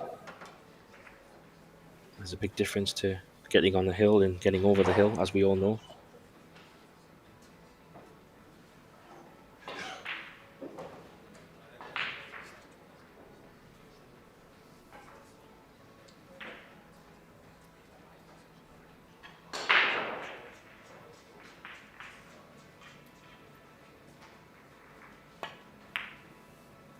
No. Oh, look at that for a moment. Goodness me. Camera tricking my eyes. Yeah, and this is a good opportunity to close the match.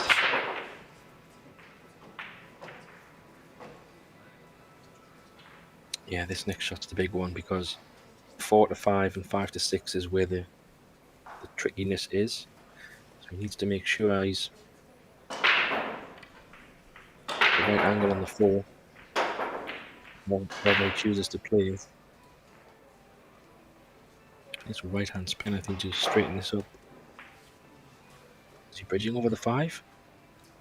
Oh, what's he done there, Jimmy? I think he's left it over the 5, though. He should have played a little bit more a right hand spin. Yeah. In my opinion. And he hit Probably it a little bit thick. Yeah, he should have cut the 3 a bit thinner. Oh, he's just okay. Yep. Goodness me, I thought he was over the 5. Just okay. Back above the black. Yeah. Don't be on top of the black. Looking at his tip. Oh. Did he break the tip? Don't know. Looks good though from position. It's perfect. Hey, what a moment in the match that would be to break your tip. 7-5 up, last rack. Crazy. 6 balls on the table. Yeah. He's perfect here though, Jimmy. 2 rails. Put the white on the side rail. Oh, he's missed a 5. Oh my gosh. I think he took his eye off the pot there. Really. Something. That is incredible. He's changing his cue. Look, he's changing his shaft. Probably should have done that before the shot if it was something wrong with it. Oh. Yeah.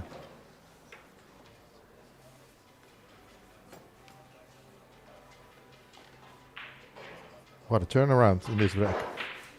Goodness me, what a chance for Oliver this is. Big shot this now. Because the pace that he's going to play this 5 as well, relatively slow to hold for the 6 ball. This is a make or break.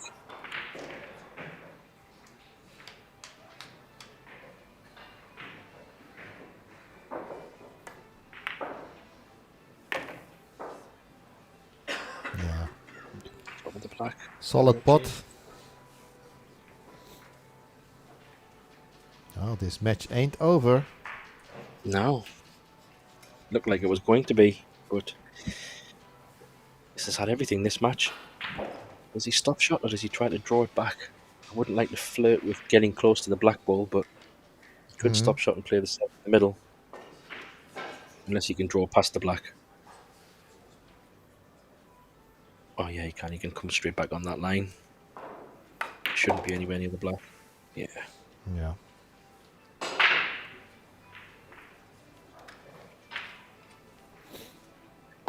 This also needs a bit of care, Jimmy, because he's going to come 2 rails, probably 2 rails for the black in the side pocket.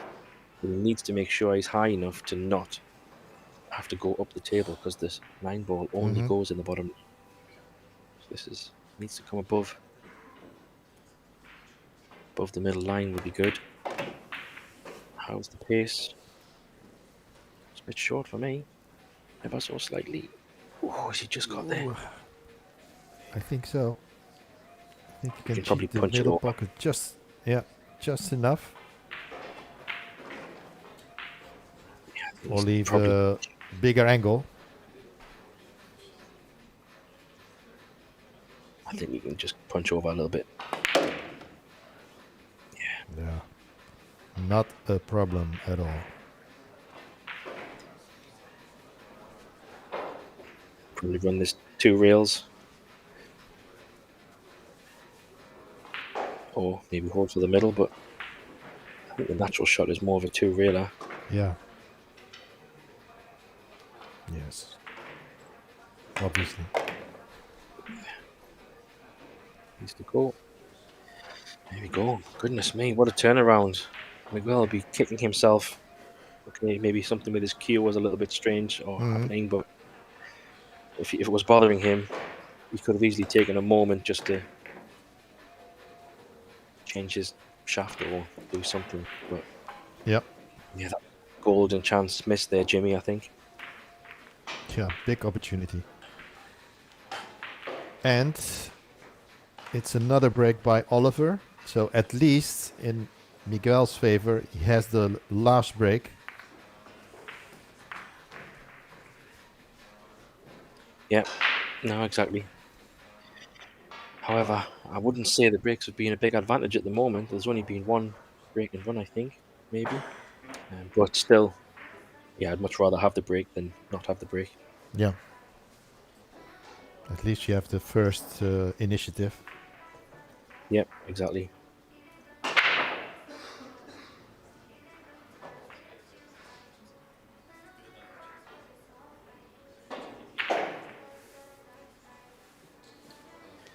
Random question, Jimmy, just while we're waiting for Oliver to get these balls. The Euro Tour logo, has that been updated? Is that a brand new logo? Yeah, that's the new branding. It's a updated logo, different style, different font. Yeah, looks It's nice, cool. I like in my it. opinion. Yeah, I like. Yeah. Yeah, you've got like a cue and a ball in there. It's Mm-hmm. very nice.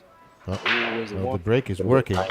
Oh, Ah, there you go. that was a little bit too early, but he's making balls easier and better control on the cue ball. It's a bit unfortunate with this roll, but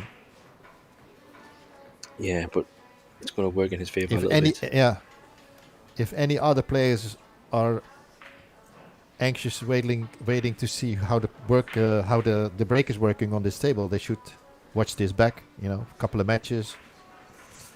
At least I would do that. Go to YouTube, watch the match a bit. You know, they want to know if it's frozen or not. Makes a difference.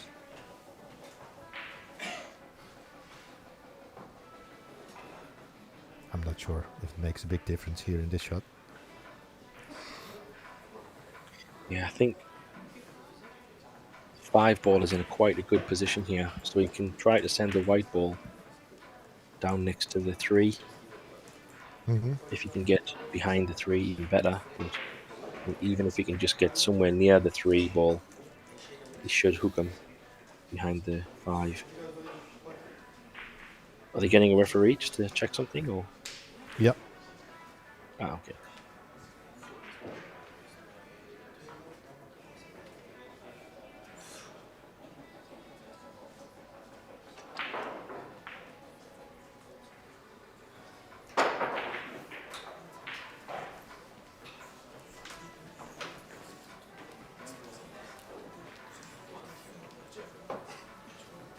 It's Danilo Hebestreit, German referee. He says it's touching. Yeah, but that's fine. He's not playing into the ball. He's Yeah. trying to get it down next to the red 3 ball is the target, I think. Be nice if it bounces a little bit on top of the 3.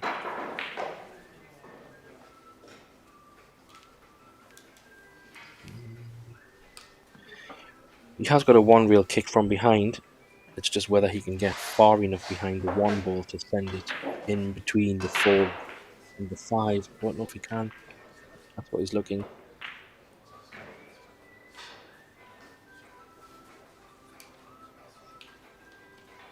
Yeah, he could catch the edge. Also not a bad option.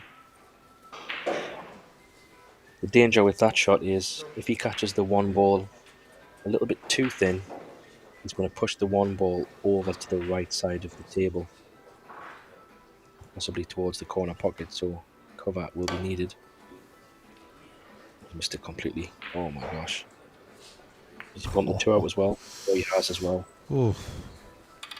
Oh, ball in hand, and he's pushed the two out. So that two ball coming out in open play Yep. makes Yep. it a lot easier.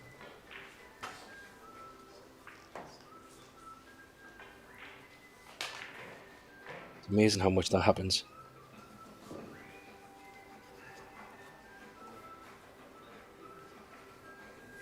Yeah, this is all about composure. Now it's on the other foot, Jimmy. It's now Oliver's turn to see if he can take out the pressure balls, get on the hill. Yeah, this is a layout you would like when you have to make it hill. You get ball in hand, no problems on the table, everything is in the open. Yeah. Connecting the dots, and you're on the hill as well. Exactly. And what I do like about this layout is the dot to dot, like you said, the 5 to 8, Yeah. 8 stop shot for the 10. Everything is Mhm. just exactly how you want it.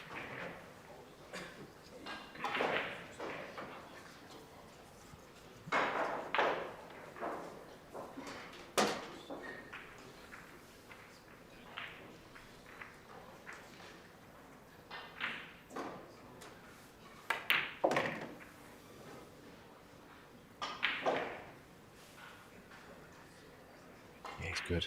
Use one rail. Or two if he prefers. I think one might be the safer option. Mhm.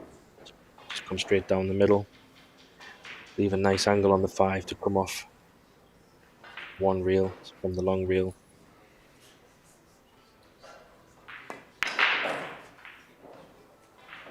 Doesn't want to be straight. I think he's alright. He can still punch it across. Come a Yeah. little bit further. He doesn't Right. have. He doesn't have to be very far to cross from so towards the center to make it, to be able to Yeah, make he's it. good. So this is good. Yeah. There we Well, go. it all comes down to the last break.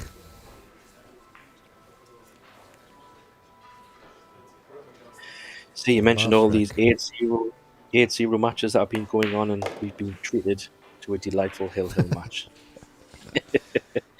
Good choice selection for this match. Who would have known?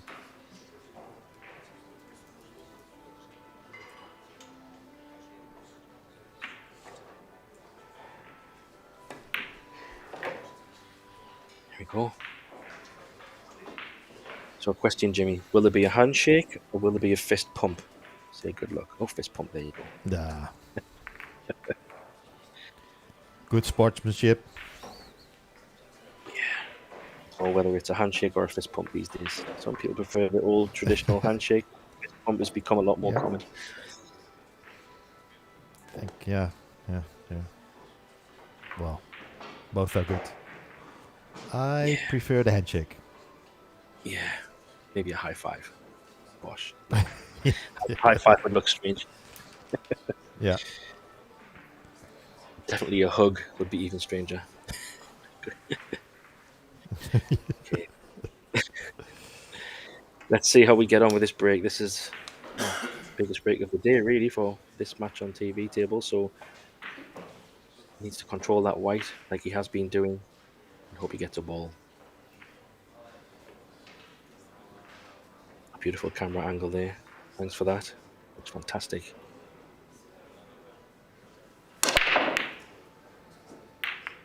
Cue balls being kicked again, but the one ball's coming up.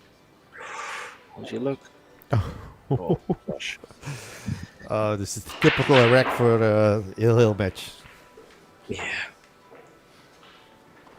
I think the 7 goes if you have the right angle, but not sure. Think so. Yeah. Yeah, possibly.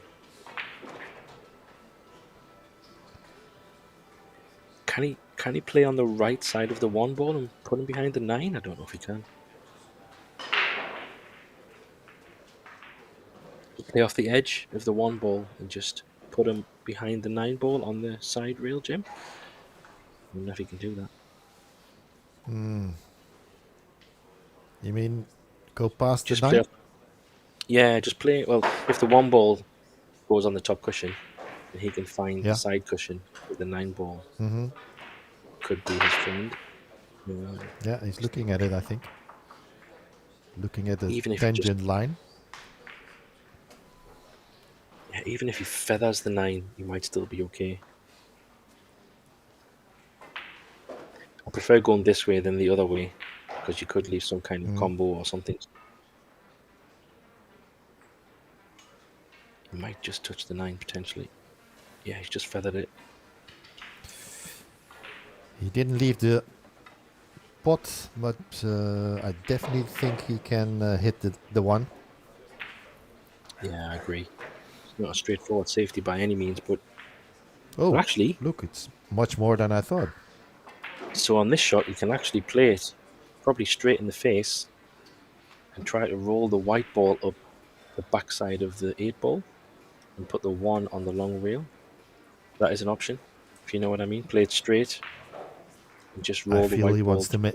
I think if I just feel he wants to go for a shot. He's going to have to swerve to play the combo or something. It's me. The reason why I say playing the safety and putting the 1 ball on the rail is if he can land close to the black, I don't know if the up and down would be on because of all the traffic down the table. But Yeah. yeah, let's see. But he's definitely not swerving it. So No, I think it's close, but he can't reach the potting angle of the combo angle on the 1. I think. Oh, Going in yeah. the middle pocket. So he's playing 2 rails Ace. minimum. I wonder if he's going to try and draw back behind the 7. Mm-hmm. Behind the 9, sorry, and try to use the 7 as a blocker. Pull it back behind the 9. Oh, he's using the black. He's got No, good yeah. cue. Good shot. Yeah.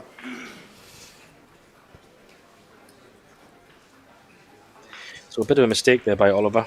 If he didn't think he could get the snooker, maybe it was a different option, but he's put himself in a bit of trouble here. Mm-hmm. Is it time for the pool gods to come back in his favour? Started with Oliver, then went to Miguel. Could it come back? He needs something here.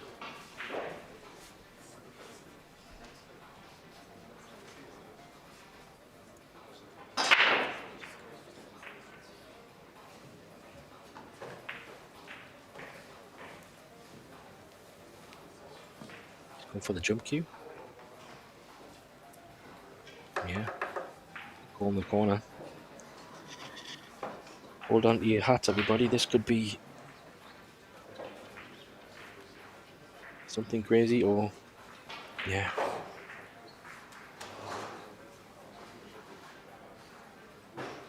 I mean, if he somehow potted this and drew back for the 2, it would be probably shot at the tournament on day 1, but I can't see that happening.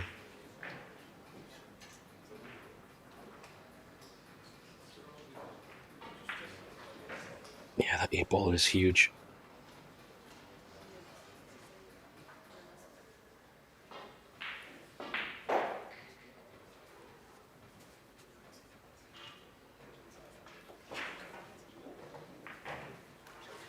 Do you know what this could turn into, Jimmy? This could turn into a big hit and hope. And I can't really see a safety shot. Even if he comes 1 rail, dead weight. Can he do He's gonna play 3 3 rails. rails? Yeah, that's the only other option. 3 rails, hit it from behind, but it's an absolute nightmare. Oh. And then he has to hope he doesn't leave a shot. Yeah, I don't even think the 3 rails is on. I think the only option I could see here would go 1 rail. And try to hit the 1 ball full in the face. So it goes off the long rail and then onto the bottom rail behind the 6. That's the only shot I could see. 1 rail, full ball in the face. He's putting the black on top of the Or, 5. yeah, He's yeah. putting the black on top, yeah.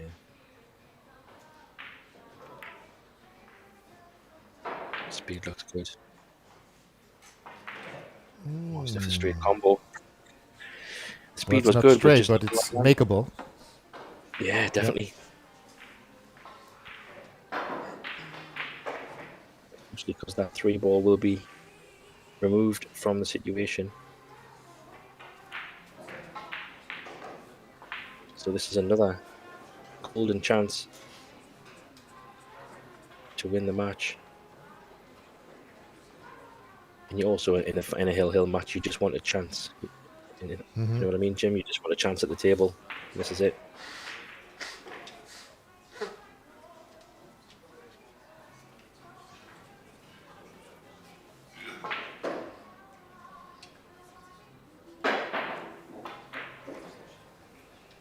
I'm not sure what he's lining up there. I wonder if he's thinking 4 to 5.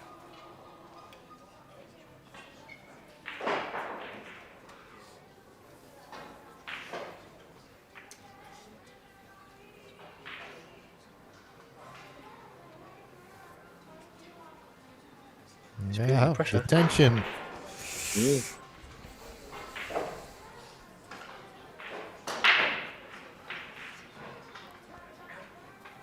Is the 3 too much in the way to just make the 1 in the side and roll forward?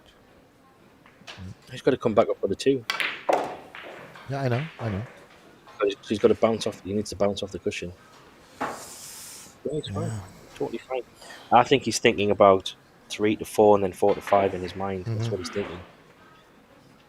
Because ideally he wants to be behind the 5. I think that's a little bit more tricky.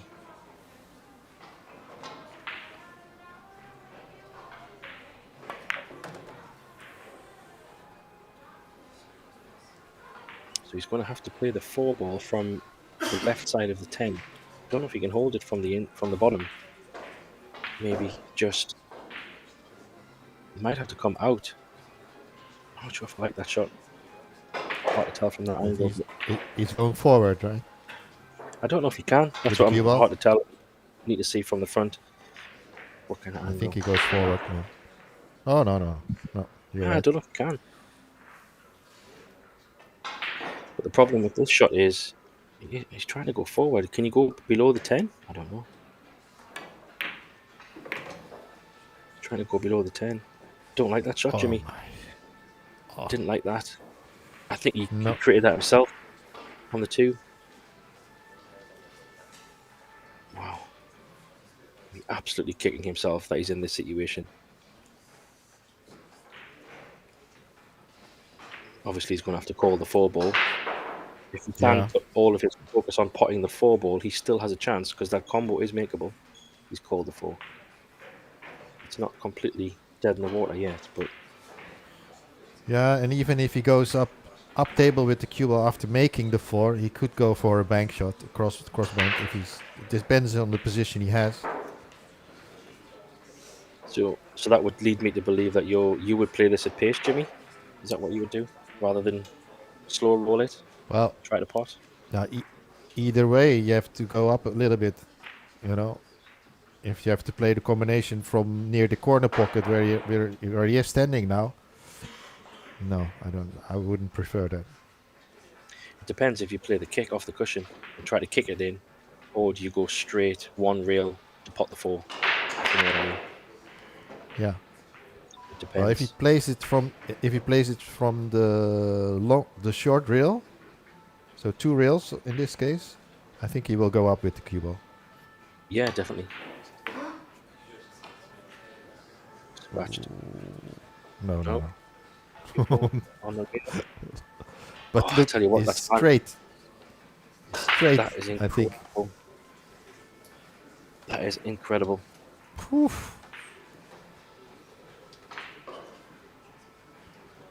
What an ending to this match. Who would have thought it? I'm wondering if he can even dig down a little bit. He's going to have to play it from there. Oh my gosh.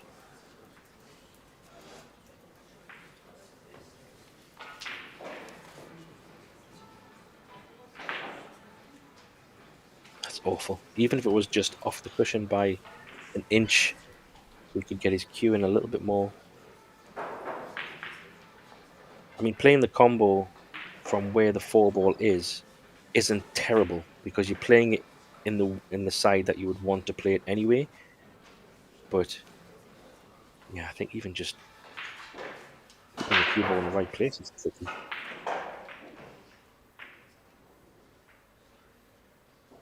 Could lose the white a little bit here and drift over. Yeah, he's drifted over. I have a feeling. Oh, behind the 6. Jump shot. 10, sorry. Oh, whoa, whoa.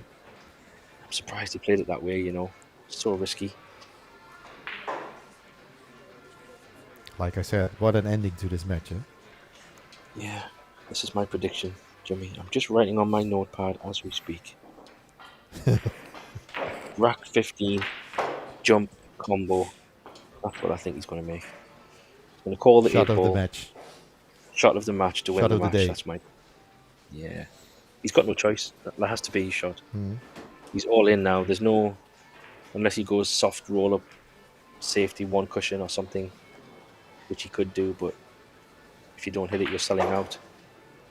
I think the percentage, and if he can jump and hit the 5 ball in a pretty good angle, he's got a good percentage of potting that 8 ball over a What did he call? little 8 ball.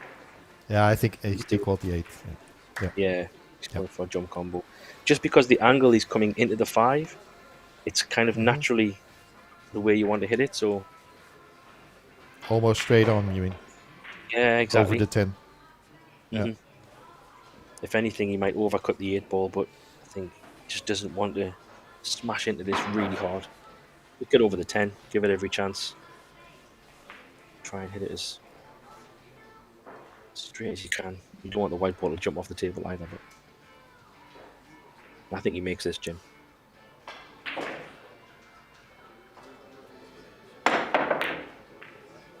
No. 5? He has. Doesn't really help. Oh. Help. Yeah. Okay, I'm gonna It was a scratch that tough off shot my anyway, notepad. jumping. But Scratch that out my notepad. delete. Wasn't shot of the day. Could have been though. Could have been. Yeah. Another chance for Miguel to win this match. I mean, goodness me, if he doesn't get out here, he'll be really feeling it later.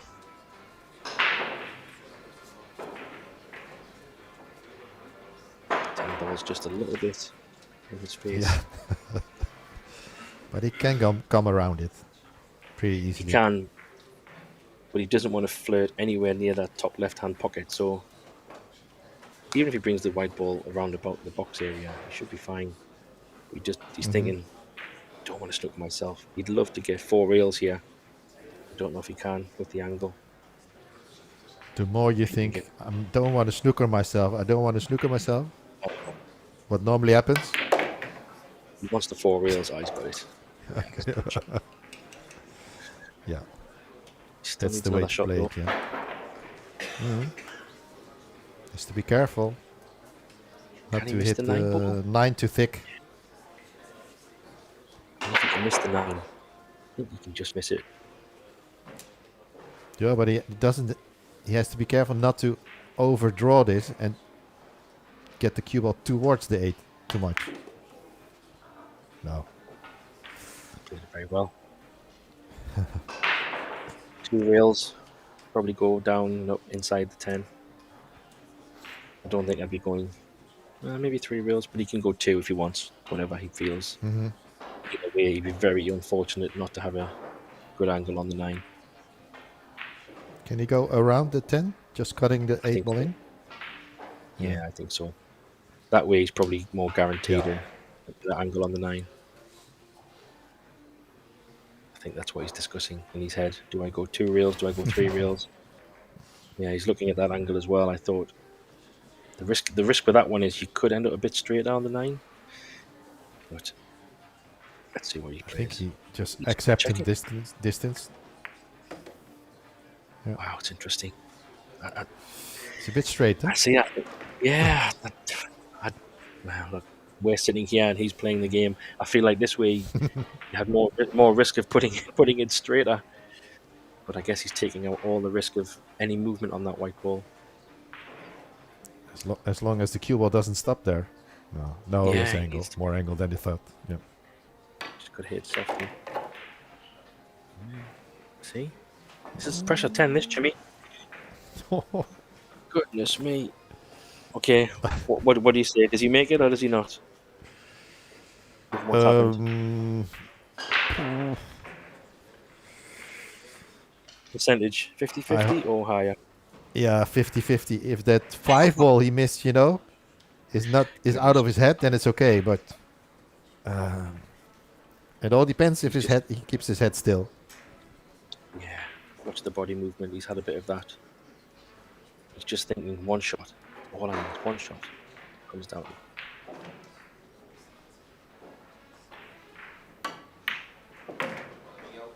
Oh, body. Yeah. Wow, there you go. That was a very entertaining match. Congratulations to Miguel Silva and Lucky Oliver. Yeah, good match, Jim. Yeah. It's what an ending. What an ending. I mean, yeah. Well, they both had chances, and Miguel took his at the end. But great match, very exciting. Well done. Oliver still battling in the loser side, but we will see him again, and we will be back for some matches later. Thanks for joining. Yeah, talk to you later, Graham. We're gonna wait for the next match. It's probably gonna be Mario Hay from Austria against Oliver Ottmann from Germany. Good luck.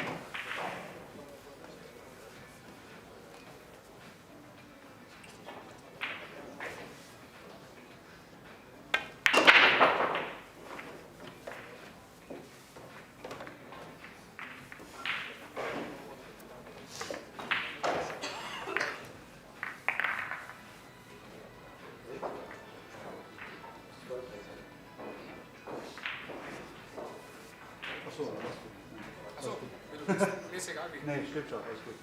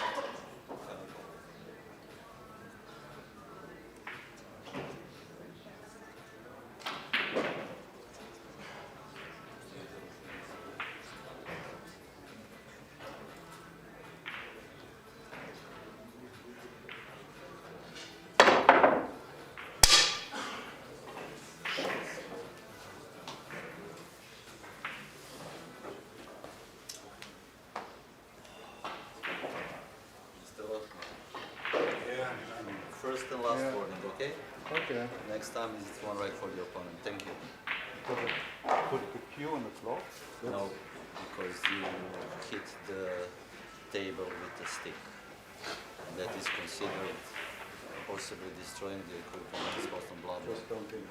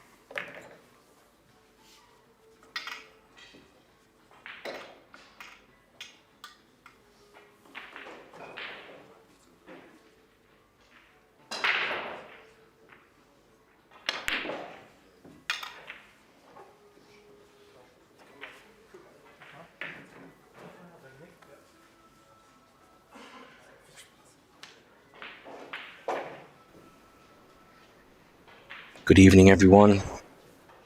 Thanks to those who have been with us all throughout today, and welcome to any new viewers. Glad you could tune in for this one. This is the first Predator Euro Tour stop of 2025, and we're back in Treviso for the Longoni Italian Open. Nice 50,000 prize fund at stake here, and a juicy first prize of 6,000 for the winner. Not too bad. Just remind everyone playing 10 ball, and these races are to 8 at the moment. This is the winner's side, and then from the last 32 we will be on single knockout, and that will be race 10. It's alternate break format. Each player will have 2 breaks on their turn before switching to the other player. Quick shout out to the sponsors to making all of these fantastic events happen. Of course, the EPBF sponsors, Predator themselves for the tour, and also the amazing equipment, the brand new table, the new Arc table. It's looking fantastic in this arena. Simonis for the official cloth, and Aramith for the official balls. Longoni Cues, and of course Kamui Brand. Then we have the local sponsor, which is the location where this event is being held in Treviso, Best Western Premium, BHR Treviso Hotel. My name is Graham Hickman, and I'm here with Jimmy Warren, and we'll be providing you with some nice, hopefully fun commentary throughout this match and across the whole of this event over these next few days. Welcome back, Jimmy. How are you doing? I'm great. Thank you, Graham. Thank you for the introduction. We have a great match here on table 1. Of course, Joshua Filler, one of the main attractions here in this event. Against Absolutely. a young guy from Germany, Mongiuri, if I pronounce it correct. Patrick Mongiuri, to be exact. The first Yeah, I'll time take we your see word. Joshua play here.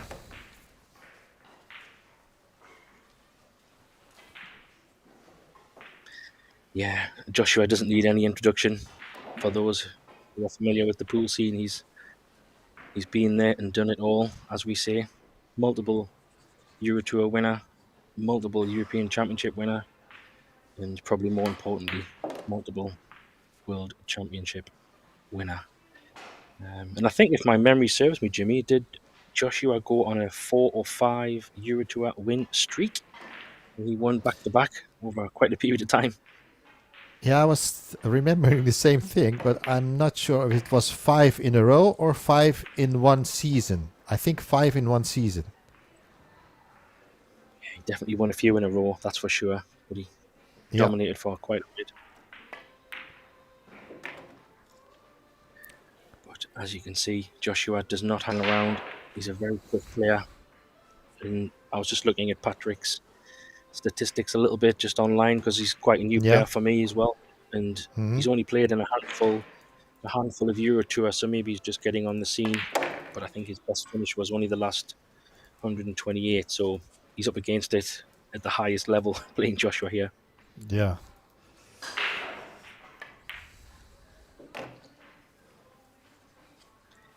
But as you know, in pool, I just looked it up. It's 4 Euro Tours in a row. There you go. Yeah. And I'm sure I had one at the back end of the previous season or something. Yeah, it's crazy, but I can remember he was just flying at that time. But that's what he does. He's a winning machine, is Joshua. He knows how to win. So this was from a post on his Instagram in October 2023. Posted that he won his 7th Euro Tour title and 4 Euro Tours in a row. I think the one before was FSR, Francesco Sanchez Ruiz. I think he also won 3 in a row, if I remember correct, which is also great, of course, with this stellar field. Yeah, that'll take some beating in this day and age, in this pool world. To win 1 is a very good achievement. To win multiple is even better, but to win multiple in a row is just unbelievable. This is the kind of talent. And again, lovely break, straight at the table. Oh, goodness. I think you'd like to have that one back. Unexpected miss. Yeah. Well, just had a bit of a brain meltdown. However, it's these kind of crazy moments where I made a mistake already. You need to punish Joshua for missing those balls. Yeah. Let's see if he can recover from this bad positional shot. How's the flick? 1-4. Not friendly. Nope, maybe. Not at all. So already I would say could be opportunity missed here.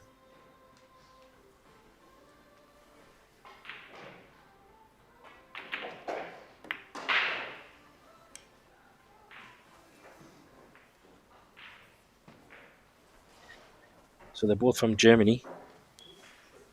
So I wonder how well they know each other. Yeah, I heard them speak to each other when they were practicing a little. So I guess they both know each other. Maybe from the Bundesliga or any other tournaments in Germany. Yeah.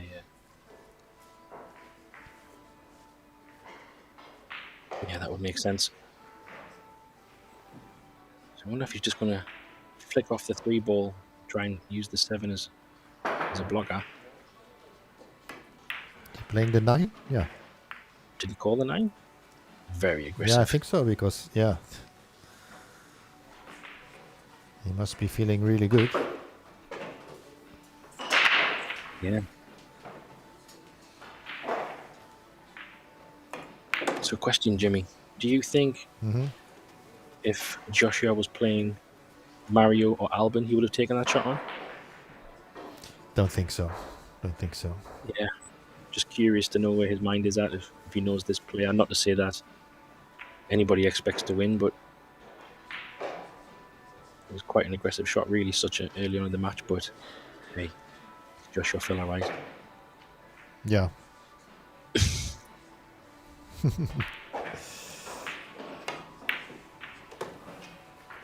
is a good shot.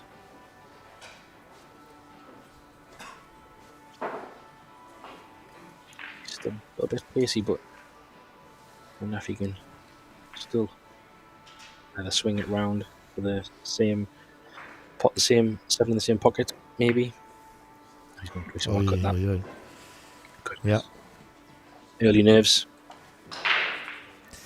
Yeah, I think it's a combination of nerves, maybe inexperience, playing on the live stream TV table here against one of the best players in the world. Yeah, that could feel very intimidating. Yeah, definitely. And those early nerves can very quickly turn into a 4-0, 5-0 deficit. We've seen it time and time again when you're playing the big players. But if you can just try to capitalize on anything that you get from Joshua would be a bonus, and then see where you end up, because he's just such a potting machine. Yeah, you won't get many chances against Josh. So let's see if he gets a chance, Patrick, that he makes the most of it. Move that ball so easily, the cue ball. Yeah, he played that very well. Very good knowledge there. And definitely he's one of the favourites for this weekend in Italy. Along with a few others for sure. Graham, for those who just tuned in regarding the break format, it's alternate break in this format, but each player gets 2 breaks. So even if you lose your first break, you don't win the rack, you still get your second break, and then after that you switch to the opponent for the break.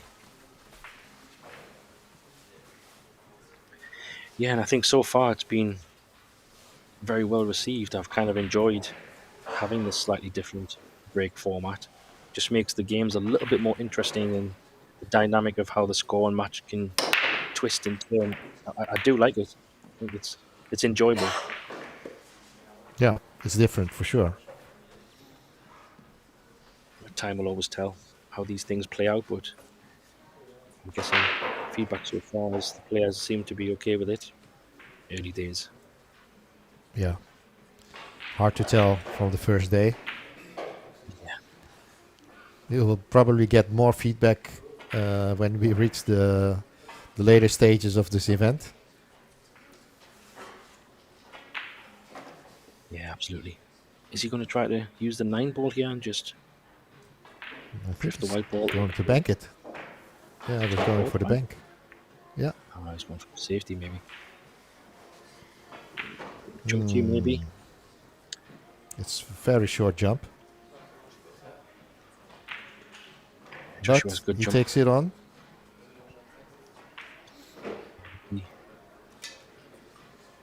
Might need to make the cue a little bit smaller. I'm sure he has many bits and pieces in his case.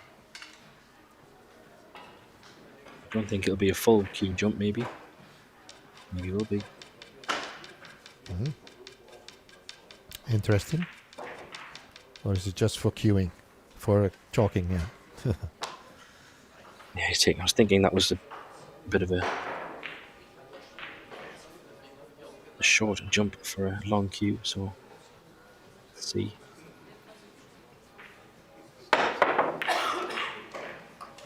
Wow. with so much control. Is that a new jump cue? Do you know, Jimmy? It looked quite gold at the base. It was quite nice. Yeah, it's the gold edition of the BK Rush. Sorry, the BK, the Predator Air jump cue. It looks really nice. The golden edition. Yeah, yeah. Yeah, and it goes with his outfit with the gold and Yeah. you know, he's got the bling for this event. That's for sure. It looks very. Oh wow! Wow. 3 ball plant. You didn't even measure it, right? It was like, okay, let's go. I mean, if there's a player on the tour who can run rocks as quick as this guy, someone needs to tell me, because in a blink of an eye you can find yourself 3-4-0 down and you don't know what's hit you. He's just so fast and sees the game so clearly.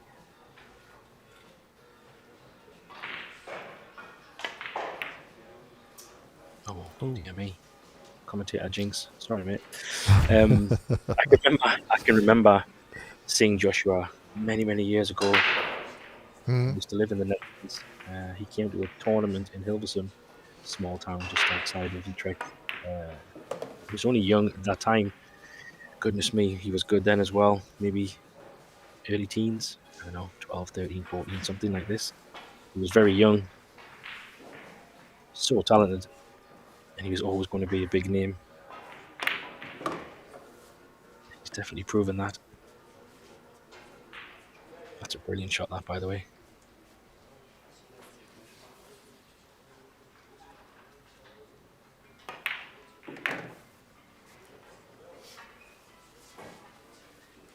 So he needs to take these out. This could be a good nerve settling clearance if he can take these out without any problems. Oh, goodness. What good signs. I think he rushed it a little. That's also one of the mistakes people make who are not used to playing on the TV table. They tend to rush a little bit more in their rhythm. Yeah, and he looks like he's got quite a long backstroke. Maybe he snuck the background or something. Quite a long pause. Yeah.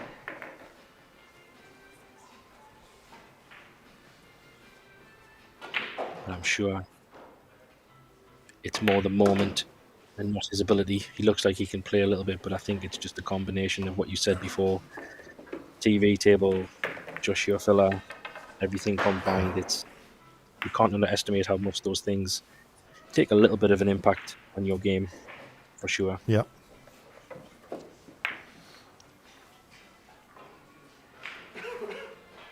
I guess that's what the top players have earned over the years. These top players who have won all these tournaments have got such a big presence in the game. They've kind of built that reputation that puts that little bit of extra pressure on players unnecessarily. Well, or necessarily because of who they are. Took a lot of pace off that. Yeah. Oh, he's left the one as well. That's a good break. Yeah. Nothing down. No, the 1 ball. No? Oh, no. Oh, it stayed up. Yeah.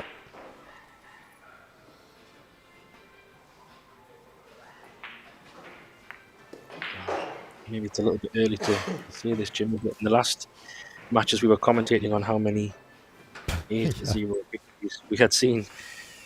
If Joshua continues with, because he's got breaks next, if he does run these out, I do fear the worst.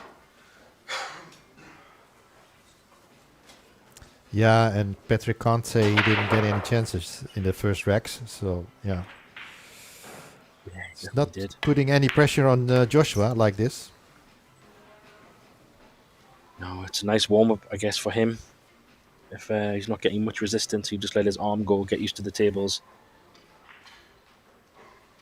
And as you've seen, he missed a few strange ones in the first rack, but those will not come very often. So if you don't take the most out of that, then you're going to be struggling.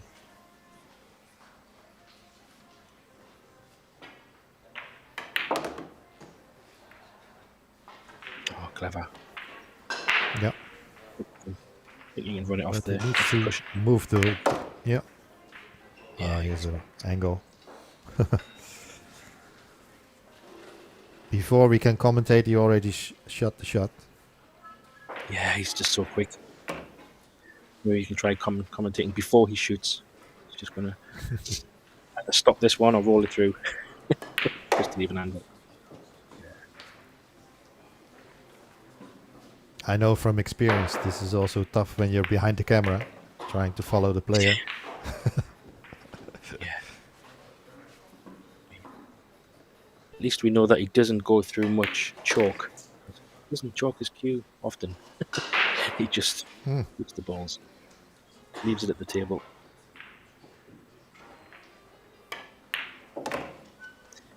4-0. Yeah. And I think this year, well, he's trying to set his sights. I think I seen a social media post from him and his wife chasing the World 10 Ball. Go with his 8 ball and 9 ball championships. That would be Okay. nice. The nice treble or trio or complete. I don't know whichever way you want to phrase it, but if once you have one of each, then that's a pretty remarkable thing. And there's no reason why it's not possible the way he plays 10 ball. Look at that white ball. Parked. 4 reel as well. Nope, got the 1. Oh my gosh. 10's a little bit messy. Yeah.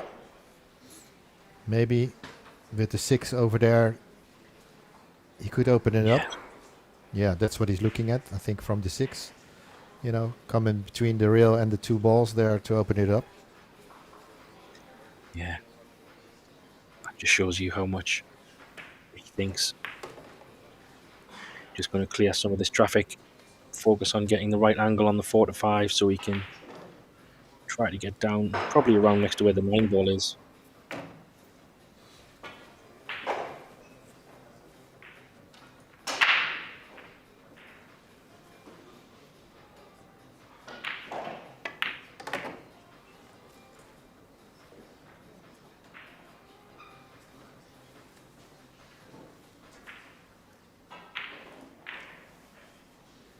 Yeah, so he has to come down all the way to get that angle on the 6. I think he can do it with a lot of left-hand spin.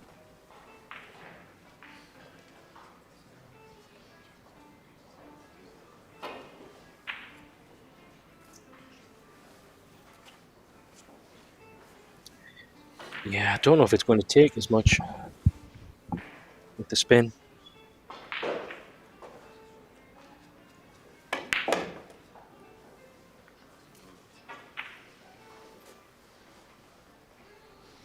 No, it didn't grab as much as we would have liked. So now he has to come up with something creative to leave a good safety.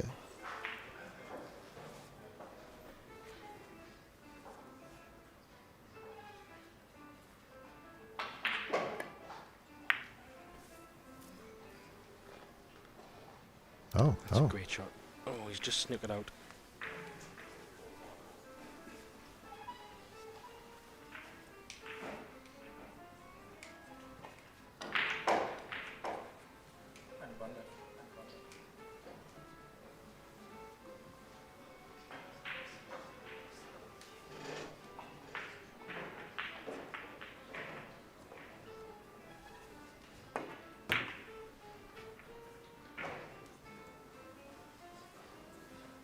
Yeah, it's a pretty good shot.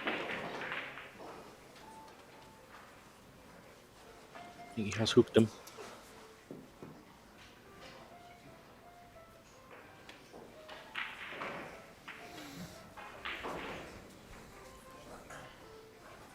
Yeah, I think he can. Yeah, he's not going to get behind it, or I don't think he can get an edge.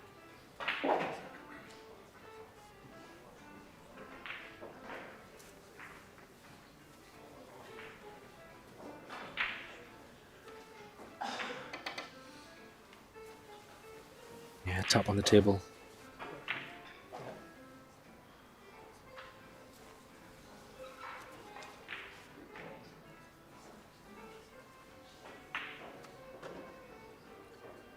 I don't think he's called anything, so he's not trying to kick it in, maybe.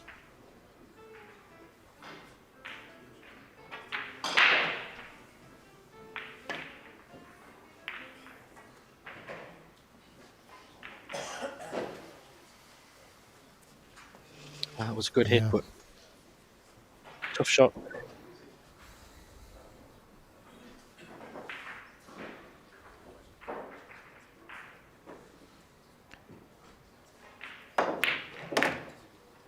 Oh, great shot. Good shot. Oh, Needs another. not on the rail. I think it's almost straight in.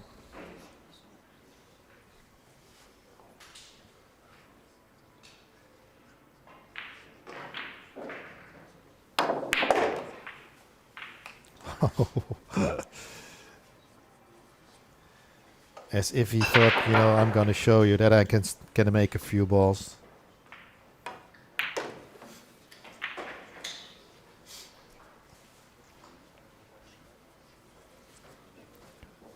This cut along the long rail for the 4-1 on the board. Yes, here we go.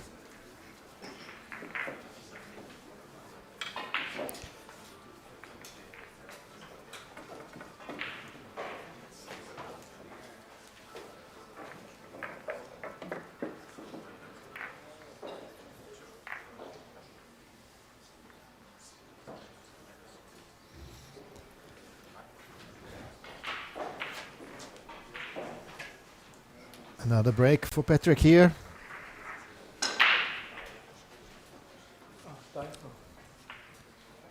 Das war das erste, ja, ja, was noch Hmm?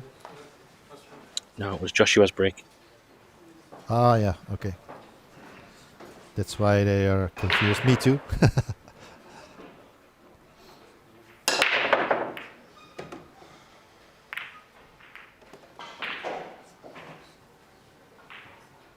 So, considering the post you just mentioned about the killer fillers that Joshua is going to chase for the World 10 Ball title, you think he practices his break? Yeah, I do. I think him. Looking at this, huh? Yeah, I think him and Pierre are both very big practice partners. I think they put a lot of time in. Obviously, they travel around a lot, playing a lot of tournaments together. I think they do practice quite a lot. And I think you can see that Pierre has also benefited from that. She's improved massively over the last years, and I'm sure that's down to help from Joshua as well.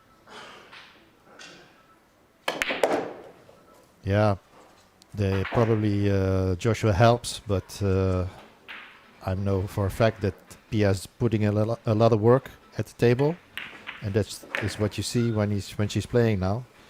She's a really tough opponent, and she will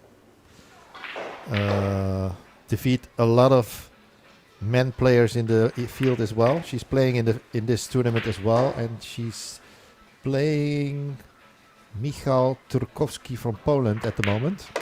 Oh no, they're waiting. I think the match is not started yet.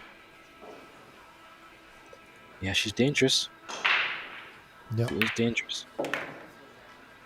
Oh no, the match is started. It's a 3-all in their match. Just to show you that, yeah, she can compete with any man. Yeah, I think if you were to pick practice partners, I mean, you can't go much better than Joshua Filler for a practice partner, can you? So I think just naturally playing him on a regular basis will bring your game up to some levels for sure. But he made light work of that. In a blink of an eye, we are 5-1.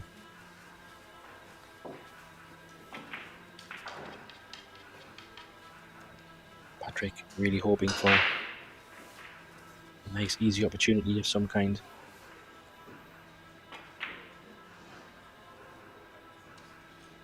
Let's see this break. Control the white ball.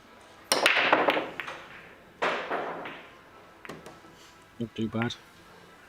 No. Something went And down. a pretty controlled break. But no luck with the one ball, the position of the one ball in this case. Has to look for a place to hide the cue ball from here. It's also not so easy unless you try to get it behind the black, but that's a very delicate one. He's trying to split them. I don't think he's got it. No. And he might be in trouble if Joshua can get the cue ball behind the 7. Or like this. Yeah, he's just...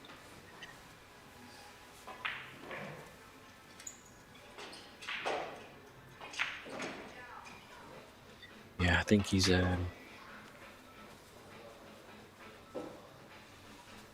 stretching over the 2 balls as well. Mm-hmm. He's a bit fortune. Doesn't go past the 8 as you can see, but will he play the combo? He has taken one already. He's taken on a 3-ball combo earlier in the match. So Without blinking. I think he takes this on because he's playing quite confidently. Did he call it? No, he didn't.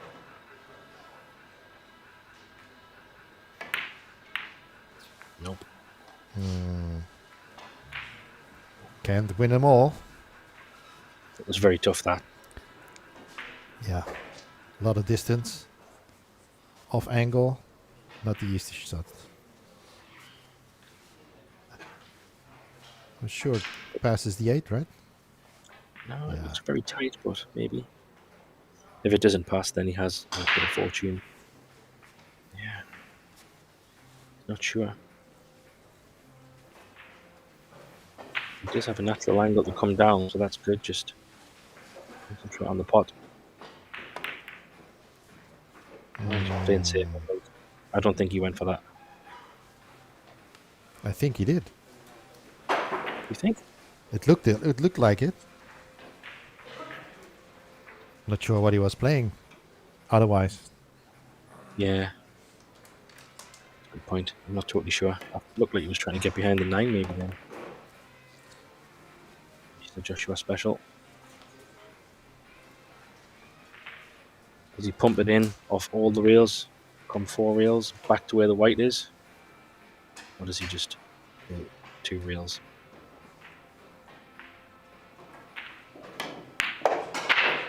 It's the style, 4 rails. no, but he has to come off the rail, the top rail.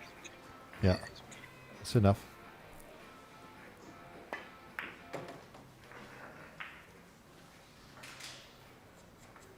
It's nice. That bounce off the cushion just gave me enough angle.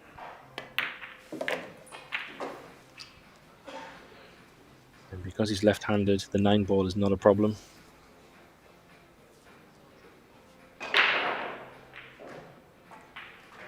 Just draw through the gap Yep. and then just bounce it up past the middle pocket. 1 rail and back out a little bit. Yeah, this is looking very ominous is the word.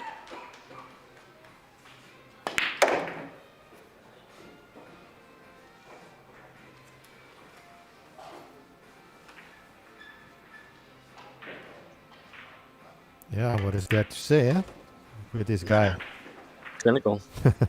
it's one, Oh. one of those things where someone Yeah. said, "Oh, if you had someone said I'll give you $10,000 if you were to run a racket pool, but you could pick anybody to run it for you." I think his name would definitely be up at the top of the list. When the balls are there, there's not many people do it as good as him. I think when he's on form, makes the game look very, very easy. Yep. But to be honest, so far Patrick Mongiuri didn't put Joshua to the test yet. So I'm pretty sure we're gonna see Joshua in a later stage of the tournament as well on the TV table, and let's see who he has as an opponent then. Yeah, of course. And this match is not over, of course, but No, don't think we can see any other result than Joshua getting over the line the way it's gone so far, but you never know. But yeah, you're right. It's early in this tournament.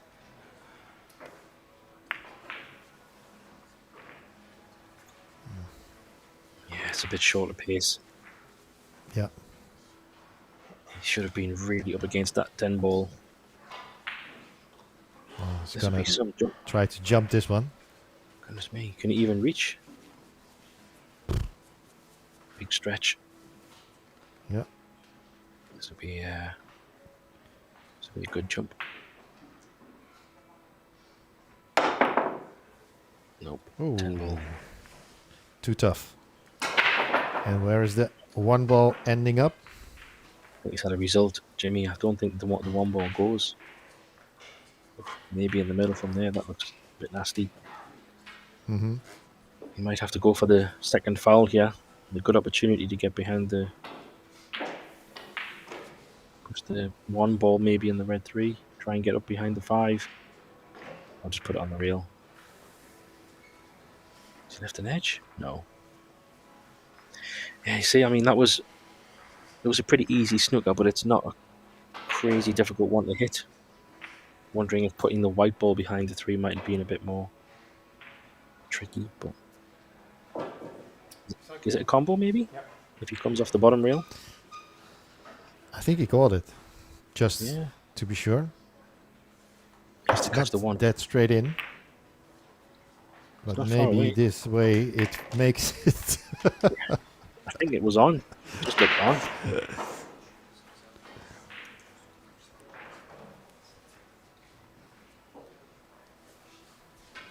Well, that's a good shot.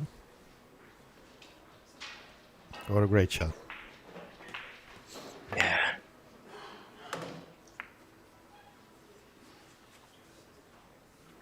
Clinical. It looks clinical at the moment. Yeah, I think it's one of these matches where as commentators you just have to watch and enjoy just like everybody else. There's not really Yeah. more to say. He's a joy to watch when he plays like this. It's for anybody wanting to learn how to run a rack of pool in the most effective ways, positional play, putting the cue ball where it needs to be.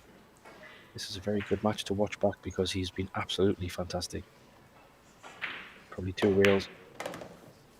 Yeah.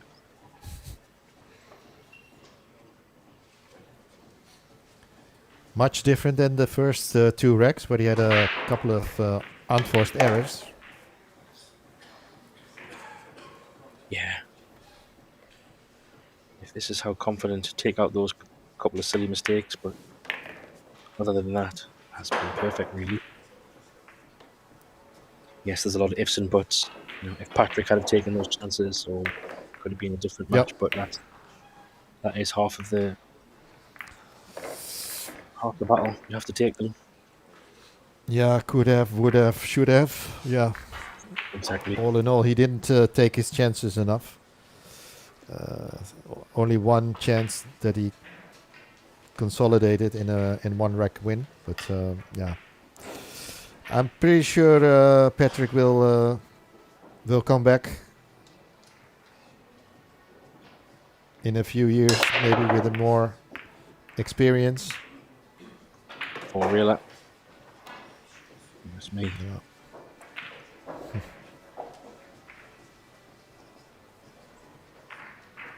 Where the balls are there, a nice 1-2. This could be the match over right here, Jimmy. Yeah.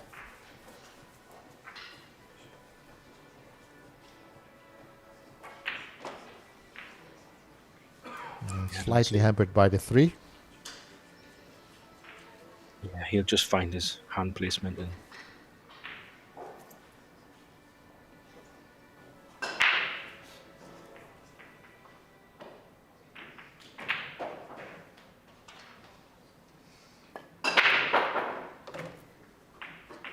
small shot. Yeah. He played the clip off the tube to play it in position.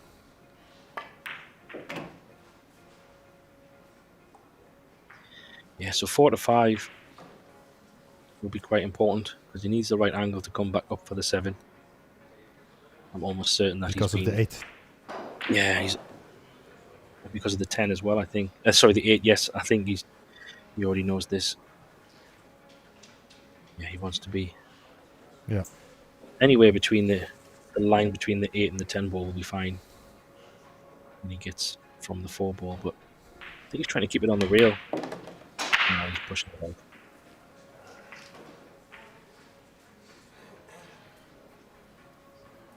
Kind of right in the center spot of the table would be good.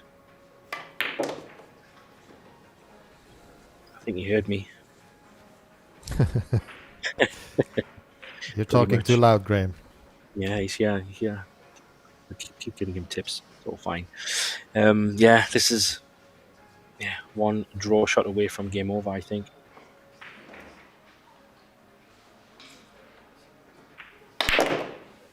Oh, wow. Oh. He must have had a strange angle then. Yeah. It's probably a much lesser angle than we thought. So is he going to do 3 rails on this one? Come round the back of the 8? I Or? think so. Just to feel the table. Just for you, Graham. He's going to land there. Oh. Oh. This is... Can he still make it? It's makeable. Wow, he's going to cut it in. This will be quite a shot. Wow. And he killed it. Goodness me. Does he have an angle on the 9? I don't think it matters where ball is right now. He's just going to pot it. Incredible. Around the world. Why not? So we'll hit this thing. Yeah. Just a bit.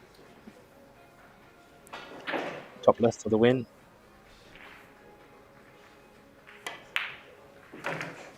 Incredible. Yeah. What can you say? That was a fantastic performance. Yeah. Not much that Patrick could do with the chances he had. So, yeah. Well done, Joshua. We'll no doubt we'll see him again later in the tournament. And good luck, Patrick, in the loser side. We'll be back later for next matches tonight.